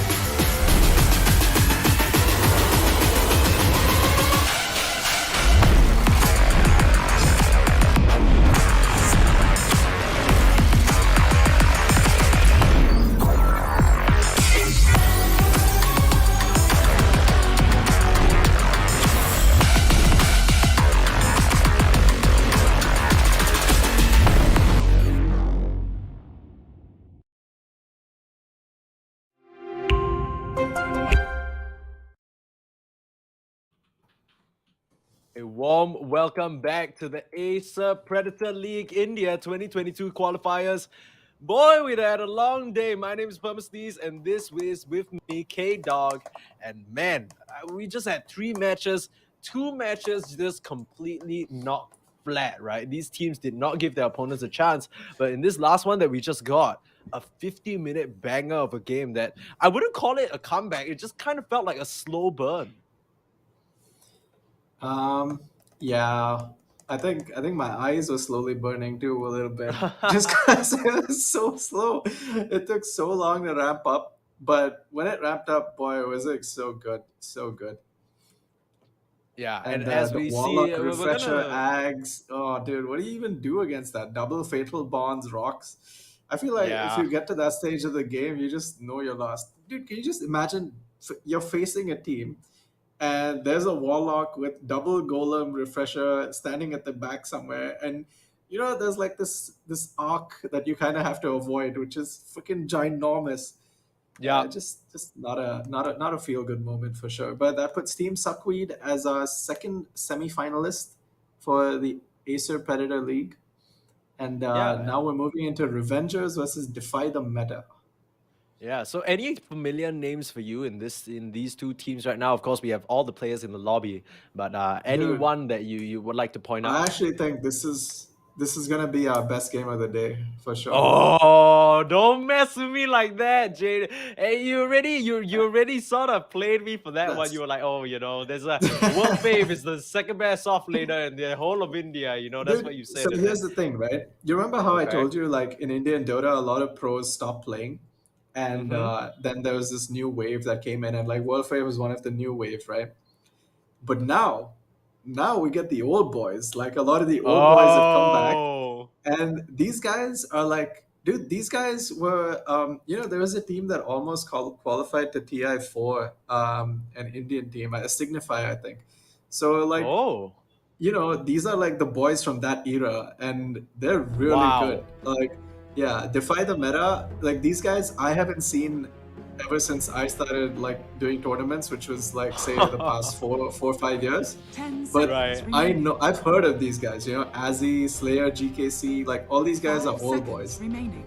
Moved to Dire team Revengers, back. and Comet X, or oh, I guess he's Cursed Nicky. Cursed Nicky on Revengers is a 15-year-old kid, and Wow. he's like immortal rank 800 or so, and he was Wow. like 2,600 a year ago. So he's climbing up real 10 fast, seconds and remaining.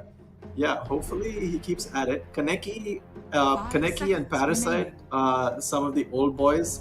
So some old boys combining with some of the new, and Yeah. Radiant dude, team pick. Parasite, this guy is honestly, he's one of the nicest Dire people you'll ever team meet. He keeps dropping like weed references, and he's just like super happy and fun and chill all the time. And I feel like I said this before, and not many people know this, but whichever team has him already has a bonus on like the mental game, because he just keeps everyone Wow. so chill and cracks jokes all the time, and it's just really nice. Damn, Kaneki, on the other that's hand- like... yeah. So Kill This Love is Kaneki. He, on the 10 other seconds hand, is remaining. like this rage monster, but he's not actually raging. It's just 5 how he seconds talks, remaining. and he like self tilts all the time. But Right. dude, this guy is so aggressive. Like he didn't play Dota for 1 year because the meta became like a farming meta. He was like, dude, I can't play if I can't fight. So he just stopped playing. Oh. And yeah, Radiant and team pick. then we have one Jungle Book, who's like an insane carry player. Pinkman is another old boy who's come back, and Wow. yeah, they've picked up this 15-year-old kid because we don't have offlaners. They've kicked him out of carry into offlane, and yeah, seconds but I remaining. think It's just I like think it's with, like all these old boys of Indian Dota just adopting like 5 teenagers seconds who are up and remaining. coming, and they're like, hey, you come here, Yeah. play off lane, and it's just cause like you. Dude, I swear. So he actually was playing carry for a little bit, but then he didn't perform in one game, and then I think he got bullied into the offlane. Like demoted immediately. They're like, all right, your carry privileges are revoked. But I Yeah. mean, that is so sick. It's always nice to see like these players who are basically OGs back in the day just kind of still prove themselves here. And I mean, unfortunately, at this stage, only one of 10 these teams is seconds going to go remaining. through. So we're gonna see which one rises above the other. Now, quick look at the 5 seconds the picks and remaining. bans already. We're seeing Marcy and Juggernaut being banned out by DefyTheMeta, and Revengers opt to take Team out back. the Viper and the Radiant Dawnbreaker. team back. First phase already done. Razor Tusk for DefyTheMeta and Winter Wyvern Pudge. What do you think about these opening picks?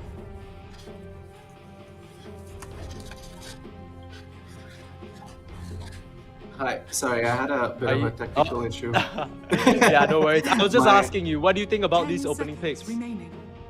The opening picks, Pudge, 5 Wyvern, seconds remaining. really nice meta picks, kind of. We have been seeing a lot of Wyvern and Pudge in a lot of the pro games. Razor, a lot of Razor, and I like how they've kind of set themselves like. The Wyvern is nice team against the back. Razor, right? Mostly physical damage. You kind of turn that against them. Your Razor wants to run in. You kind of hold him in place, stop the physical output. You have insane heal with the Wyvern Pudge. Your Pudge wants to be self-damage, other damage, and then you just heal him up. You 10 put him in front. seconds remaining. Your Wyvern is shooting shots from behind. I kind of like 5 it so far. seconds But remaining. there's also like a simple Tusk Razor. You shot them off, you link, and you run at them. They Radiant don't really have a team way to back. get out. I think we'll see some really, really fun and cool plays this game. Nice bans. Marcy ban. The Jet Dire ban, team I'm not back. so sure about it. I feel like can be played around, but if you don't want it there, you don't want it there. Nice ban on the Viper and the Dawn. Another thing to consider is that these guys also know each other quite a bit, at least all the old boys. Right. So we can expect some plays coming out from them for sure. 10 seconds remaining. Para actually has a very, very strong Dire gen, team pick. but I don't know if they're gonna pick it up in this game or not. Usually I when mean, you're Chen playing is with a- Parasite, yeah, dude, this guy was like 9K way back in when 9K, he was like top 100 in SEA. Wow. And yeah, and he just stopped playing 10 because seconds at that remaining. in those days, unless you were in the top, you weren't 5 making any seconds money, remaining. and you were Yeah. spending too much time. So a lot of these players went away, but they come back for like tournaments like this that last a week or so, and where they can just earn a Radiant decent team amount of pick. money. And Mirana. thanks to Acer Predator League, there's a lot of prize money coming in. So Yep. Shout out Acer. Shout out Predator.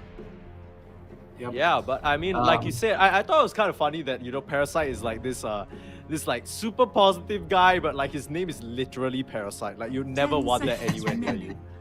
Yeah, but immediately the Pudge Mirana combo, this is going to be 5 what, the second or seconds third time remaining. we've seen it today. Of course, we've seen one success, one failure, but I mean, like you said, I'm in the hands of a master Mirana player, this hero can definitely look good. Now, Yeah, Mirana and Wyvern is not the strongest support combo though, so I'm wondering how Yeah. they're going to fare against the Razor Tusk.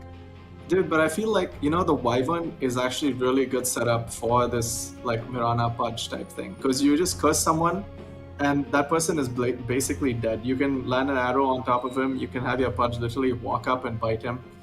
So I think it's just nice setup in general. And also, well, I'm not so sure about Kaneki's drafting sense. Sometimes he gets a little greedy, and he loves Pudge, like obsessed with Pudge. Like he play Pudge Right. all the time, and He's yeah, one of known those for guys, his- huh? yeah, but those guys can also be really scary, So, True. yeah, so I think we might see a mid Pudge also potentially, because he loves playing it mid too. Guess we're just gonna have to wait and see what these guys do. One or Jungle Book is usually, Radiant team dude, pick. he's one of those. Spirit. He's a little greedy, Dire um, team pick. but he's really, really good. Like his map movements and his farming patterns are excellent. I think he plays a lot. He's also pretty high ranked. I think around 300 or 200 or so, and he's been there for a long time. So, like these guys usually know their 10 way around the game. seconds So it'll be remaining. interesting to see what they do. Yeah, I Radiant think the team most. I mean, what else could you want from your carry, right? Good map movements and good farming patterns. That's all you need to succeed. But a very aggressive kind of continuation of the draft. Defy the meta. They're picking up the Ember. There's also really a lot of physical damage that can come out. Ember can jump on you with the remnants, and it just seems like this Defy the Meta 10 lineup seconds just want to remaining. run into you. Now, I don't know how Dude. well that's gonna line up into the Winter 5 Wyvern, seconds but the remaining. response is gonna Yeah. be the Queen of Pain. Also, so Queen of Pain is like another one of Kaneki's signature heroes. Like he literally picks it every time they want to win. And Alright.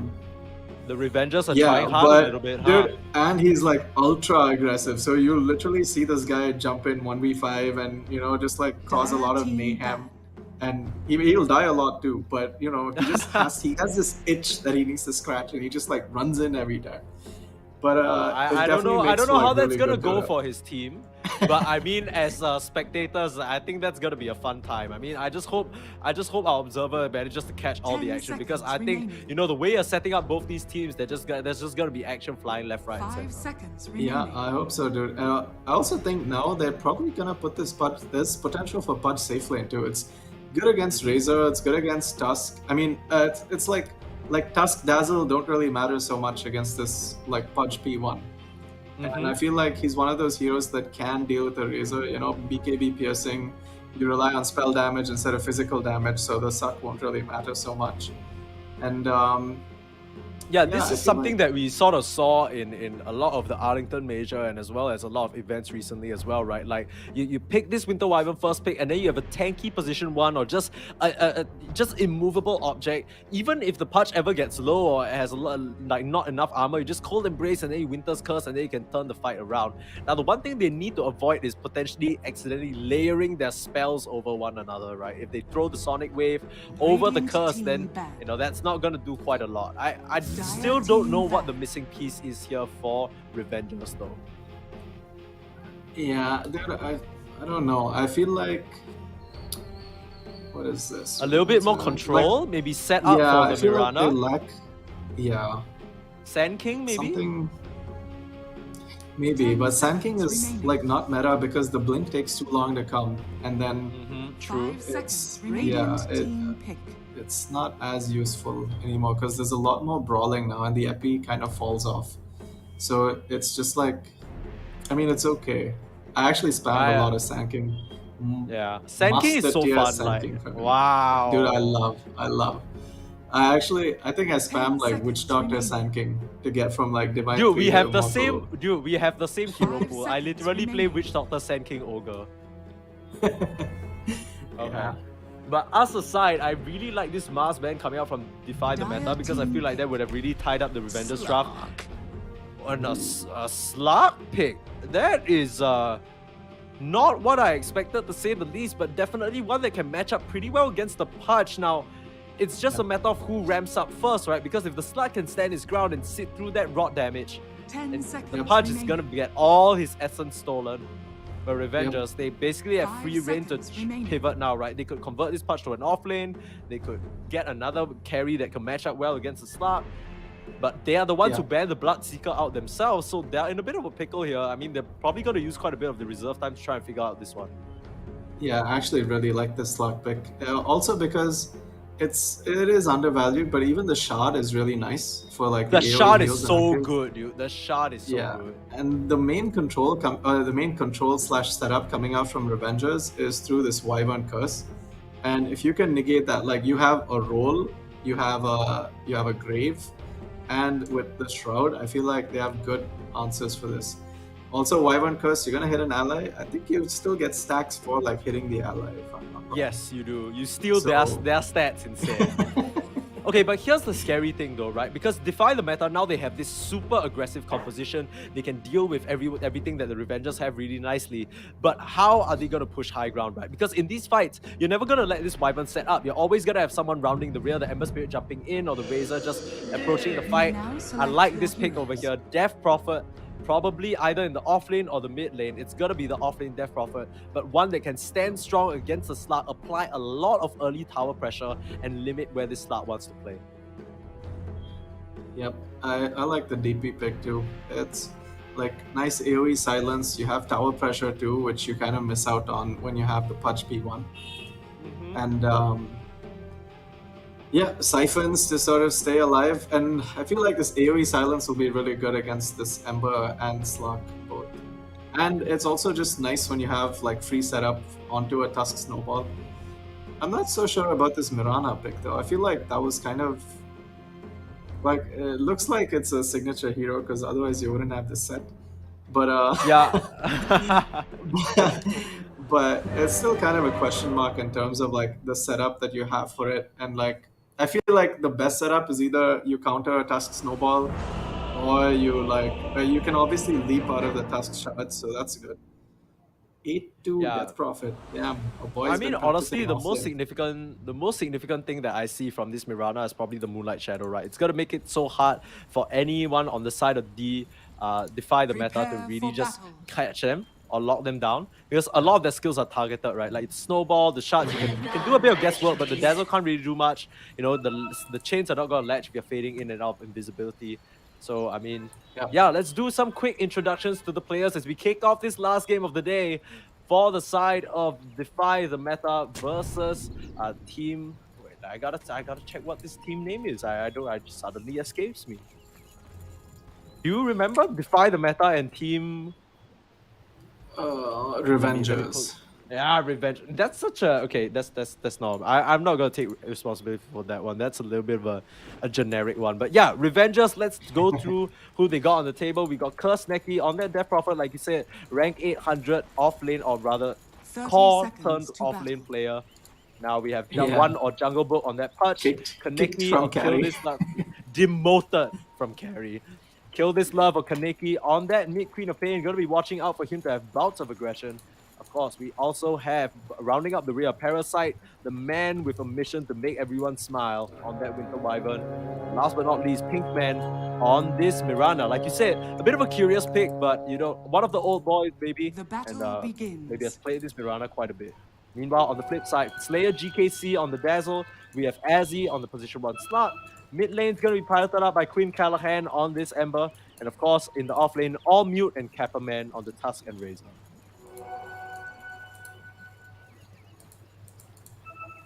So all these heroes don't really do too well in the level 1s, right? So we didn't see any sort of aggression, rightfully so. They just want to make their way to their lanes, don't want to be problematic. I always ask this, but which one of these lanes do you think is going to have the most action? Immediate reward too. Wow. Nice game sense coming up from Slayer GKC. Top two. Both lanes look like they're... Oh boy. Oh, A bit of trouble, bounce into Curse Shadow Neki. Poison. Yeah, just hitting away already like what? 100, like almost 100 HP. On this Death Prophet has to tangle up. There's so much pressure coming out, and largely because Pinkman slightly off the mark with that arrow, right? If it landed on the slot, would have immediately relieved that aggression. Yeah, but This is what you wanna also, see. I mean, Pinkman kind of had like 3 auto attacks with his Blightstone into them, so I feel like more damage onto 2 is better than lots of damage onto 1. So I feel like this lane does kind of get a little better for Team Revengers. Yeah, I mean, I think that's such nice game sense as we miss first blood, unfortunately, top side. With the level 2 being hit by this top lane, means that they can just capitalize on that advantage in terms of the skills available to them. Parasite makes that one happen with the Arctic Burn and Splinter Blast. Puts that Razor in the grave. Yeah, I feel like he just kind of, you know, there's always this level 2 spike that most people tend to forget about, where enemy has 2 spells, you have 1. And it's like, you just kind of, it just kind of escapes you for a second, and then you're stuck with a creep wave and some slows and some stunts, and you're like, you oh get hooked man. out of place. Yeah. KC throws out the Poison Touch, but that's what the Mirana is for. Immediate leap out to safety. A little bit more quiet than, I mean, both these teams, they're just trying to ramp up. Curse Neki making use of that Crypt Swarm just to secure that last hit. I mean, top side as well. Parasite doing a really good job of just one man zoning them all out.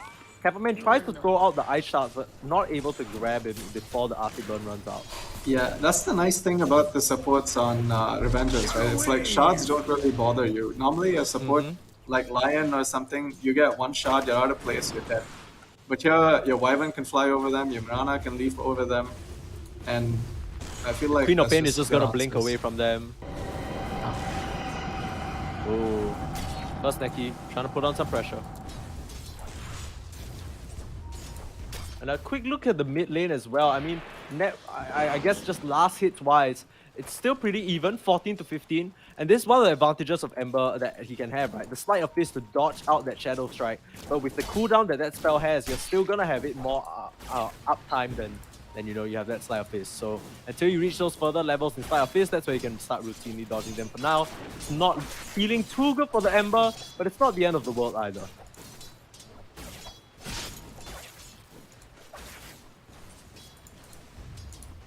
Yeah, Jungle Book needs to be careful because if he gets caught by a shard, he doesn't have Arctic Burn. He can't fly over there. He's a big, chunky man. He's not going anywhere. Dire's structures are fortified. Yep. Like you said, some aggression. The Queen of Pain actually behind the mid tower. I don't know if you saw that, but blinked behind just to get some, yeah, just some aggression as well. Yeah, Kaneki dude, this really guy's just, a madman, dude. yeah, this guy does not care. He's just like blinking back just to try and deny a creep or something. I was like, what the heck? Yeah, 1-for-1 But trade on that's the kind of Wonder like, Runes. you know, it's kind of like your cocky mid laners, right? That's kind of what you want.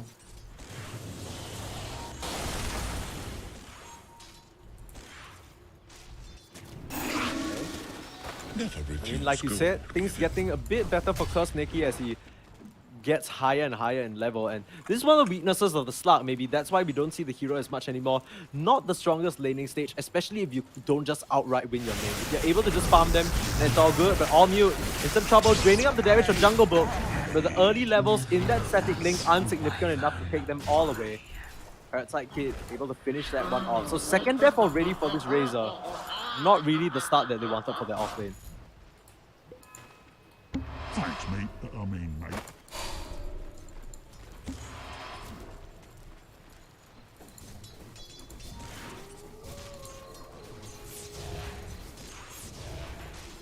Oh, that's not good. Ember had to TP base before level 6. Yeah. No Remnant back to the lane, but that's exactly what the Queen of Pain can do to you sometimes, especially with the Max Shadow Strike build too. So much magic damage coming out as harassment. Still watching this bot lane. Unfortunately, like we said, like, you know, we've seen 3 Miranas at this point. Every single time, it's so highly dependent on the arrow, but Pinkman hasn't been able to find his mark just yet.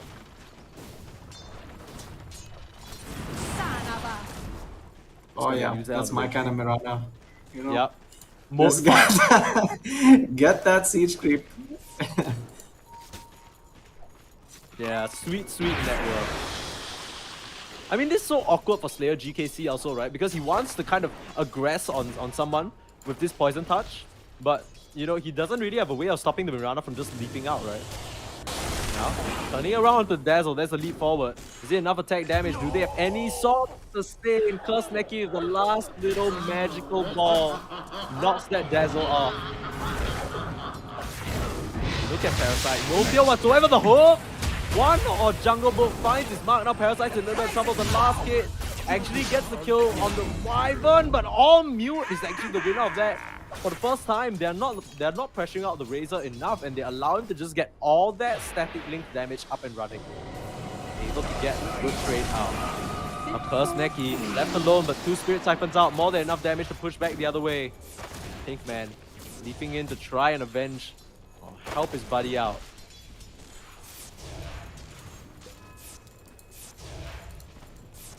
Okay, it's a bit of a quiet early game, so we have some time to talk about this. What do you think each team is sort of waiting for? Like, what is their game plan?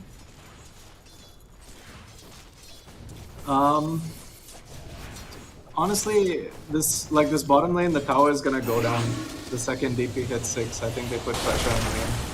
And oh boy, arrow bottom lane. Oh. GKC, GKC. Shadow Wave, the last no. hit. So the Grave is there, but Parasite rounding out the rear. That Arctic Burn damage, is it enough to take him out? Courier has been killed. And it's just to get back to safety. So Dazzle's just gonna cower under the tower. They both don't have any HP to work with. This is starting to look a bit precarious. There's a ward scouting behind them as well. You need to be careful how they approach or exit. The jungle boat now being gone on. The scream is out and Kappa-Man to drop, but the trade is there onto the punch.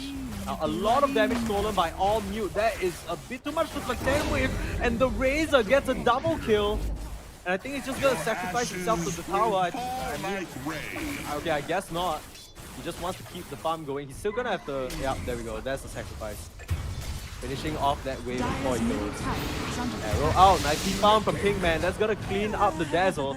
A lot of pressure coming out now. Curse Nikki has that ultimate, can pop it. Pounce has he. Swing and a miss, and there's the crit swap. The shots are there, trying to get the kill on the Pinkman, but there is gonna finish Parasite with the last touch.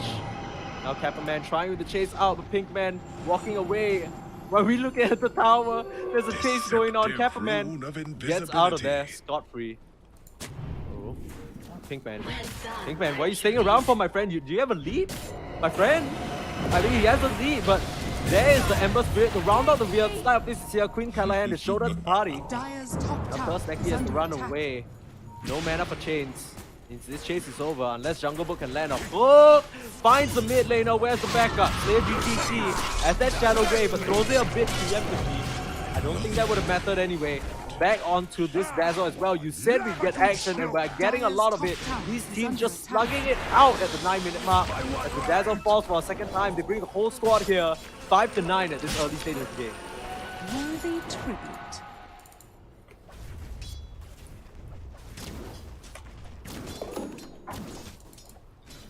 Dude, normally you'd expect Pudge, you know, you lose lane, you kind of recover farm, that kind of thing. This guy is top net worth.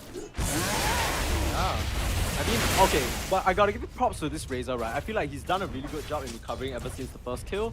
You know, take a look at his items. He has that BKB immediately queued up. He understands that he needs to be the pin of the spear, the tip of the spear rather, to try and just run ahead, press BKB and just break open the Radiant's team fight for his bottom team. tower is under attack. I like that recognition there. This Ember as well. How does the Didn't Pudge have best- the highest last hits though? Yeah, I'm not too sure to be honest. I think he's just doing a Dude, phenomenal so job. that's another thing about this guy, right? Like, he always has the highest last hit, even if his team is good. Good boy. Big fight bottom. Yeah. Snowball in. On the Curse Neki, that's the hook away. The Siphon's still going. You can't actually see him. That's exactly what we were talking about with that Radiant's bottom Moonlight tower Shadow. is under And he's just attack. gonna get out. And now Jungle Book in. Solid Wave up to 3. And GKC throws out the Grave to try and save his ally. The Curse Cold Embrace as well. Curse Neki survives. 3 for nothing. Kill this Radiant's love looking for bottom more. tower has The fallen. aggression never ends, like you said, but looks like there'll be put a stop to it right now. Dude, he just Managed to can't. get If the he power. sees a hero, he has to go for it. You know, that's Locked on, right? Locked on. it's fun. But yeah, Jungle Book could complete it, I think. Vanguard completed, and now he's already queued up his Phase Boost, Vanguard, Soul Ring, now with the Axe. Meanwhile, Slark, on the other hand, is really struggling. Does he have a Midas? I mean, it seems like he's working his way towards the power trend. That's the jump out, the pounce, popping that. Okay, that was a Shadow Dance against a Pause for Mirana. Needs to be careful if he eats an arrow now. Oh boy. Dude, Slark has lower net worth than the Pause 5 Wyvern. Like, that's not a good sign. Slark This is in a little not bit a of good struggle game. city right now. The thing is, I mean, this is the weakness of the Slark, right? He had a decent lane, but unless you're matched up against like an exact counter, it doesn't even feel that good. Like, Slark doesn't jungle very fast. You need to sacrifice your HP with the Dark Pack. You know, Azzy, Yep. he's trying his best, but it's just, I mean, there's a reason why we don't see this hero very often. Yeah. I feel like the Dazzles today have not really been able to show their stuff. Oh, yeah, speaking of, immediately kicked off by Jungle Book. All mute, has that static link though. Trying to slow him down, the body block. TP is the snowball in time, they grab the punch. This could be a huge kill. Turning that around, the physical damage more than enough. Now Curse Neki hits on the miss. Trying to steal as much help as possible, but the Warrior punch safe for this reason. Queen Callahan gonna grab that one up. Let's kill this love. Gonna come in, Arcane Root. Scream is there. Wanted to use that with the Arcane Rune cooldown running. Here's Quinn Callahan at this point. On to the next. The Dazzle is back in the fray, but now Quinn Callahan has 3 remnants. Trying to bait it out a little bit. Trying to mess with the Wyvern. There's the slide. Pulls back immediately. Doesn't want to risk it. Doesn't want to eat an arrow. With that vision, they're going to see this rotation through, but immediately retreating the whole side of DefyTheMeta. Even at this early stage, they have some successful kills, but still, overall, 7-14 and a 6k gold lead going the way of Team Revengers right now. Radiant's middle tower is under attack. Dire's structures are fortified. Dire's top Like we tower said, is this under Death Prophet attack. really a key puzzle piece in their draft, right? They were missing some tower pressure.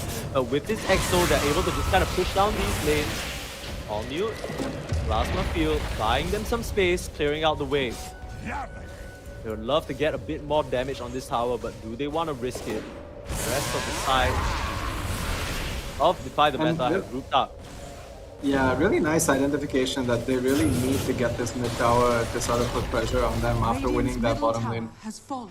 And now the jungle is fully open up. There's no bottom, there's no mid, so there's no real protection. And Slug isn't exactly a hero who can farm the Ancient, so I think this Slug's game is really, really gonna get hard. Is missing. Yeah, I mean, right now it's just road to recovery, right? Slug, you know, he's finally eclipsed 2 supports in net worth, but it's still not good. Quinn Callahan in a little bit of trouble, not a lot of mana to work with, no way to get back to his remnant. Is there a save? Not at all. Not nearly enough mana unless he pops the stick. No, not in time. Dude, Comes I back actually straight to his think death. the curse lasted so long because of the neutral creep back. Radiant's courier. Because has there were been no other Yeah. creeps near him. Yeah. Radiant's top tower is under I mean, attack. that bit is just enough for them to tack on enough damage, right? You can only imagine if he had got that stick off and got the remnant now, they would have nothing to show for that engagement. But this entire game is just, right now, it's just all on Curse Neki and his EXO, right? They want to use it to get towers, but now, engagement in the triangle, they found as the Jungle Book standing its ground. And there's Curse Neki in the thick of it all, the Scream as well. Get the kill on the Tusk for now, and now Slayer GKC manages to get his Slug out of trouble. But he can't really make a lot of distance himself.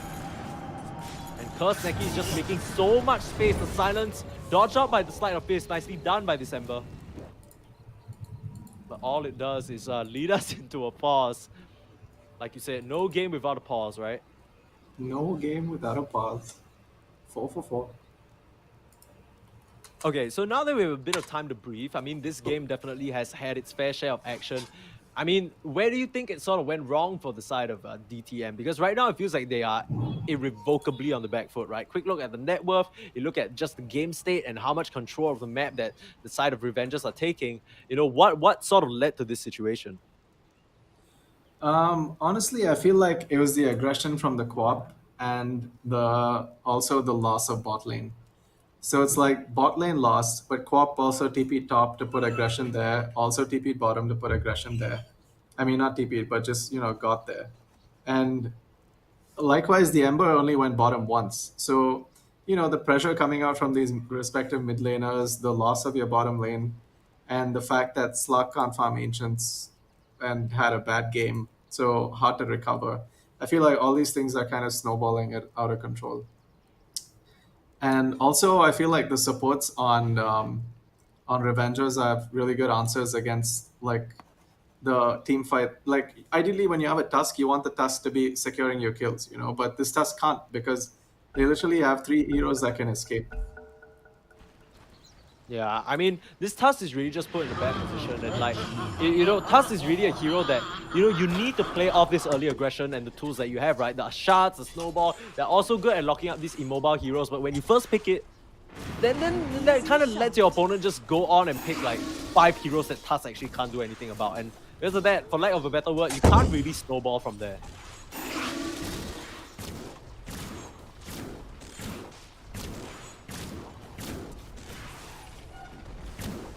Radiant's top tower is under attack.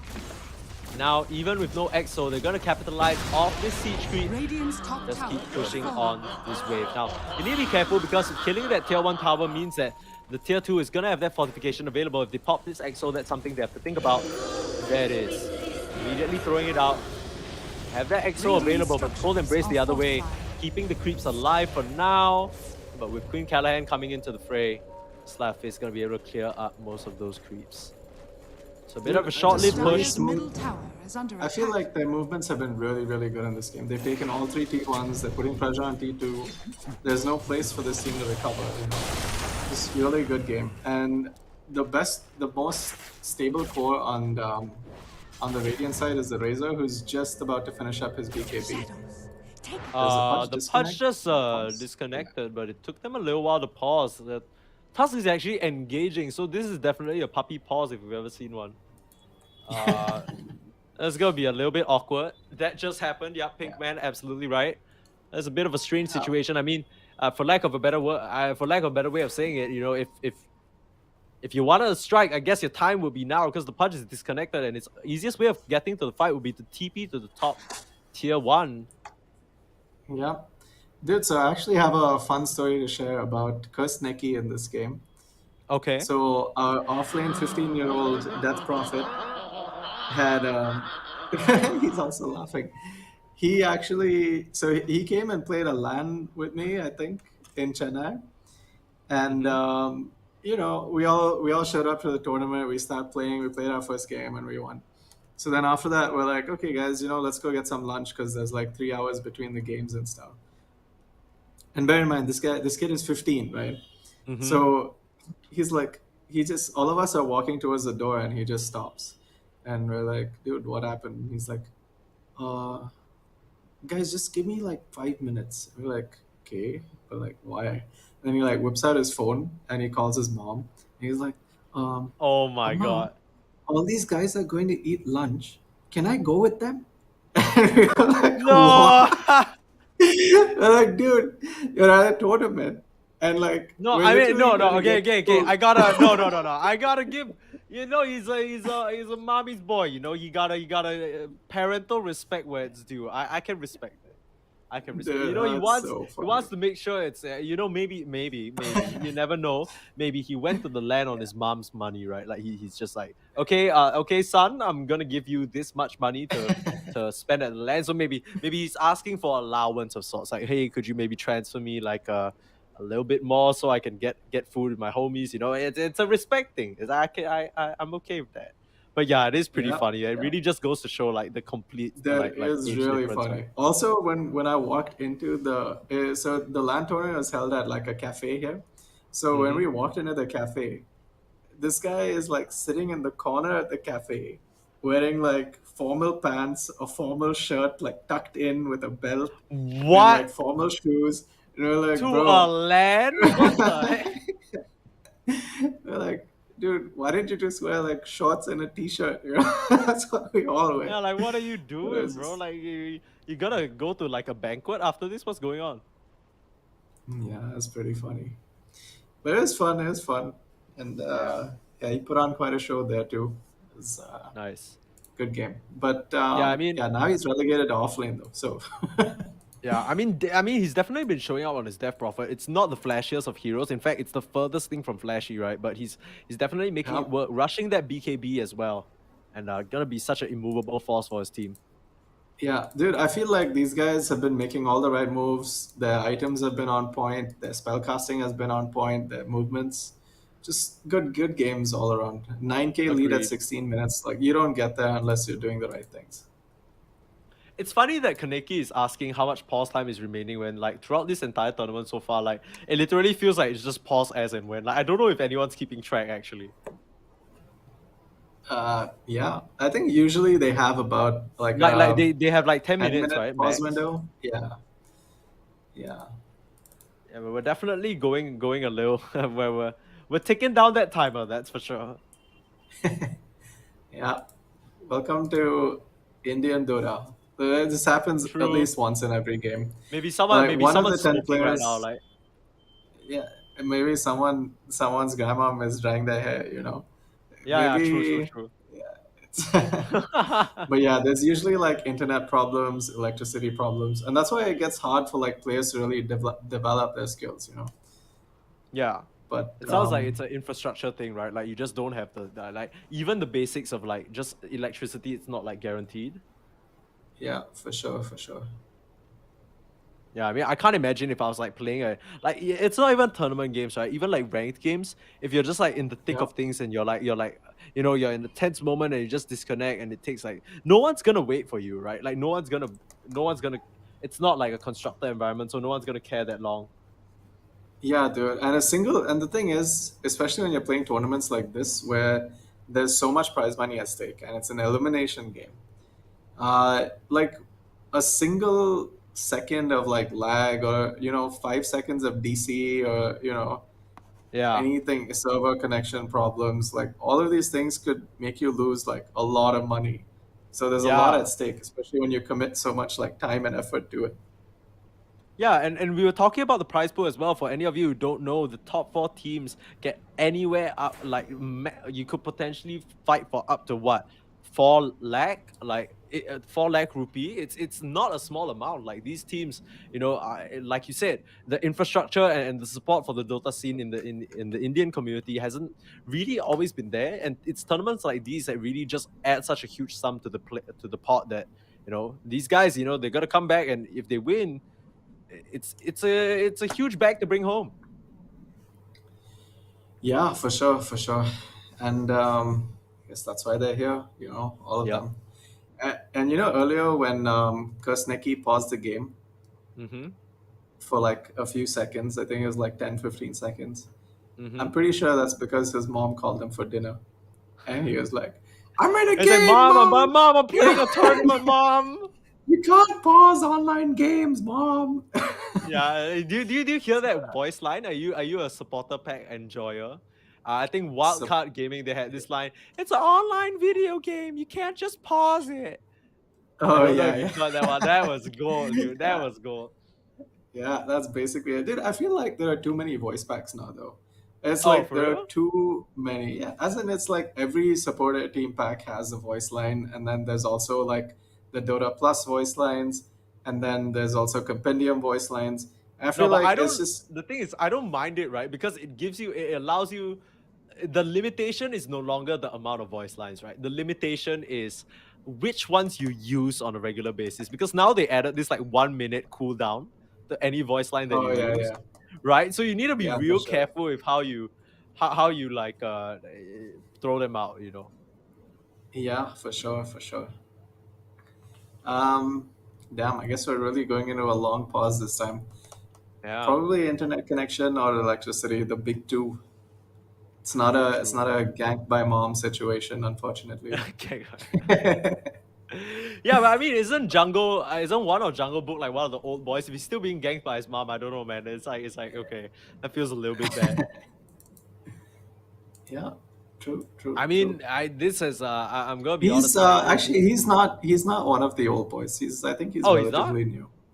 Okay, Yeah, okay. like he's still probably around his like early 20s types. Right. I mean, the thing for me Yeah. is that I do feel like, okay, um, today technically has been my first foray into Indian Dota, right? And like, I can't Hmm. lie, I feel like the first two matches made me like, man, these guys are just getting spanked. Like it's not even close. But I mean, I guess Hmm. it's just kind of the process, right?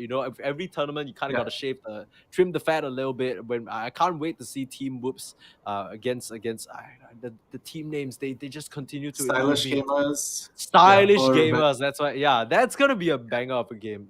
Okay, thank you production for pulling this up. Yeah, Team Woods versus Stylish gamers is gonna be so fun to watch. That's for sure. And I mean, yeah. SuckWeed. I can't lie. I'm not gonna lie. I feel like SuckWeed. I don't know if they deserved to win that. It was more so like Team Win kind of fumbled the bag, but that's kind of how it is Mhm. sometimes. What do you think? Yeah, for sure. I feel like Suckweed kind of have things they could work on, like just For their sure. movements and like, maybe not being so greedy on their heroes, trying to be a bit more Yeah. active earlier.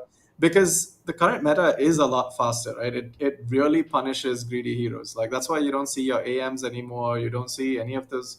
Your PLs are also dropping off. PL not so much though, because diffusal got changed. But you get it. There's no longer like you give one guy a lot of farm and then he comes and carries you, right? It's a Yeah. lot more fast. Very It's rare. fast. Very rare. It's jungle towers, fight, fight, fight. So yeah, I don't think like I feel like if they do what they did in their last game by just stalling and farming, it's not going to work against these teams that are so systematic. Like these guys have been so good at like pressuring towers. Literally all the other teams, their rotations, pressuring towers, playing as a team, like really, really good. And I feel like any of the other three teams are probably just a bit of a cut above. But every time I say this, I'm proven wrong. So maybe SuckWeed gonna prove me wrong. Yeah, I mean, while we have this time for a bit of an extended pause, I think we've gotten word that one of Jungle Book is gonna come back in just a few, So why don't then we take this time for me to let you just tell you about what we got going on here? Okay, so Acer Predator League, of course. If you don't know Acer, what rock are you sleeping under? If you're a gamer, you gotta know. They bring the best kind of gaming laptops and gaming computers to the table. And of course, one of the signature products, as well as the official laptop for this event, is none other than the Predator Helios 300. So what sets this laptop apart from the rest? Of course, whenever you have gaming laptops or whenever you have laptops in general, one of the fears is just that, can it really have the power to do everything I want it to do? Is it gonna survive there? Is it gonna burn my lap? None of that with the Predator Helios 300. They got everything set. The dudes who made it dealt with those problems, and they're like, you know what? You can't keep doing this. You got to get something better, and that's exactly what that product is. So they got dude, 12th I gen feel like Intel Core. Yeah, sorry, please. Sorry, I was cutting you off even on the promo. I was gonna say even one of the things I like most about the laptop is the 3080 graphics card, because I feel Yeah. like a lot of these new games are like, especially for like casual gamers who probably have a little more money to spend now. It's like you really want the experience, right? And that's what you get with those graphics. And having a laptop with graphics that good, I mean, what more can you ask for? Yeah, I mean, it definitely doesn't, it might not necessarily translate specifically to Dota, right? Like, Dota isn't the Mhm. most graphically intense game. There's only this nice that it can get. But, for those single player games and those games with, a lot of gorgeous scenery, those AAA titles, you want to get that cinematic experience, and you can get that because of the RTX 3080 that it can come with, right? Yeah, So, dude. other And amazing features. Sorry? if you're an Indian Dota player, who cares about 130 ping when you can have 130 FPS? True. Yeah. That's how it is for Indian Dota, unfortunately. But yeah, like I said, it comes with the 12th gen Intel Core, which I think is really important because it's the processors that are going to give you that superior gaming performance. You're not going to get caught lacking. You're not going to get caught in this situation where you're disconnected for long periods of time, at least not because your laptop blew up or anything like that, right? You're going to have that superior cooling system. You're going to have the processing ability to just, you know what? You could even put on the stream to the tournament 5 minutes delayed. You could play Dota, you could stream it, you could chat. You could also, just edit at the same time your highlight reel. Every hook you land, you just add it to Premiere Pro or something. And then you don't even, it's not even going to skip a beat. You're just going to be completely fine. So if that sounds like something you're interested in, be sure to check out, of course, it's the official laptop for this Acer Predator League India qualifier, the Predator Helios 300. So of course, we're taking a quick look back at the prize pool, and that's why these matches are gearing up to be so important, right? Because all these these two teams, they're playing for a chance to get at least 40,000 rupees like into tomorrow, right? As long as they make it into top 4, they're already guaranteed that amount. But that amount can go all the way up to 2 lakh rupees. Dude, Which is 40,000 is a lot. It's more than a lot of people Yeah. get in like a month's salary. So, Yeah. use those Dota skills, put them to good use. Yep. I mean, that's not something you usually get to say, but in the rare off chance that we get Dota tournaments, you gotta use them. You gotta use them. If not, where else? Ranked games? Yep. That's not gonna make you money. you can't live off ranked games. Okay, rank Unless you're a 800, so booster, what? but we don't Yeah, go there. no. What is boosting? I've never heard of it. Never. I would not know anything about that. That's crazy. The only type of boost I know is the boost that the Predator Helios 300 gives you to your gaming experience. That's the only thing. Nothing other than that. Yeah, but of course, we're still a bit caught up at the moment. Unfortunately, still waiting. Apparently, he's reconnecting right now. So just getting that sorted out, and our Pudge is back in the game. So we'll be right there very shortly. But just to recap right now, we have Team Revengers against DefyTheMeta. This is going to be our last match for today in the quarterfinals, best of ones. We'll move forward tomorrow to the semifinals, best of threes. And yeah, back to this team versus team, right? Revengers, you know, you were talking about the old boys on DefyTheMeta, but Team Revengers definitely coming in and packing the heat as well. So very excited to see how they go. And I mean, Kaneki on that Queen of Pain, like you said, very, very aggressive as we go straight back into the action immediately. They don't manage to get a kill there. They're backing off instead. That was a snowball that we caught them in. I think right when that pause happened around 5 minutes ago, we were like, oh, puppy pause. I mean, this is like the longest for like, okay, some action happening. They jumped forward. That was Kaneki jumping so far forward, but managing to get out of there relatively scot-free. Tried to pick off the dazzle and get the mark. Jumping forward. Starstormer onto Kapperman. Is it enough? The last touch, the last hit. Shadow Wave is there. Slayer GKC comes back to save his ally. Look at them. The tier 2 tower is not even down. They're just running past it. They don't care. Radiant's top tower is under attack. Yeah, but you see how, so like I said, one of the things is when you're ahead, you need to do everything right? You know, you need to make sure this slot doesn't get catch-up farm, you need to make sure you're pressuring towers, you need to make sure you get your Roshan, you need to make sure you protect your map vision. And there's a long checklist of things you can do before you win. Exactly, but if you're losing, you need to just like sit tight, squeeze out whatever bits of farm you can, make them run all over the map, and the distance you cover versus the distance they cover is so different. So yeah, so I just feel like, you know, when you're ahead, the game is a lot harder, and you really need to make the right moves. So I like how you know, the Pudge is farming bottom Radiant's on middle tower is under attack. Manav, I believe that is MNZ 1 or Jungle Book. Yeah. And yeah, you have your Quaff also pushing out mid and farming that lane, and the others are just top. So just really good splitting of the map. It goes back to what we were saying, right? Because Revengers, unfortunately for them, they are forced to play around this EXO. So, you know, the previous time they didn't use it to take the tier 1, but they forced out the glyph. And now they have a bit of an opening to potentially pressure another tower. They're opting for a smoke across the map though. They want to find some stragglers who are farming the other side. Bump into the slot, but no way of catching him. It's because Neki who leads the charge. And that's not really the person you want to try and get a catch. There comes the Winter Wyvern though, could throw out that curse to stall him for a little bit. But to decide against it as he scrambling his way out of that one. That was a close one. Yep, they do have the Pudge Ags on board, and they do have an EXO, probably gonna try and pressure this tier 2. Yep, like we said, there's no way of really stopping this from happening. They're just gonna try and break down this tower. The rest of the side of Team Revengers just holding the rear. They don't need to overforce this, they just need to let the ghosts get to work. With no glyph, the side of DefyTheMeta, they don't feel good contesting this. There's a DD of Kill This Love as well. They're just gonna give that one up, and most likely the outpost control as well. Ah, the best neutral item to get in a losing game. True.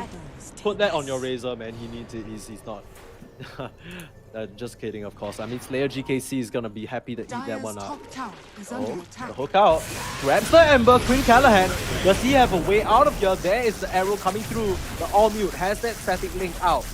Is it gonna be nearly enough though? Has to back off. Kill This Love. Throws out a Shadow Strike. The rest of the side of DefyTheMeta, they're able to scramble all of that one yet again. So, like you said, they're just squeezing, they're dragging the side of Revengers across the map, right? Yes, they get the bot tier 2, but that was like, that was gonna fall anyway because the EXO and you don't have Glyph. But now as he Echo Saber completed, trying to rush his way desperately towards that BKB, that's the only thing that can save them now. Yeah, and I feel like this is the problem, right? When you don't have your EXO, like how do you push these towers? Like what do? You just have to kind of farm in that arc around the tier 2s for like the Radiant and sort of choke them out. But you have a Slark who's dewarding your vision and just trying to squeeze out whatever farm you can. And you can't push towers without EXO, so there's a bit of a stalemate every time EXO is off you though.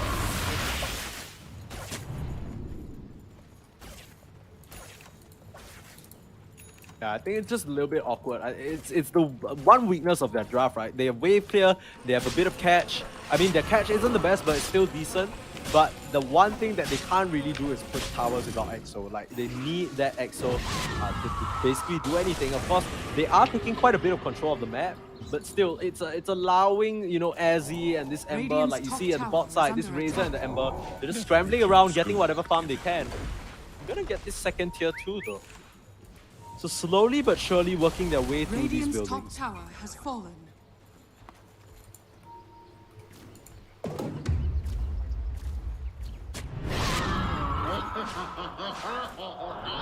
One or Jungle Book. First Neki has that BKB completed, so gonna be able to run in without fear. They're opting for that Roche instead. Exo pop this time for this objective. Is under attack. I don't think the side of DefyTheMeta they're in any position to really contest this. Get a lot of damage coming out. Remember as well. Side of DefyTheMeta, they should know this is happening, but there's really Radiant's nothing they can middle do about tower it. is under attack. Yeah, honestly, this is the best case scenario. Like, you have space to kind of just farm a little bit. Shaman has fallen into the down. I mean, we And say now that, there's but no you take a EXO look at again, where so- I mean, I think they'll feel a lot more confident now, maybe just peppering away at the tower. Completed Aghanims and now Avis as well, but ooh, a fight breaking out. They know there's no EXO, but there's the BKB immediately to stream across the board. As he falling a little low, but the Shadow Dance comes out. They immediately dismember and cut down this Razor. No hope for him. Jumping away as he got the rock damage is there. And that poor Slug doesn't have anywhere to go. That fish gets fried up. Still this love. Jungle Book gets that last hit as well. So no fear whatsoever. You know, you talked about EXO, they've graduated the need for it. They just go straight for the base. Yeah. Radiant's middle tower is under attack. And oh, a little bit of BM coming out there from the Fudge. We have a Radiant's Deso up middle on the tower Mirana. has fallen. Radiant's middle tower is under I attack. mean, that's just like flexing at this Radiant point, right? If you structures ever are see a fortified. support Mirana go for like a Deso, that's when you know you're down bad. Dire's top tower is under attack. Dire's top tower has fallen.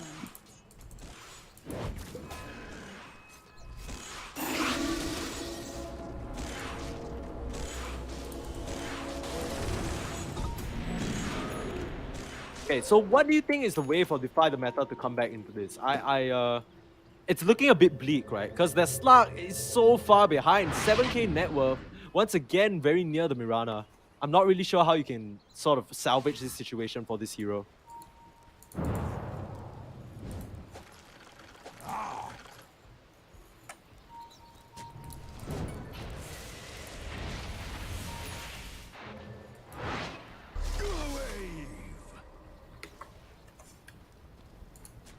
Hey dog, are you there? Testing, testing. I'm not really sure whether you guys can hear me right now, but it looks like we're having a bit of audio difficulties. But hopefully we get that fixed soon.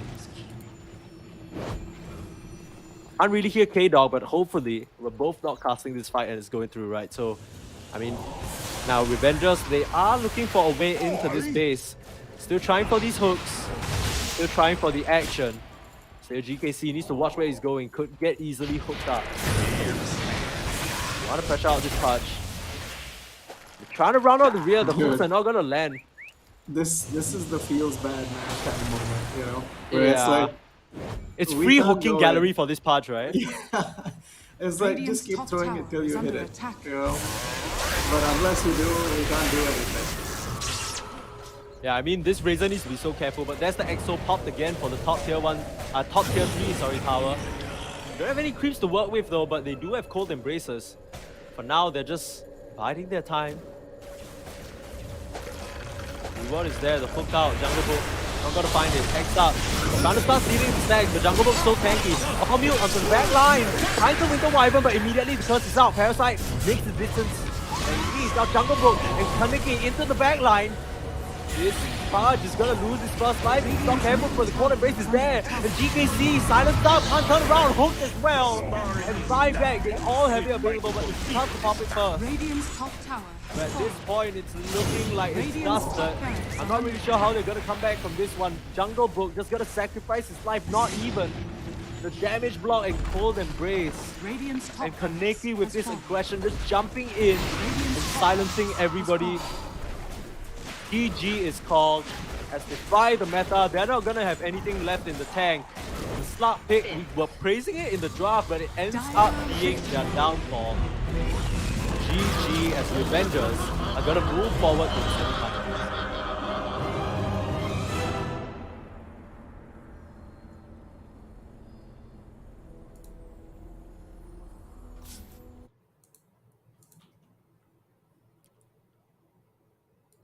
Yeah, and I mean, ultimately, a really, really good game coming out from Revengers. They showed that they understand their draft from start to finish, and that final Death Prophet pick really just tied things together.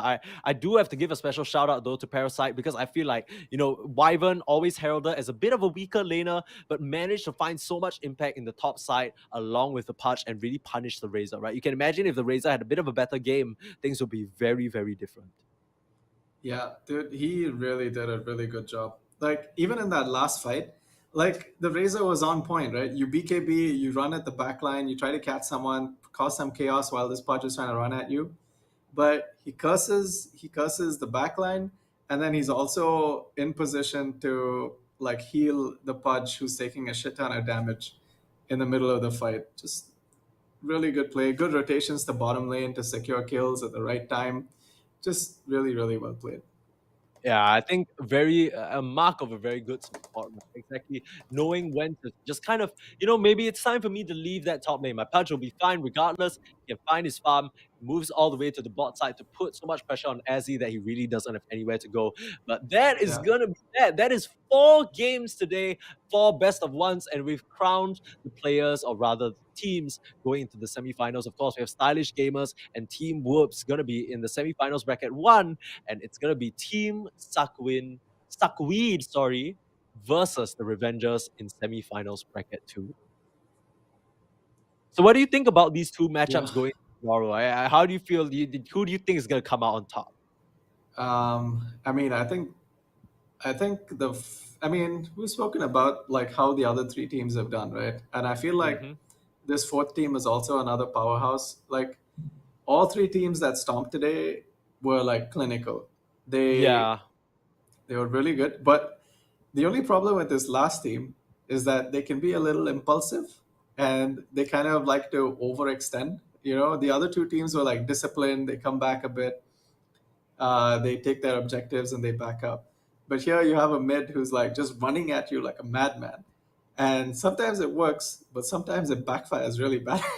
Actually, I'd argue So, to say Team SuckWeed and Team Revengers are a bit so we are having 2 brackets, right, tomorrow, and it's like the battle of the most disciplined stompers and the battle of the over aggression, right? Like Team SuckWeed and Team Revengers, you know, SuckWeed, they were fine, but they just kept running into Team Win's jungle, and that was what kind of gave away their early lead. So both of these teams definitely need to rein it in a bit if they want to face off against each other. Or who knows, maybe tomorrow in the aggression versus aggression matchup, whoever just punches harder just wins, right? We'll have to wait and find out. But of course, that is all the Dota that we have for today. If we take a look at the brackets yet again, Team Whoops and True Strike, the first match that we watched, that was a clinical storm. That was an 18-minute GG from Team Whoops. And Stylish Gamers and Venkateshtyle, you know, Venkateshtyle, they just couldn't really pull it together, couldn't find the synergy. And because of that, Stylish Gamers able to roll all over them. Now, in our quarterfinal 3, SuckWeed against Win. Like we said, SuckWeed got a little bit over-aggressive at the start, played their hand a bit too hard. But at the end of the day, Win weren't able to capitalize on the opening. And the bristleback from HGK just ended up HBK, right? HBK, yeah. Yes, HBK just ended up cleaning them up. And of course, that match that we just watched, Revengers versus DefyTheMeta, I don't think it was close. Like, Revengers, they just executed their draft to perfection. And that is going to be our semi-finalists or our top 4. And here's the thing, tomorrow we're going to be covering both best of 3s, but for the finals, it's actually going to be an offline event. So if you want to find out more, you got to stay tuned to all our socials on Acer Predator League, and we'll just have the details for you right away. So you can come down and watch the 2 favorite teams face off for over 4 lakh rupee, right? That's a large amount. Yep.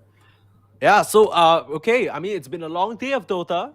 And we've been casting it all. We've been watching all these games. Do you have a favorite moment from today, K-Dog? A favorite moment from today? Not particularly. I think there were a lot of good moments. I think one of the ones that I liked the most was the attempt at the Tiny tossing his own Viper to safety by trying to kill the Dazzle, I think. Mm-hmm. I think that was Venkatesh style, where there was an attempt at a good play, but it didn't work out. Yeah. Yeah, yeah, I that think was fun. my favorite without a doubt was when they already used their Warlock Golem, right? Yeah, But Team SuckWeed were like, okay, you know what? We need to contest this Roche. We can't let the TA get it. So yeah. HBK just walks in, mans up, Oh, balls yeah. to the wall. BKB snatches the Aegis, and from there the whole game just turns. That was Yeah, insane. But yeah, yeah, I that mean was. Oh, it's been a wonderful day, right? I mean I actually, I can't know wait. my favorite. I know my Okay, favorite. you It have a was when, revised favorite. yep, it was when they went on the Pango, who's half HP, and they used both Torrent X combo, Uh-huh. and he uses his shield crash first to reduce Right, damage. yeah. Then the combo hits him. Then he swashbuckles out and then rolls in to get the kill and get out. That 1v3, was right? too good. Yeah, that Yeah, was that was Master Instinct. insane. Yeah, I Too mean, good. Master Instinct styled on that entire game, and we're gonna get more exciting Dota action and moments like that tomorrow when we come back for the semi-final best of threes. But for now, it's been a long day. We're gonna take our breaks and come back at you tomorrow for more of this same quality of gameplay. My name has been Perma Sneeze, and that's K Dog, and we're signing off. See you tomorrow for more Acer Predator League 2022 India, powered by Intel.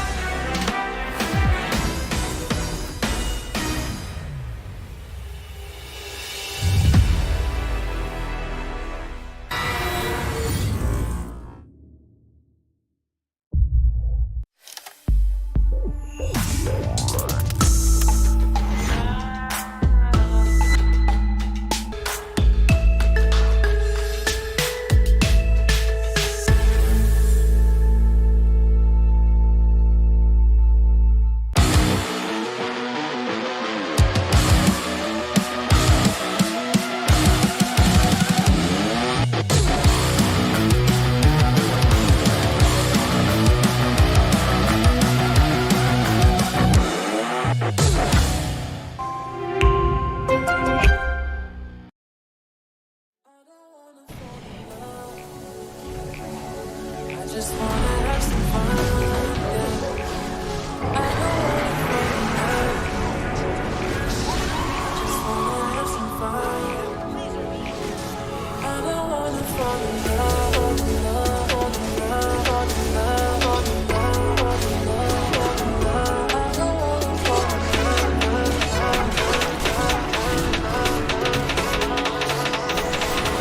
I don't wanna fall in love.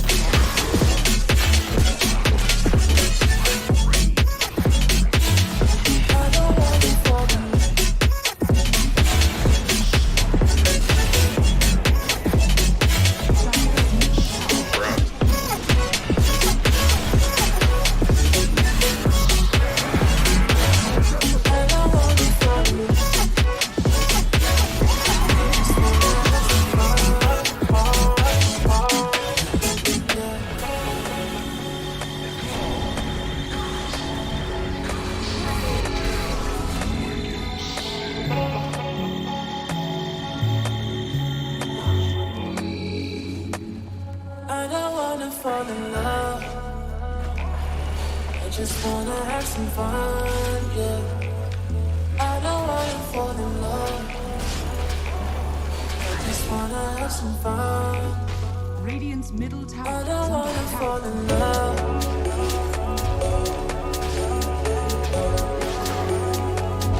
I just wanna have some fun, yeah.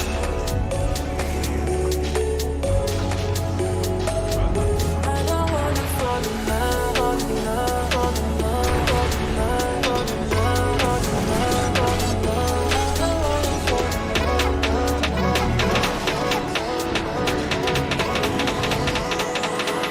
I don't wanna fall in love.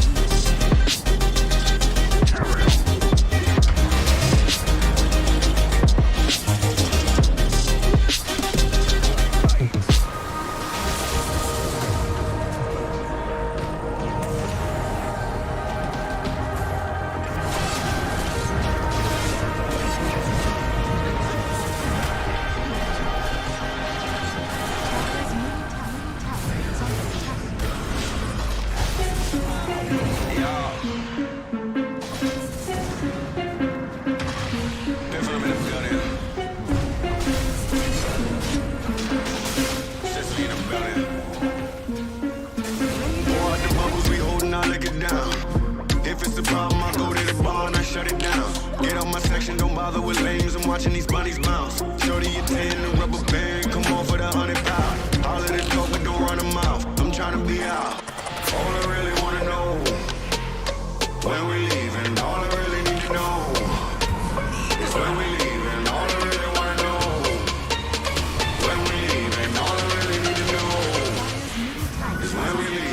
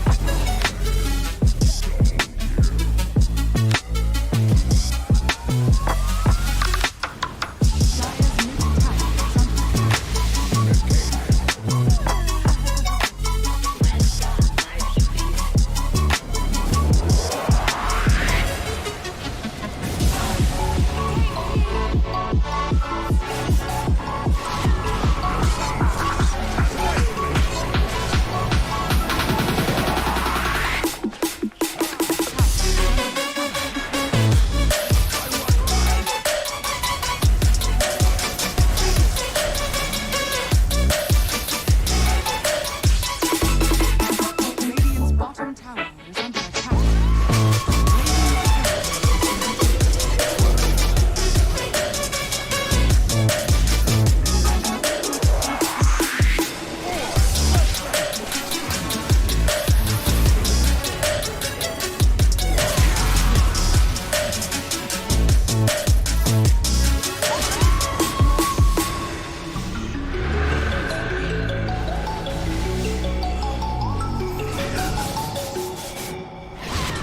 Radiant's top tower is under attack.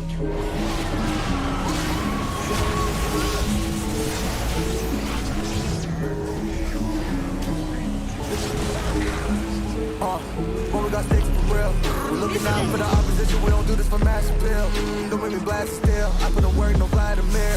They want me to lose, but I can't. Mama shed like 1,000 tears. I think that's the way.